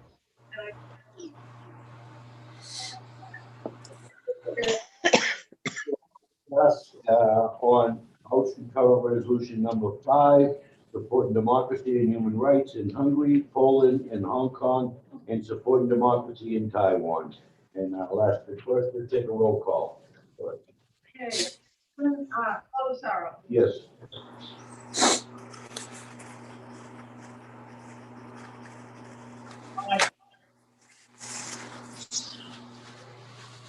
Yes. Skipper Olive. Yes. David Binford. Yes. William Foster. Yes.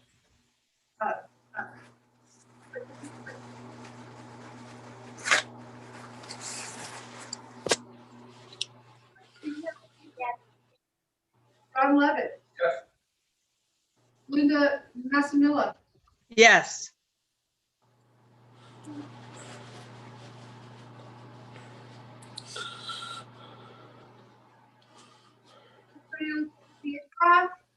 I think there's.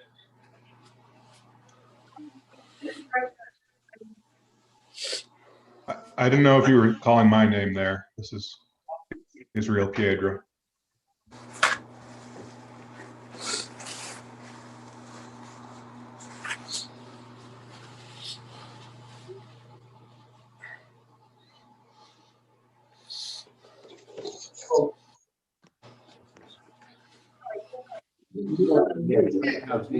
We can't hear you in the room. Stacy Marie, could you please mute? I think we're getting some feedback from you. Are we ready? Yep. Estacia Buras. Yes. Manny Despeditia. It's Espitia and yes. Yeah. Yes. Catherine Harvey. Yeah. Yes. Matt Wilhelm. Yes. Amanda Toll. Yes. Tony LaBranche. Yes. Stacy Marie Lawton. Yes. Did I- Stacy, Stacy, wait. hold one second, Stacy, why don't, put you up there, I just got All something. right, okay. Hold And one second. Representative Laughlin, how come I don't see you on there? I see some picture. Is that, I want to just make sure I see you voting. Otherwise, that vote won't count. Okay. Yes. Thank you, Representative. and Lawrence Belkowitz? Yes. Good. Talk about bipartisanship. Back to Israel Piedra. I vote yes. Thank you, Madam Clerk. Thank you, Representative. Excellent. Thank you all. Very good. Anyone that we missed? I think the one up in the right Or hand. wait, we didn't get Phyllis Katsouris? Oh, excuse me, pardon me. Yes, yes. Okay. You got me. I got you already. I'm always the last. Oh, you are? Okay. Silly me. Okay, did any Democrats, we got them all, can We you got count the them vote? Did I- We got 21. Yeah, all unanimous, yes, on TP for HDR 5. Okay, so that's 21 to none. Need a number. Yeah. Yes. 21, sir. 21.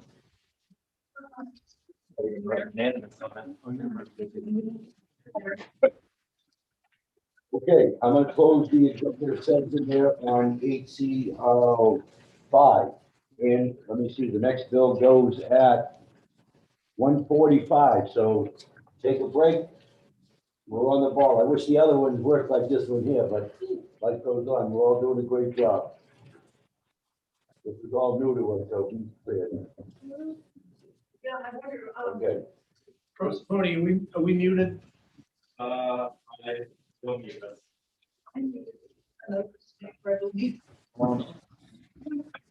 That's so much paper. Bradley, you there? Yes, I am. Bradley, I have right here in my hand, the committee report already done. I have an ought to pass, but I have no folder, I have no forms to fill out, I have nothing that needs to be signed. My computer, I can't use my finger and sign on that, so I need to. So are you looking for the paperwork for the reports or for the roll call sheets? I need roll call sheets, I mean, I need. Okay, I believe that would be through the House Clerk's office. I will reach out to them though. Normally it comes from the committee, Assistant, yeah. assistant. Yes, secretary. What about attendance?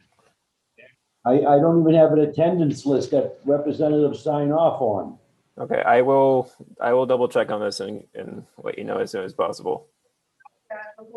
Because what do I do with the committee report? You know what I mean, or the roll call that she had to write it out.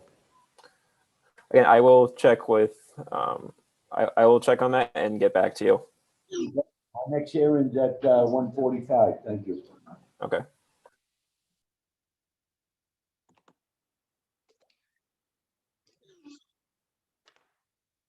Al, Representative Baldessaro. Okay, maybe this can go to Brad. Brad? Nope. Trying to get us some information. Yeah, please.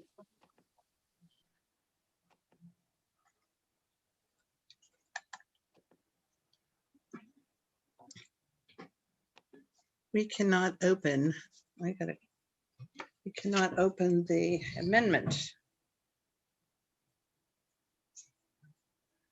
No, something wrong here. I did this before. Hey, Google. Hey, Google.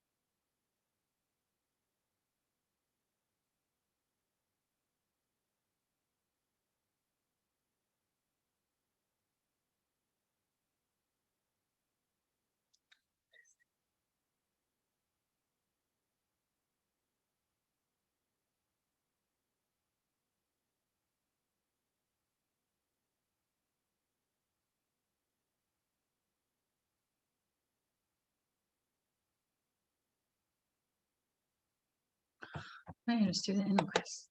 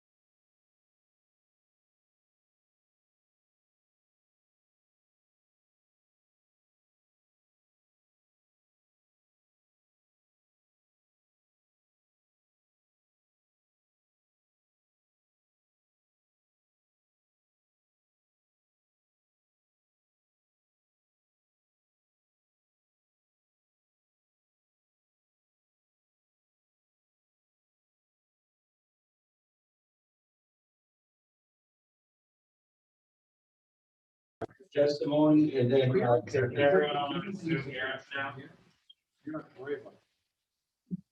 he just goes through. Mr. Chair, is anyone else signed up on HR 7? No. Wait a minute. Chris Crew. HR, right? I mean, Okay, want to welcome everyone back to the committee. And I'm secretary, this organized next. The back, yeah, you're already doing that one.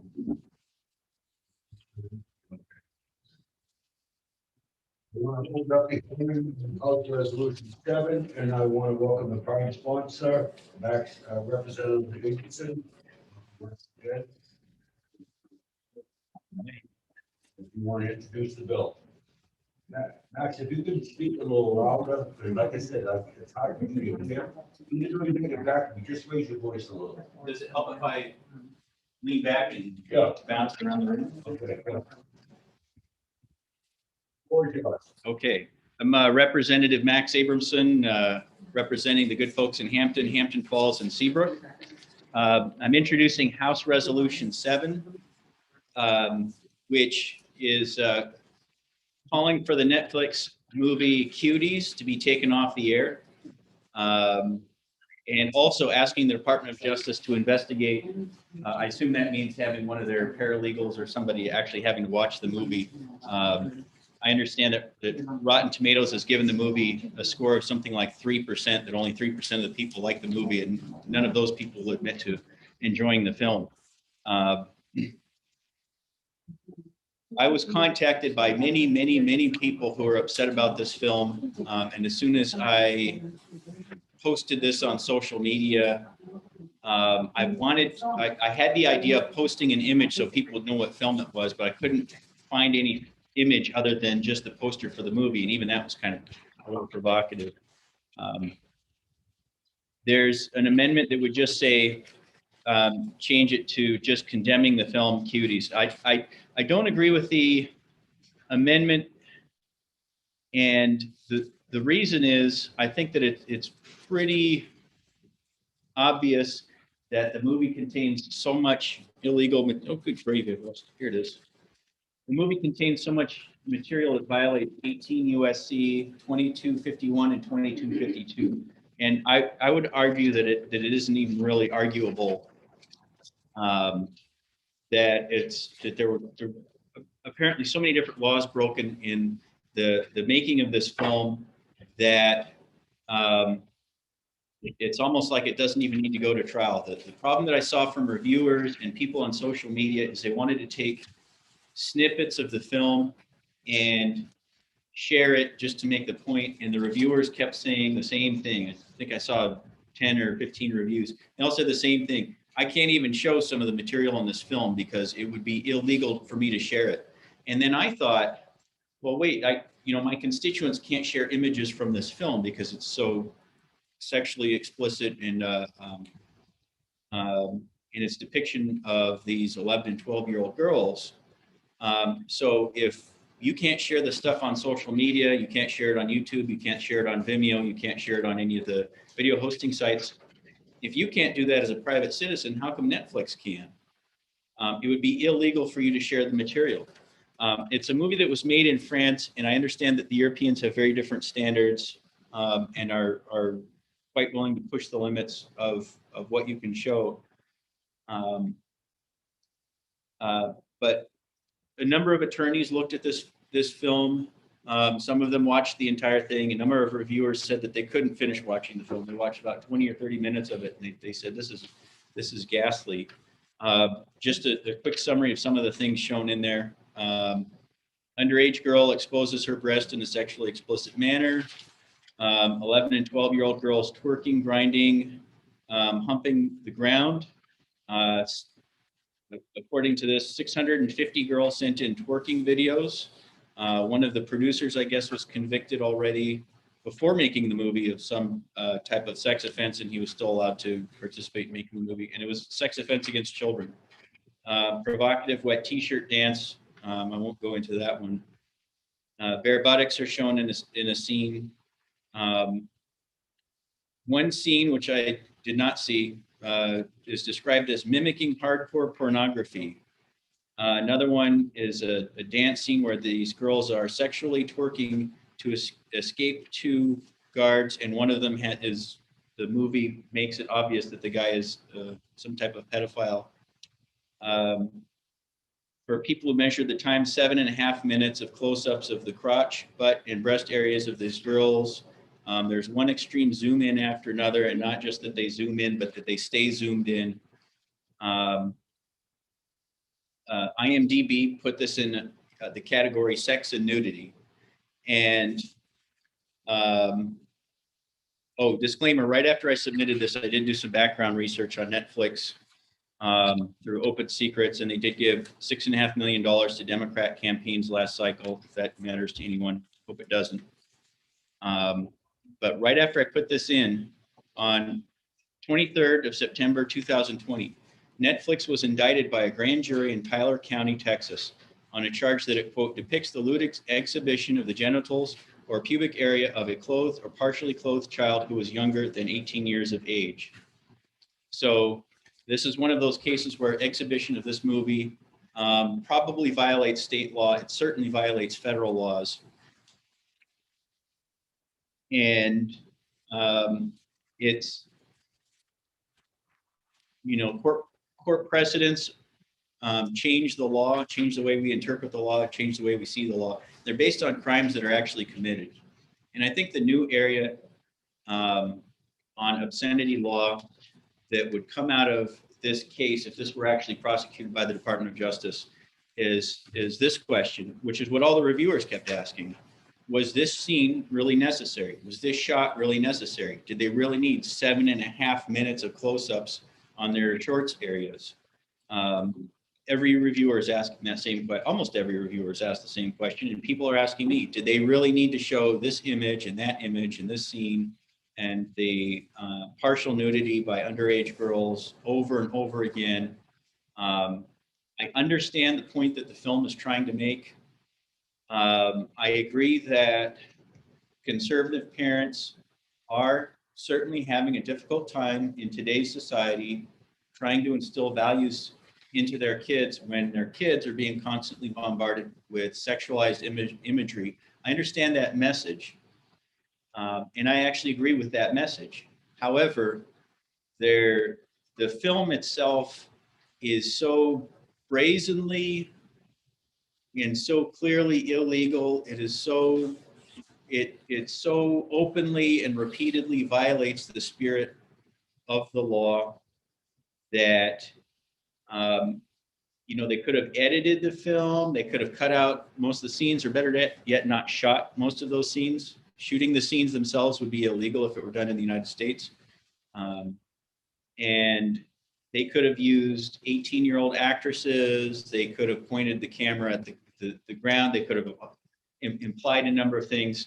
Everyone just kept calling this movie pedo bait, or that it's marketed to people who want to see sexualized images of 11 and 12-year-old girls. And I think that it's certainly inappropriate. A handful of people on social media said, well, it's a free speech issue, but it wouldn't be a free speech issue if we had someone else who'd already been a convicted sex offender making yet another video like this, just, let's say, for his own entertainment or to abuse kids. To just take a movie like that and then add on that they're putting it out in front of millions and millions of viewers. There are several online petitions that have gathered, I think, 2 to 3 million signatures. There's a really big boycott of Netflix. They saw a dramatic drop off in their membership. There's a lot of people angry. And I put this up as a kind of informal poll, and just about everyone said, you know, take it down. The corporation should be investigated. This is atrocious. A lot of people wanted to see the executives in jail, and people just keep asking that same question. Why did they do this? Why did they make this? This is being described as something akin to saying it's wrong to murder somebody, so therefore we're going to go out and make a movie actually murdering somebody and then sending the message this is bad. Everybody knows that, well, I guess 97% of people know that sexually explicit material of very, very young girls who don't have any life experience yet. You know, I couldn't even describe some of the scenes in here. I wouldn't describe some of the scenes in this movie, even in this room. It's so brazenly illegal. It's so brazenly wrong what they did, that it's almost like these federal laws and some of our state laws on sexually explicit material with minors, if they were to try to make this movie in New Hampshire, they probably would have been shut down even when they had the, 650 girls, some of as young as 9 years old, sending in material of twerking, and they watched hundreds and hundreds of hours of girls doing this, and some of them have, prior convictions, and I just think some things kind of walk the line, and then other things are just way, way, way over. This was wrong. It was illegal, and I think that we need to send a message that this is not what should be put on the mirror. Okay. Thank you, Representative. Do I have any questions? Are there any questions at all? Representative Moffett. Thank you, Representative, for being here. Just a question. I haven't seen it, not a fan of it. It sounds terrible. But do you think that this type of resolution, raising awareness about the show, do you have any concern that this type of thing will make more people aware of it than otherwise? Has that ever been a concern or something you thought of? Is this a concern that more people become aware of the movie? Yeah, it was a concern when I drafted this. I was looking for a different approach. Maybe if I just write a letter to the Department of Justice and do this on down low. But I think that what the goal is for me is to get more and more people to boycott Netflix, get more and more people to cancel. And I think that people have to see this is what Netflix is doing. This is the string of movies that Hollywood is making that I mentioned in the resolution. This is part of a pattern of putting out sexually explicit material with trying to increasingly sexualize not just teenagers, now they're going to preteens. I think it's necessary to take. Okay, follow up. Have you heard the expression banned in Boston ever? And the reason I ask that is because historically there have been cases where books have been banned, and books would want to be banned in Boston because that would help them to sell more books. So that's my concern. My question is this type of activity making more people aware of it and maybe increasing the viewership of this series. That was just so banned in Boston doesn't ring a bell. I'm from Seattle, and we have other expressions that kind of mean the same thing. All right. Thank you. I get what you're going at, but I think have to get people to cancel. Okay, we have, I'm looking at the turn of my screen back up there so I can see.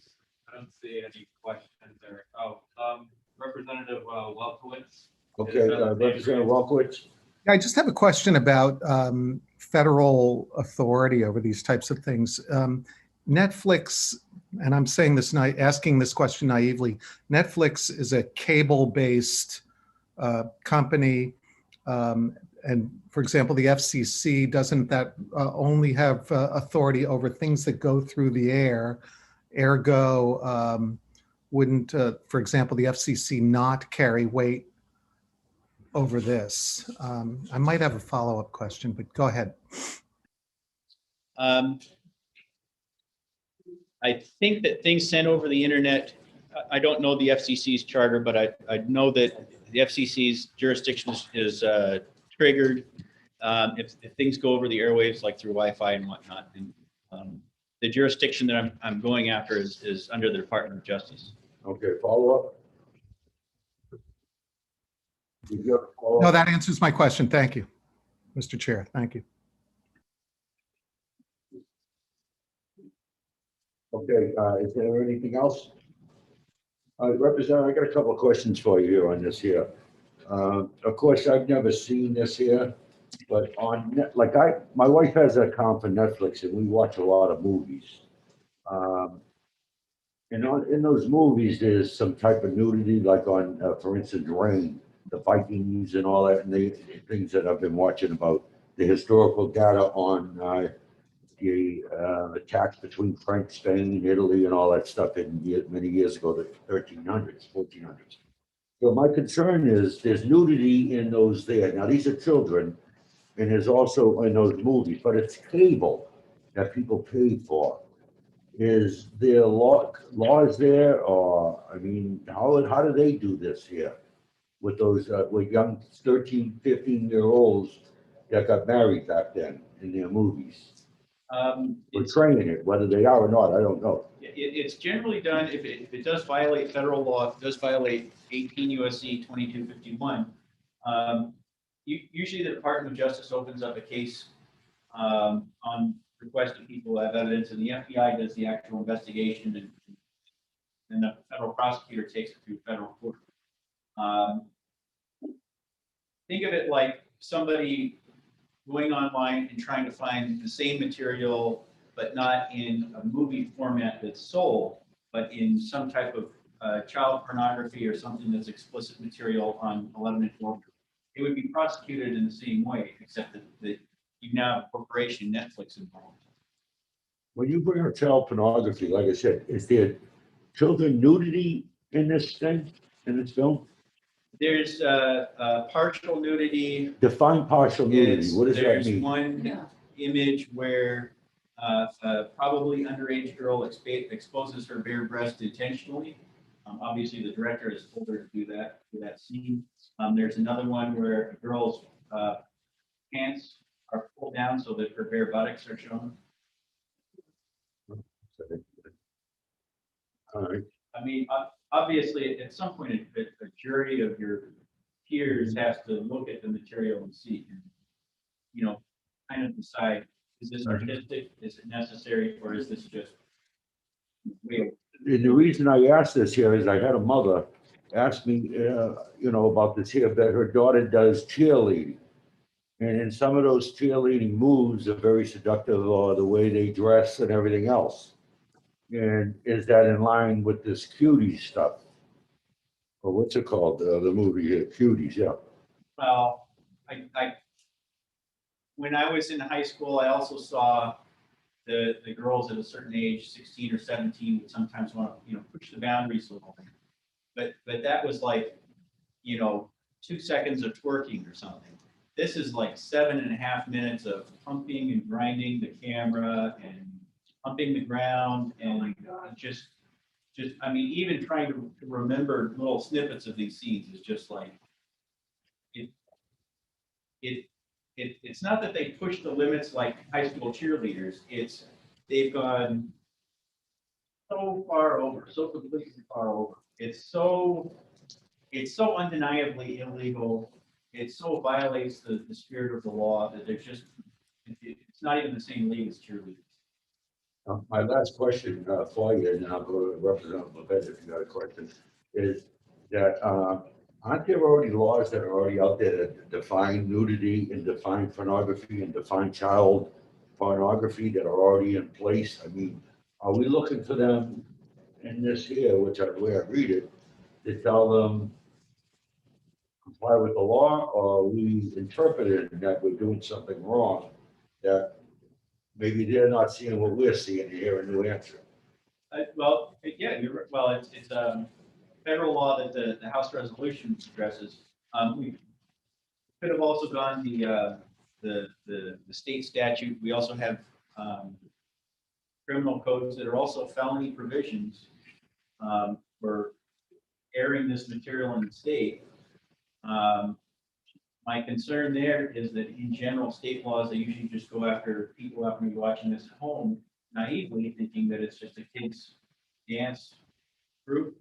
And now, instead of Netflix, which is kind of surprising people with very over-the-top sexualized material, now you're putting just ordinary viewers in jeopardy of literal prison time just for innocently watching a movie that they think, it can't get bad and then it gets worse. It can't get worse than this and it gets much. It can't get worse than that and it gets much worse. So the state law part I didn't get into because my concern was that the Attorney General's office might be might be at risk of real prison time, real prosecution, even though that wasn't the intent of the law. Just watching TV, just watching commercial TV. You don't think that when you turn on the TV, you're going to see, borderline child pornography. You expect to see material that is lawful, material that might push the limits with high school cheerleaders or something like that. Doesn't, put, sexualized material to 11-year-olds. You don't expect to see that. And it's just kind of a real surprise. Okay, one last question. I thought that it was gonna be the end. Whereas all these, like senators, congressmen that you got in here that made comments, are they all not, the police, the fire, not fire, but the police, Secret Service, FBI, are they all not doing their job on banning this here, the FCC? On why is it still playing? I mean, are they not doing their job and getting it off the air because it's child pornography? The movie is still on the air, but the U.S. Attorney General is a political appointee, appointed by the president, and sometimes Hollywood gets away with stuff that private citizens could never get away with because they're big political donors. We saw the Weinstein case. I'm not going to go into that, but that was one of the biggest political donors, and the stuff Weinstein was getting away with was just, worse even than this. Just unbelievable. Okay. Representative Levesque, did you have a Thank question? you, Chairman, and thank you, Representative, for your excellence. It's a big concern, and Chairman Baldessaro is, this, FCC guidelines, and, there's 18 violations. And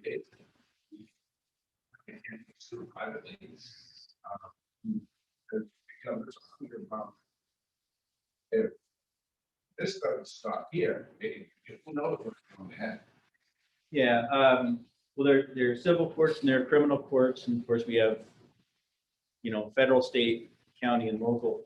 To pursue something in the civil court, you have to have a cause of action. Sometimes that's common law, sometimes we come up with that in the legislature, but I think that the cause of action would come from the parents of these girls who would be harmed, and they would have, I believe that they would just have a right under the French courts, not the federal courts. What I'm looking at is just the violations of 18 USC 2251 and 2252, two federal laws, and those are criminal laws, and they're felony law violations. All right, thank you. Seeing that, are there any other questions for anyone here? Or anyone on the? Okay, thank you very much, Representative Abramson. Now, is there anyone else out there that have not signed up that wants to speak? Please raise your hand. Okay, seeing no hands are raised, we have 0 support and the 2 people that signed in to oppose. I'm going to close the hearing. And I am going to go into executive session open up on HR 7, and I call on Representative Shears to make a motion. I move to amend the House Resolution 7 to the draft amendment. And I'm wondering if the staff, Mr. Greenland, can put the amendment up on the screen. I think I can do it right here. If this works. I think I got it up. Edwin, there it is. Getting better, huh? I need a You second. did a good job. Huh? I need a second. Second. Oh, yeah. Okay, I have the amendment up there for everyone to see, and let me go to here. And Representative DeLumas, you wanted to make a second? Did I hear you say that? Oh, yes, absolutely. Okay, we have a second from Representative DeLumas. Thank you, Madam. Representative Bodie, you can go ahead and speak to your amendment, please.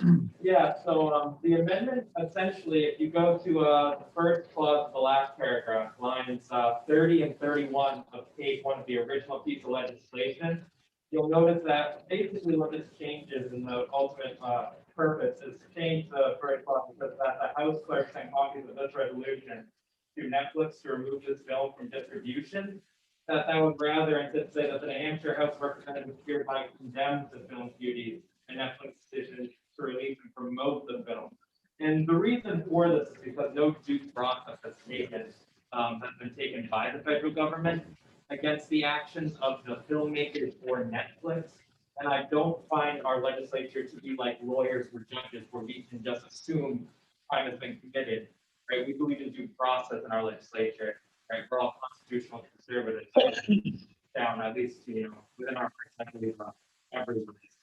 So I think we need to just change this wording so that it's more forthright and knowing that, the purpose of this is to condemn the movie and to condemn Netflix profiting off such inappropriate content, and to ensure that we also still tell the DOJ to investigate this so that if they have committed a crime, right, that they can have the full force of the book brought against them.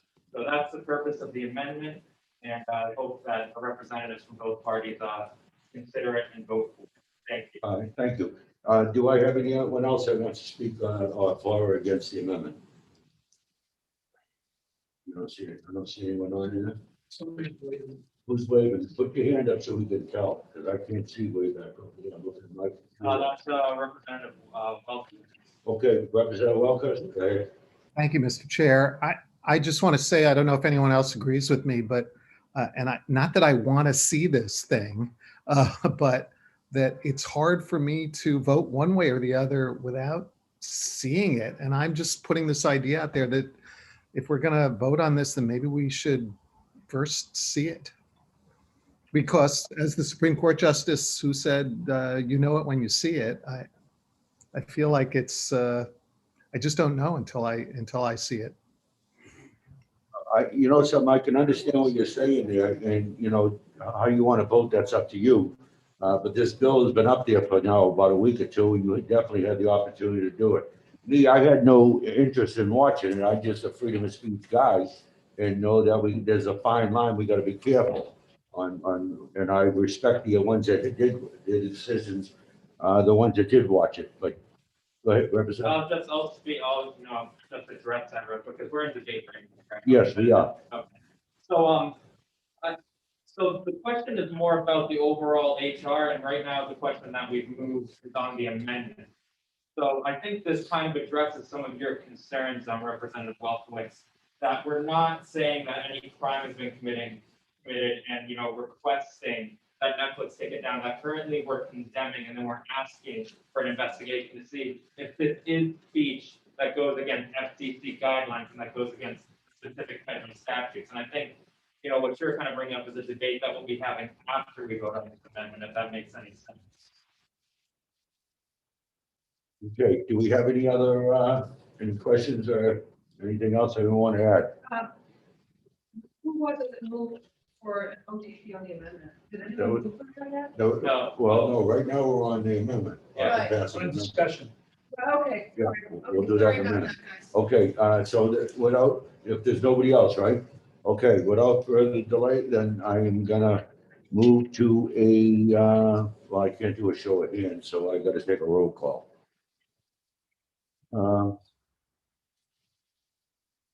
Okay, why don't we go to the clerk and call for roll call? It's kind of tough here, and And now the roll call is on an OTPA? on it, no, it's on the on the amendment, yeah. Okay, I'm asking, we're getting a on the pass on amendment number. Well, you got it. 202100618.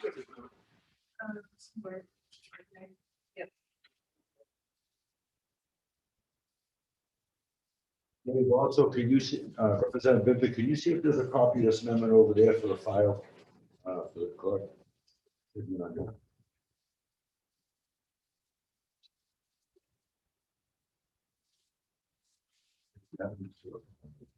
Okay, you go ahead, Arthur Pass on amendment 2021-00618. And we're voting on, just on passing the On a amendment. pass, yes. Okay. Normally, we could just do a hand raise, but in this case. Right. That's good. Gotcha. Okay, so this is for ought to pass on amendment to HR 7. Vice Chairman Moffett, Aye. David Lundgren, Yes. Phyllis Katsouris. Yes. Frolic, Yes. David Gifford, Yes. Foster, Yes. Dave. I'm gonna do that for everybody. That's fine, thank you, Madam. I'm so sorry, Greg. Representative. Keep it hard. Yes.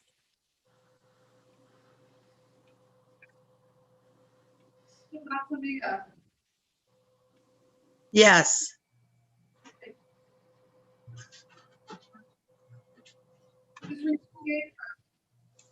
Yes. Dacia Buras. Boris, and yes. Yes, I'm sorry. Yes, Thank you. you're welcome. Matthew Wilhelm, Yes. Benny Especia, Yes. Louis Griffin.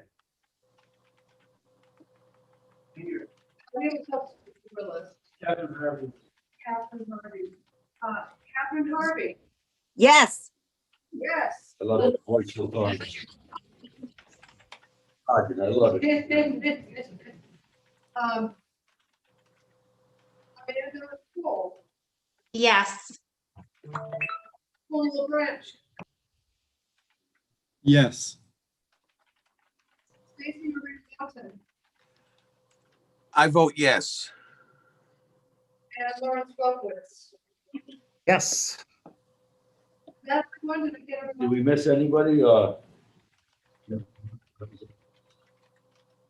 Pardon me. I guess I only counted 20. All right. Okay, I forget your mom. Did we, okay, so Okay, no, let's we didn't do miss this. anything? No, we've got Okay, so that's like 21 yays. 21.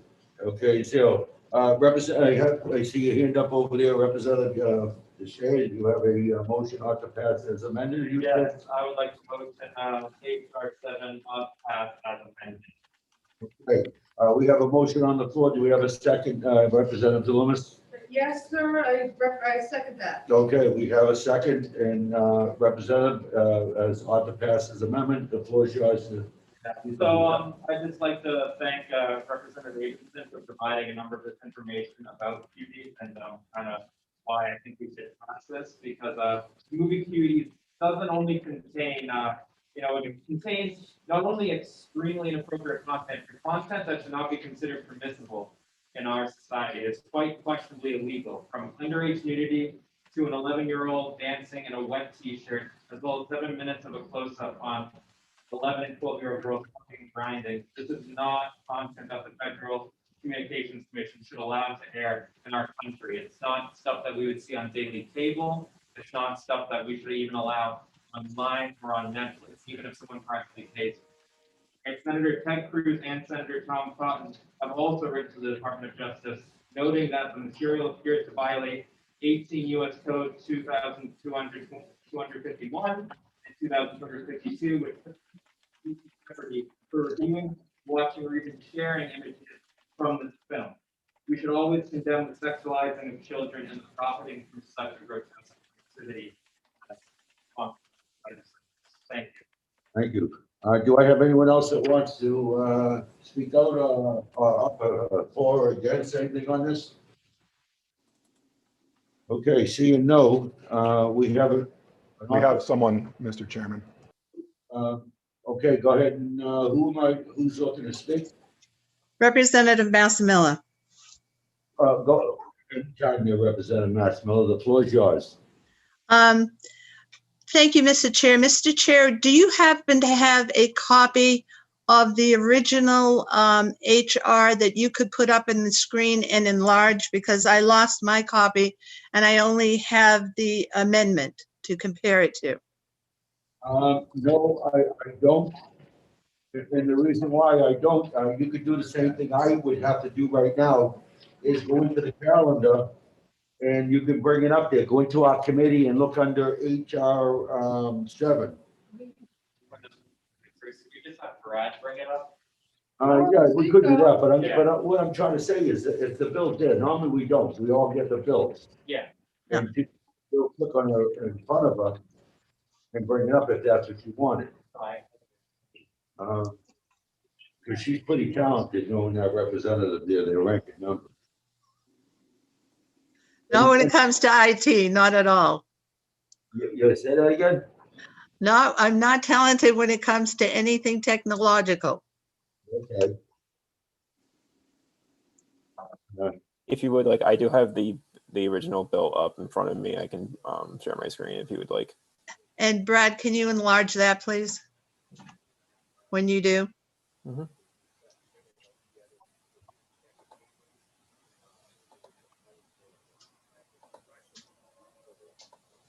And let me know when it's up. Okay.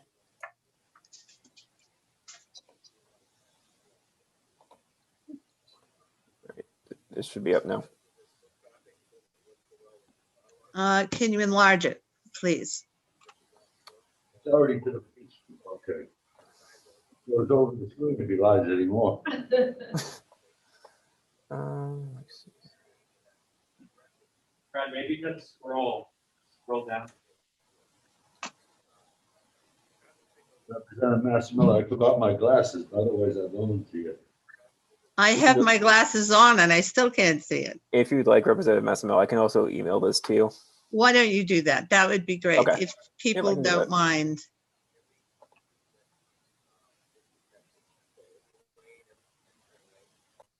So what's happening right now? Because we're ready to move forward. I know. Well, Can I we'll wait. speak, Mr. Chairman? Pete, go ahead.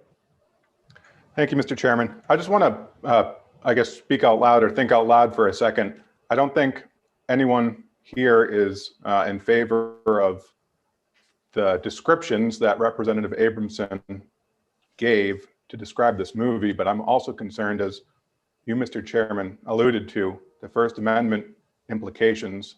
I'm not sure that it's appropriate for this House to be essentially calling for the censorship of something which is known to the Department of Justice and has apparently been deemed not illegal, despite Mr. Abramson's remarks that it's clearly and obviously illegal. And especially given that it appears that none of the members of the committee have actually watched the movie. I don't think that members of the House should necessarily be censoring things or calling for censorship of things sight unseen, even if they're not, things that we like or things that may be, frankly, horrifying. So what I'd like to know is if there's any other members of the committee, especially on your side of the aisle, Mr. Chairman, that have any support for the idea of voting down this motion and proposing a motion to retain this bill. So I don't think it's simply appropriate for us to be voting on something sight unseen with the implications that such a vote has. Well, thank you, Bob. Representative Shea. I'll address that real quick, and I definitely see the gentleman's concern, and well, thank you, Mr. Speaker, for recognizing me. I definitely see the gentleman's concern, Representative Gabriel. But I think, as the chairman previously alluded to, we did have 2 weeks to view or do research on this, and it has been in many mainstream news sources. Even the New York Times, I believe, has done an article on the controversy and the fallout caused by this. But we also have to remember that we amended this so it was to condemn, right? So it's to condemn, it's not to force them off the air, and it's to request that the federal government, we're just requesting the federal government look into this to see if any laws have been violated. Because in America, we have the FCC that's allowed to regulate what kinds of things go on the air, whether it's on Netflix or on our cable. So this is just requesting that they double check into this after we condemn the kind of things that we've heard about and that we've read about that our constituents have brought to us as a concern.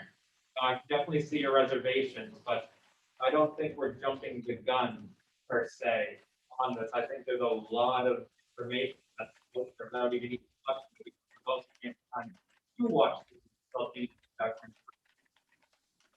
Thank you, Representative. You took the words right out of my mouth because I did not feel I needed to watch it, but I did research the information that was out there on it. We all had plenty of time, and I want to thank each and every one of my committee members here because when we caucused, you all did your homework on it, came up with amendment and everything else. So we are ready to vote. We cannot take others by the hand and show them how to research or how to look and do things prior to a committee hearing. But I want to thank the representative. I don't know if he's probably a freshman, and it could be a lesson learned to do homework prior to a committee hearing. Like we've done here, and everyone that came in, what they are ready to rock. But anyways, I want to move forward. If there's anyone else that wants to speak up, I'm ready to go to a vote. Yes, Representative Lane, can you take it off mute, please? Lofton, thank you. Yes, this is Stacy. Thank you, Mr. Chairman. I feel like this is, basically confirming what is already, illegal. And, though I'm a Democrat, I'm going to be supporting this because, it's already illegal to have any performers under the age of 18. And I feel like, we shouldn't be afraid to vote one way or the other. And I'm going to support it. Thank you, Representative Laughlin. There's a lot of things that come forward. We agree with this, and I'm glad we're doing the proper thing. That's awesome. Anyone else out there? Representative Martin. Thank you, Mr. Chair. I want to echo Representative Piegra's concerns. I have the same concerns, which is why, one of the reasons why an amendment came forth. And again, this is just a resolution. Like the chairman, and like I think most of you, I'm a very big First Amendment supporter, and I express concern about a slippery slope.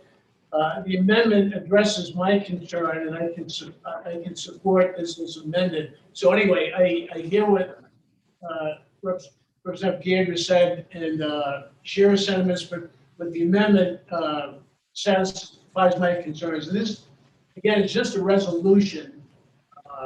We point out as well. Thank you. Is there anyone else on there before we go to a vote? Seeing none, I'm going to ask the clerk to vote ought to pass, HR 7 ought to pass as amended with amendment 0018.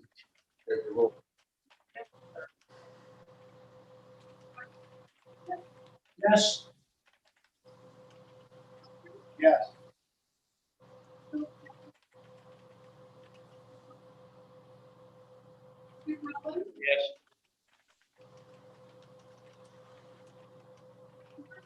Yes. Yes.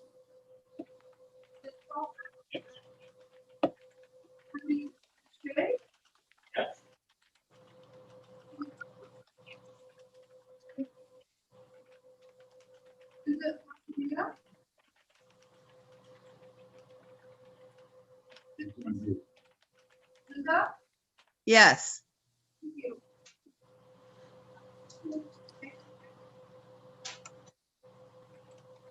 Yes, I think you called on me. Yes, I did. Slavia Boris? Yes.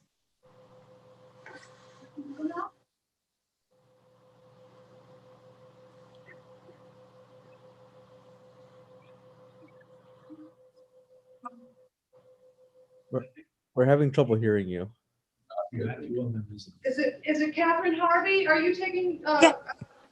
Yes, I'm here. I'm sorry. I didn't hear. You're very garbled. I did not hear my name, but I vote yes. Thank you. Are you replacing? I'm sorry to ask again. Are you sitting for Matt Wilhelm today? No, she's sitting for Willis Griffin. Oh, script. That's what I thought. Okay, so I don't. Yes, I don't have the funds in front of me. Matt Wilhelm's on, he's on Zoom. He's right on. He will take it. Who is she Did from? he say yes?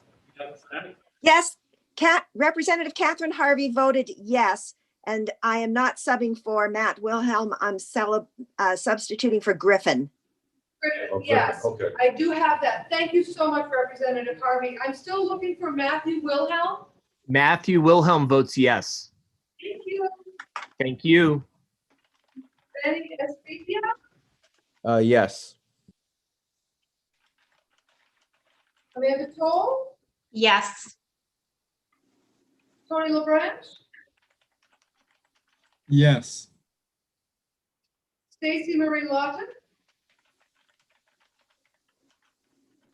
No. no, Okay. okay, fine. Lawrence, No. and Representative Chairman Baldessaro. Yes. Okay. We've 19 to 2.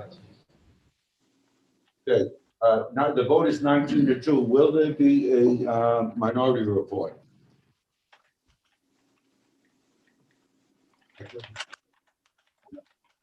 No, no, No, no minority. minority report. Okay. Put this on the consent.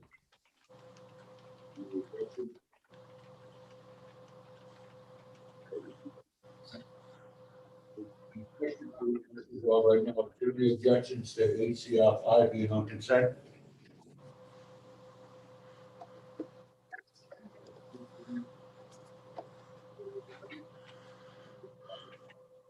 Without any problems on that, we'll put that on also.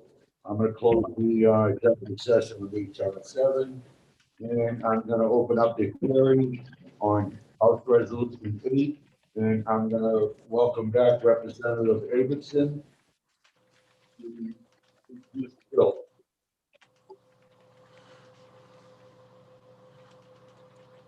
Oh, David, you're good. Thank you, Representative Massimo, for helping us move forward.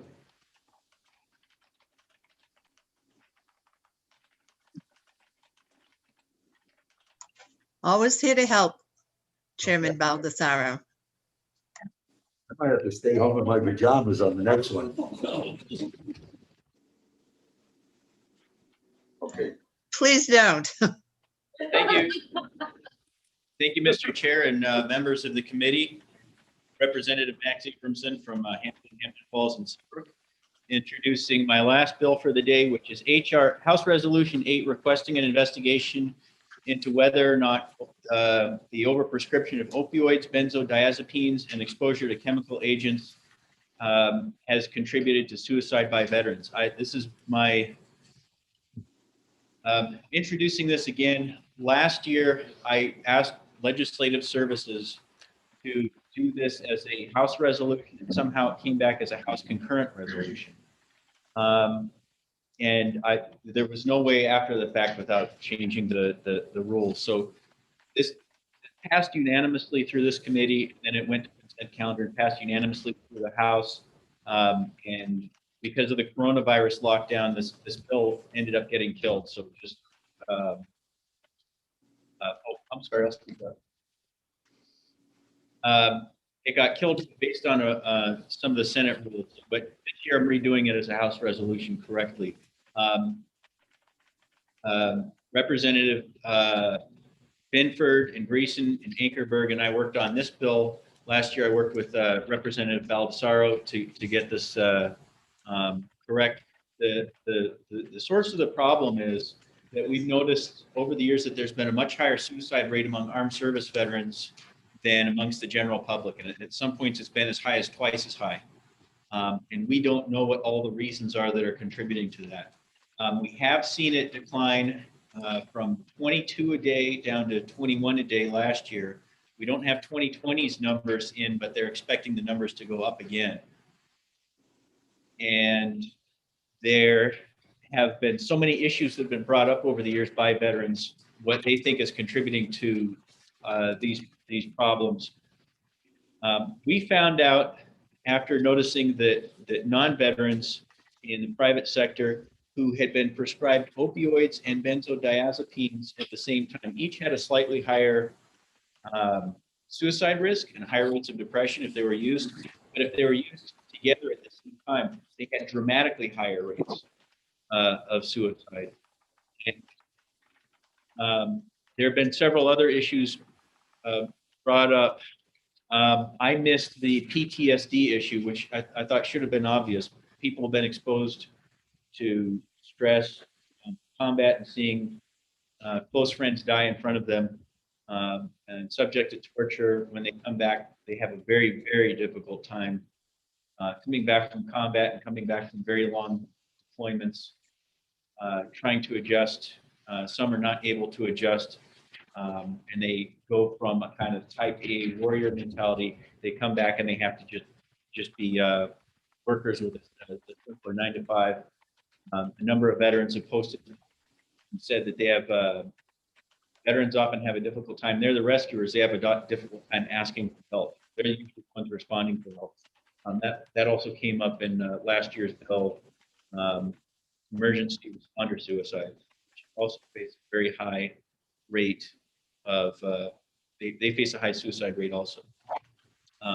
This one, the amendment that I'm asking members to support is sponsored by Representative Binford. And it adds a long list of other chemicals that are known to have psychoactive effects, and also adds PTSD and exposure to certain vaccines. Some of the chemicals we think might be associated with high rates of depression and other neurological problems, chemical problems that can develop in the brain and can develop over time. I can't even pronounce some of the chemicals that our military guys are exposed to, but I'll give you a quick story. When I left Army ROTC, I went back home after I left college. I wasn't able to continue with ROTC. And I remember specifically pushing the lawnmower. I was, I think, 19 or 20 years old. And I was pushing the lawnmower and thinking if I wanted to enlist as an enlisted man, I was going to go and become an officer in the Army. And I remember thinking of something that George Washington said. He said that our ability to recruit soldiers for our future wars depends on how we treat the veterans of our past wars. And I remember at that time as a young man thinking whether or not I would go in, and remembering all the stories from the prior service guys from ROTC, all the things that they'd said that they'd been through in the military, the chemicals that they'd been exposed to, and what they had been exposed to through the VA and the VA hospitals, and dealing with the Department of Defense and the bureaucracy, and the medical problems that they dealt with.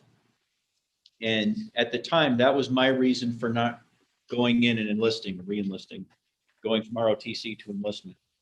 And I thought, you know, when I was out on a merchant ship, we were going into war zones, as I was telling Chairman Baldessaro, we had all these military guys, and we were bringing military personnel to the Middle East and into these theaters of operation, and thinking, you know, we're in a hazardous zone now, but a lot of these guys are not going to come back, and some of them didn't come back. Some of them died over there, and it becomes impossible for us as a society to recruit these guys to serve if we're not going to do everything we possibly can now after the fact for our armed service veterans. There's the reason that I got back into legislative stuff. I dropped out of politics some years ago.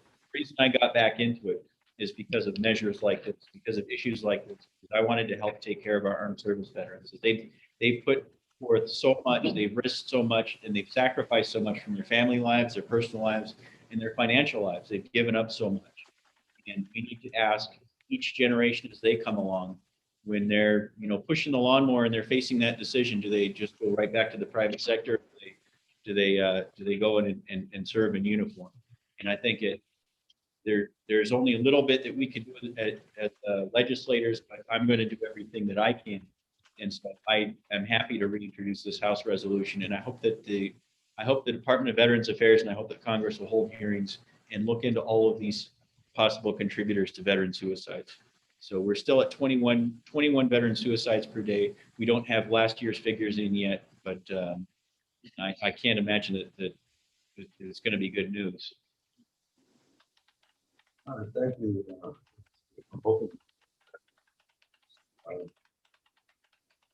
If you have questions? Yeah. Representative Lund. Yes, thank you for taking my question. realize that since March, that 75%, there's been a 75% increase. No.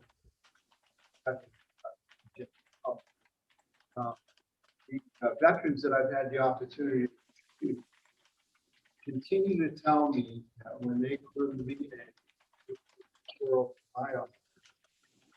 that inundated with. I've had that discussion with the Secretary of the VA in Washington. They're making steps to do this, to reduce it. However, if the vet that goes into the hospital for pain relief, how do I say it, doesn't have his own sense about him, he takes those pills and immediately you become addicted within 5 days. So that leads opioids, whatever. It's a very good thing because I hope to have the opioid reduction bill. Representative, you have a question there somewhere. I'm sorry. Anyway. It's okay, Bob. Thank you. Yes, I would agree with that. In fact, I would hope that this investigation finds there's something, opioids and benzodiazepines in general. By the way, this, according to a couple of veterans I talked to, is that there were cuts in veteran benefits, VA services for counseling. And so sometimes if they didn't have enough counselors and therapists, that they would just kind of medicate the problem. Right. And that's led to too much being issued. Representative, I've been in the VA since 2000. I wanted to, my pelvis in 3 places, got operated in a tent. Had 2 heart attacks, had cancer in stomach, and whatever. But the bottom line is, I used to be given oxycodone like candy, and I refused the prescriptions all the time throughout the VA. But I can tell you, throughout the years, as somebody who either just talks about it, uses the system, the VA is getting so much better. Okay, on this here, on issuing out these pills, they're putting you through pain clinics, everything else. So, I mean, but years ago, Representative Lundgren is 100% right. It was like candy. They were given to you. Sometimes I would get them in the mail, you know what I mean? And then smash them and stuff. And then sometimes somebody would steal them. Okay, so, but like I said, the VA is getting done. Many of these studies are being done through the VA because, like I said, I use them constantly. But the thing what I liked about here, what's coming forward, was Representative Lundgren's comments about things that veterans been complaining with the pain management and this chiropractor and certain different other type of specialty, things there, which is going to make this so much better. Why we're all happy about it. So I just want to, you remember last time we did pass your resolution, and that's why I'm hoping real soon we're going to go to a vote to this here. So, and I'll leave it to it if there's anyone else have questions. Anyone else? How about on the, anyone on here? I don't want to miss anybody. Do you have any questions? You don't have anyone? Okay.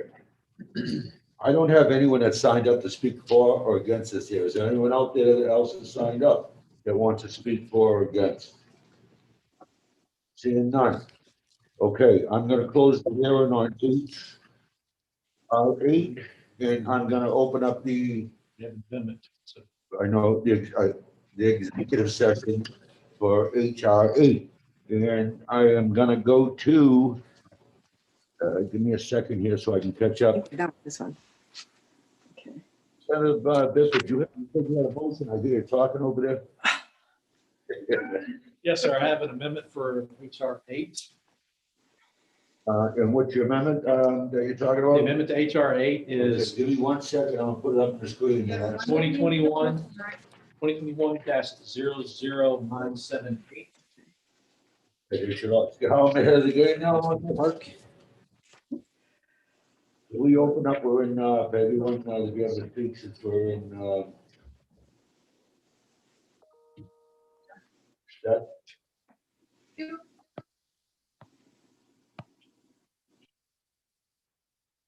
Okay, if you could speak to your amendment. Oh, wait, I'm sorry, no, right? You made the motion on the path. And who was seconded?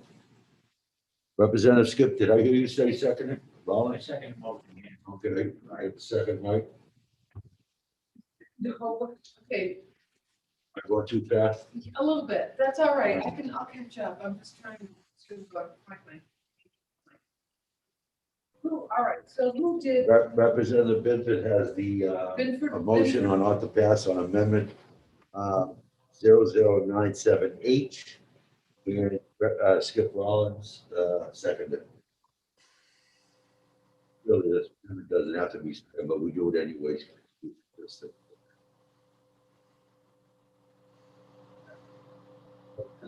You want to speak to your amendment? Yes, this amendment basically just continues to encourage the Congress of the United States, Department of Defense, and Veterans Affairs to investigate the effects of opioids and all the other things in here that I'm not going to try and pronounce.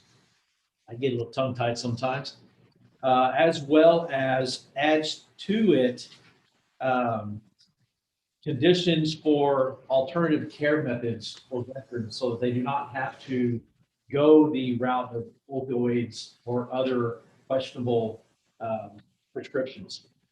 It's pretty straightforward, pretty simple, and I feel it fits very well with the initial House Resolution 8 submitted by Representative Aberson.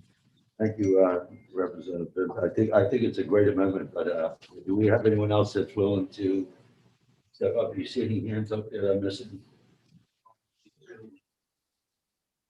Seeing that we have nobody else stepping up to speak, then I will ask the clerk to take a vote on HR 8 amendment, number 0097H, as ought to pass. Okay. Vice Chairman Moffett, Yes. David Lundberg, Yes. Phil Skip, Keith Rollins, yes. Myself, yes. Dave Binford, Yes. William Foster. Yes. Brody DeShays, Yes. Tina Hurley, Yes. John Levitt, Yes.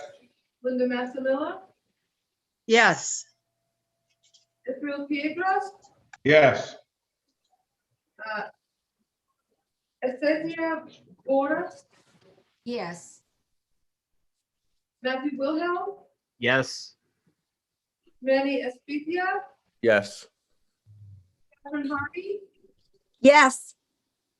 Amanda Toll, Yes. Tony LaBranch, Yes. Yes.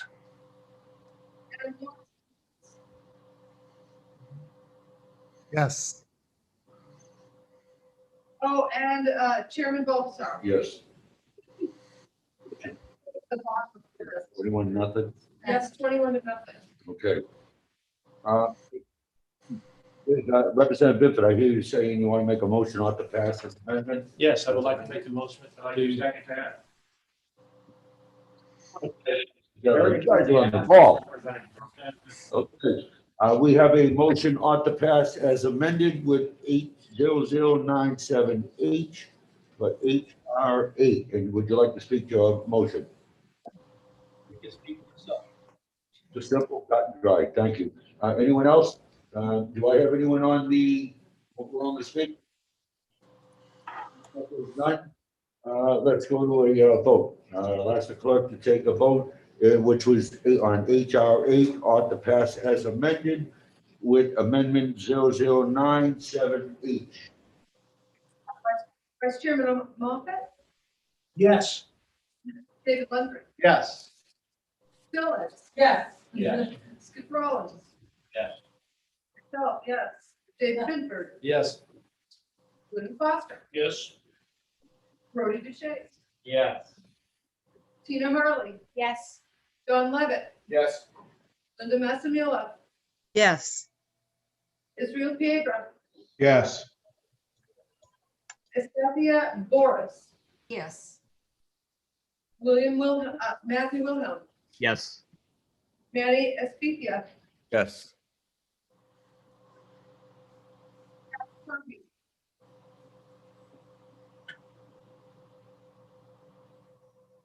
can't hear. Yeah. Okay, thank you. Sorry about that. I didn't hear. Amanda Toll, Yes. Tony LaBranch, Yes. Casey Marie Lawton, Yes. and Lawrence Lefferts. Yes. I didn't hear my name called. Catherine Harvey votes yes. I did call your name, Catherine. Sorry about that. Okay. Like very loud. Okay. Okay, so that's, the vote is 21-0. Any problems with putting this on the consent calendar? There are no, the HR 8 as a, passed as a member, be on the consent calendar, and I will close the check on that.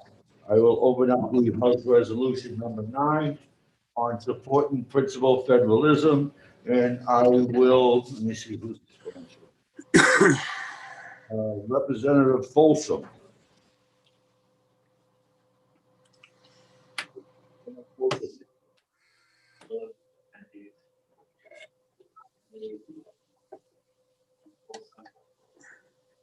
Okay, Rep. Lasik, any of the co-sponsors on?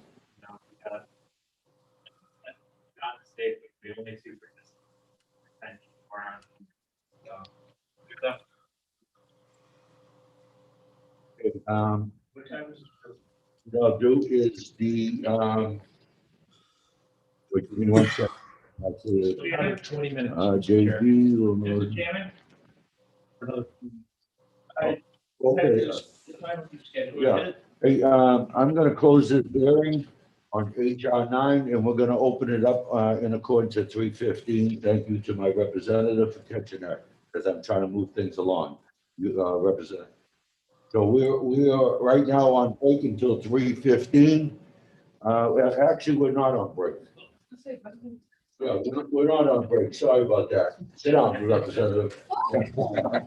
Don't go nowhere. Let me gather my papers, please. Any written testimony?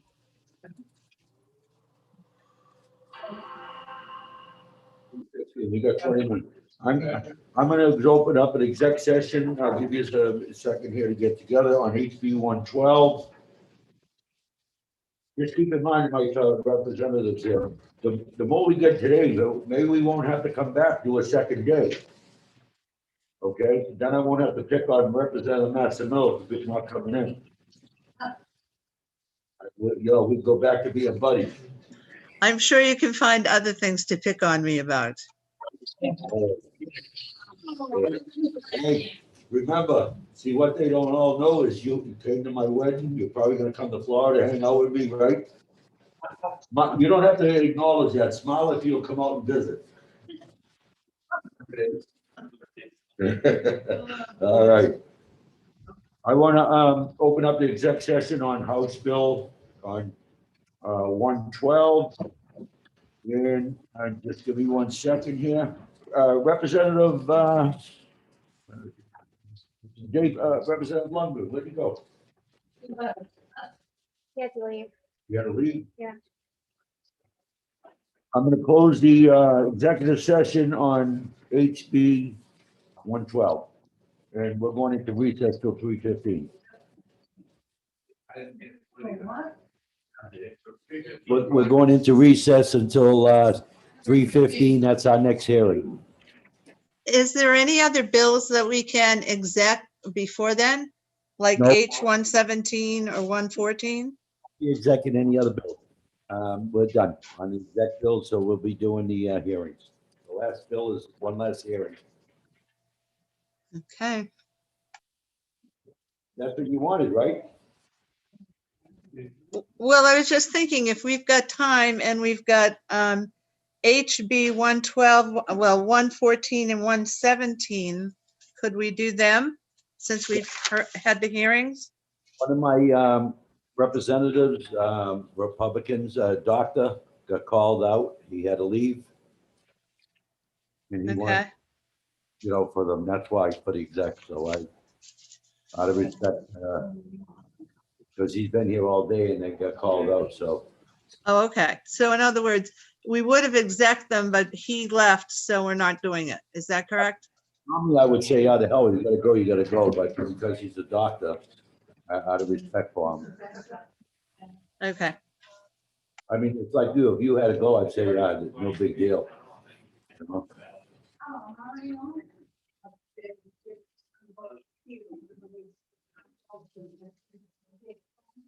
Well, that sister tried to steal my bill, and I had to email her, say, come back here. Then, did you get a lot of snow up there where you're at? We have a break for. We're on break, yeah. Yeah, it was snowing in my house when I left this morning. Linda, can you? It was -3. Right. Yeah, we've got about 6 inches and right now it's 14 degrees. Oh, my goodness. I left this morning, oh, it's like 7 degrees. It was cold. We're close to heat wave status. Yeah, I'm going back to Florida Tuesday for a week, so. You are, take me Yeah. with you. I'm gonna give the reporters and, something to worry about. So, Al, what time are we reconvening? 3:15, Okay, thank you. I'm going. I need to find the person who I ran into. What is his committee? Yeah. I don't know if you said so.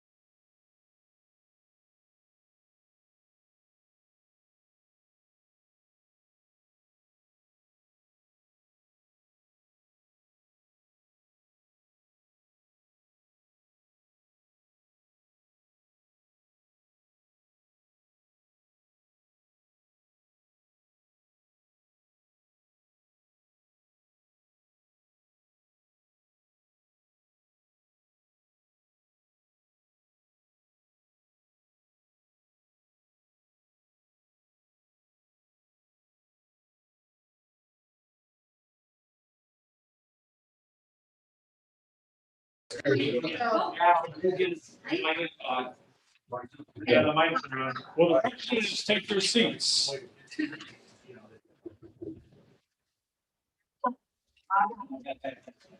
He did it. No. I'm gonna open up the hearing on 8/9. And do we have Representative Folsom on? We do not. We have Representative Fred Doucette, John Stacy, and Representative Ted Short. Okay, out of respect for Representative Folsom, who is not here, let me see, who is Folsom? I'm trying to think who it is. The Beth Folsom, Representative Beth Folsom, Grafton and Lefton. Republican or Democrat? Republicans. Everyone on this was. Okay. Let me get Representative Bisbee, you want to introduce this bill? All you're gonna do is introduce it and you speak on it or you just let it go and then we'll get in the I'll introduce it, sir, Chairman. HR 9 is a bill basically that supports the principles of federalism as seen as the commitment of New Hampshire for all citizens' unalienable rights and all constitutional civic authority for the state of New Hampshire. Do I have anyone else that wants to speak on this bill at all?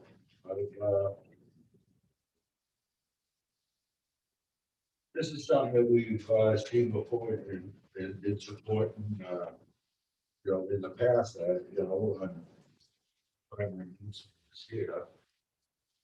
Which is basically the bill would be a resolution that New Hampshire supports the principles of federalism. Federalism as a system of government on which two levels of government control the same territory, where both the national and the subdivisions have the power to make laws that have autonomy from one another.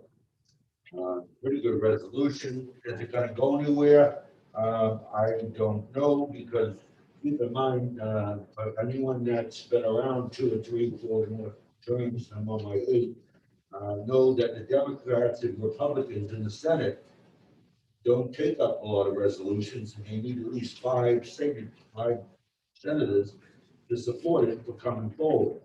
So keep that in mind on these here. Representative Deshays. Yeah, just a point of inquiry. Is this a House resolution or a House? This is a House resolution. Looks good. It'll only be the House position, will not be the Senate position. So it doesn't need to go So to it the won't Senate. go to the Senate, yeah. So all we're doing is setting something. If we didn't pass it, it's just showing half the state, probably like the legislature supports it, but not the Senate. Okay, I just wanted to know that. Okay, I believe.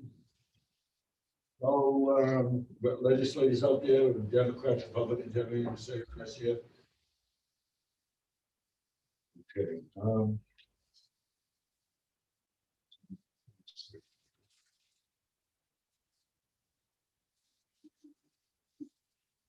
Representative Massimilla. You, Massimilla.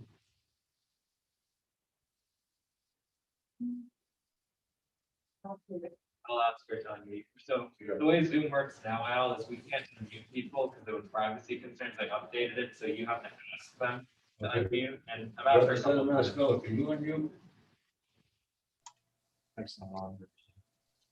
Oh, yeah, your mic's not on now. Oh. I'm sorry. Representative Massimilla, can you unmute? I just did. I lost you for a minute. I lost the whole meeting for a minute. Let me ask you something. Are you on board with this here? I'm not sure. I think some may be and some may not be. Okay. And the reason why, I mean, I'm not going to go vote because I'm missing a couple reps that had it go and I see them. And I don't know if you, so I'll put this off until, I just wanted to check with you and see where you're on. Well, thank you. Thank you. I appreciate that. What I'll do is I'll put this off to exec on February 12th. That sounds good. Anyone else have anything to add on this here?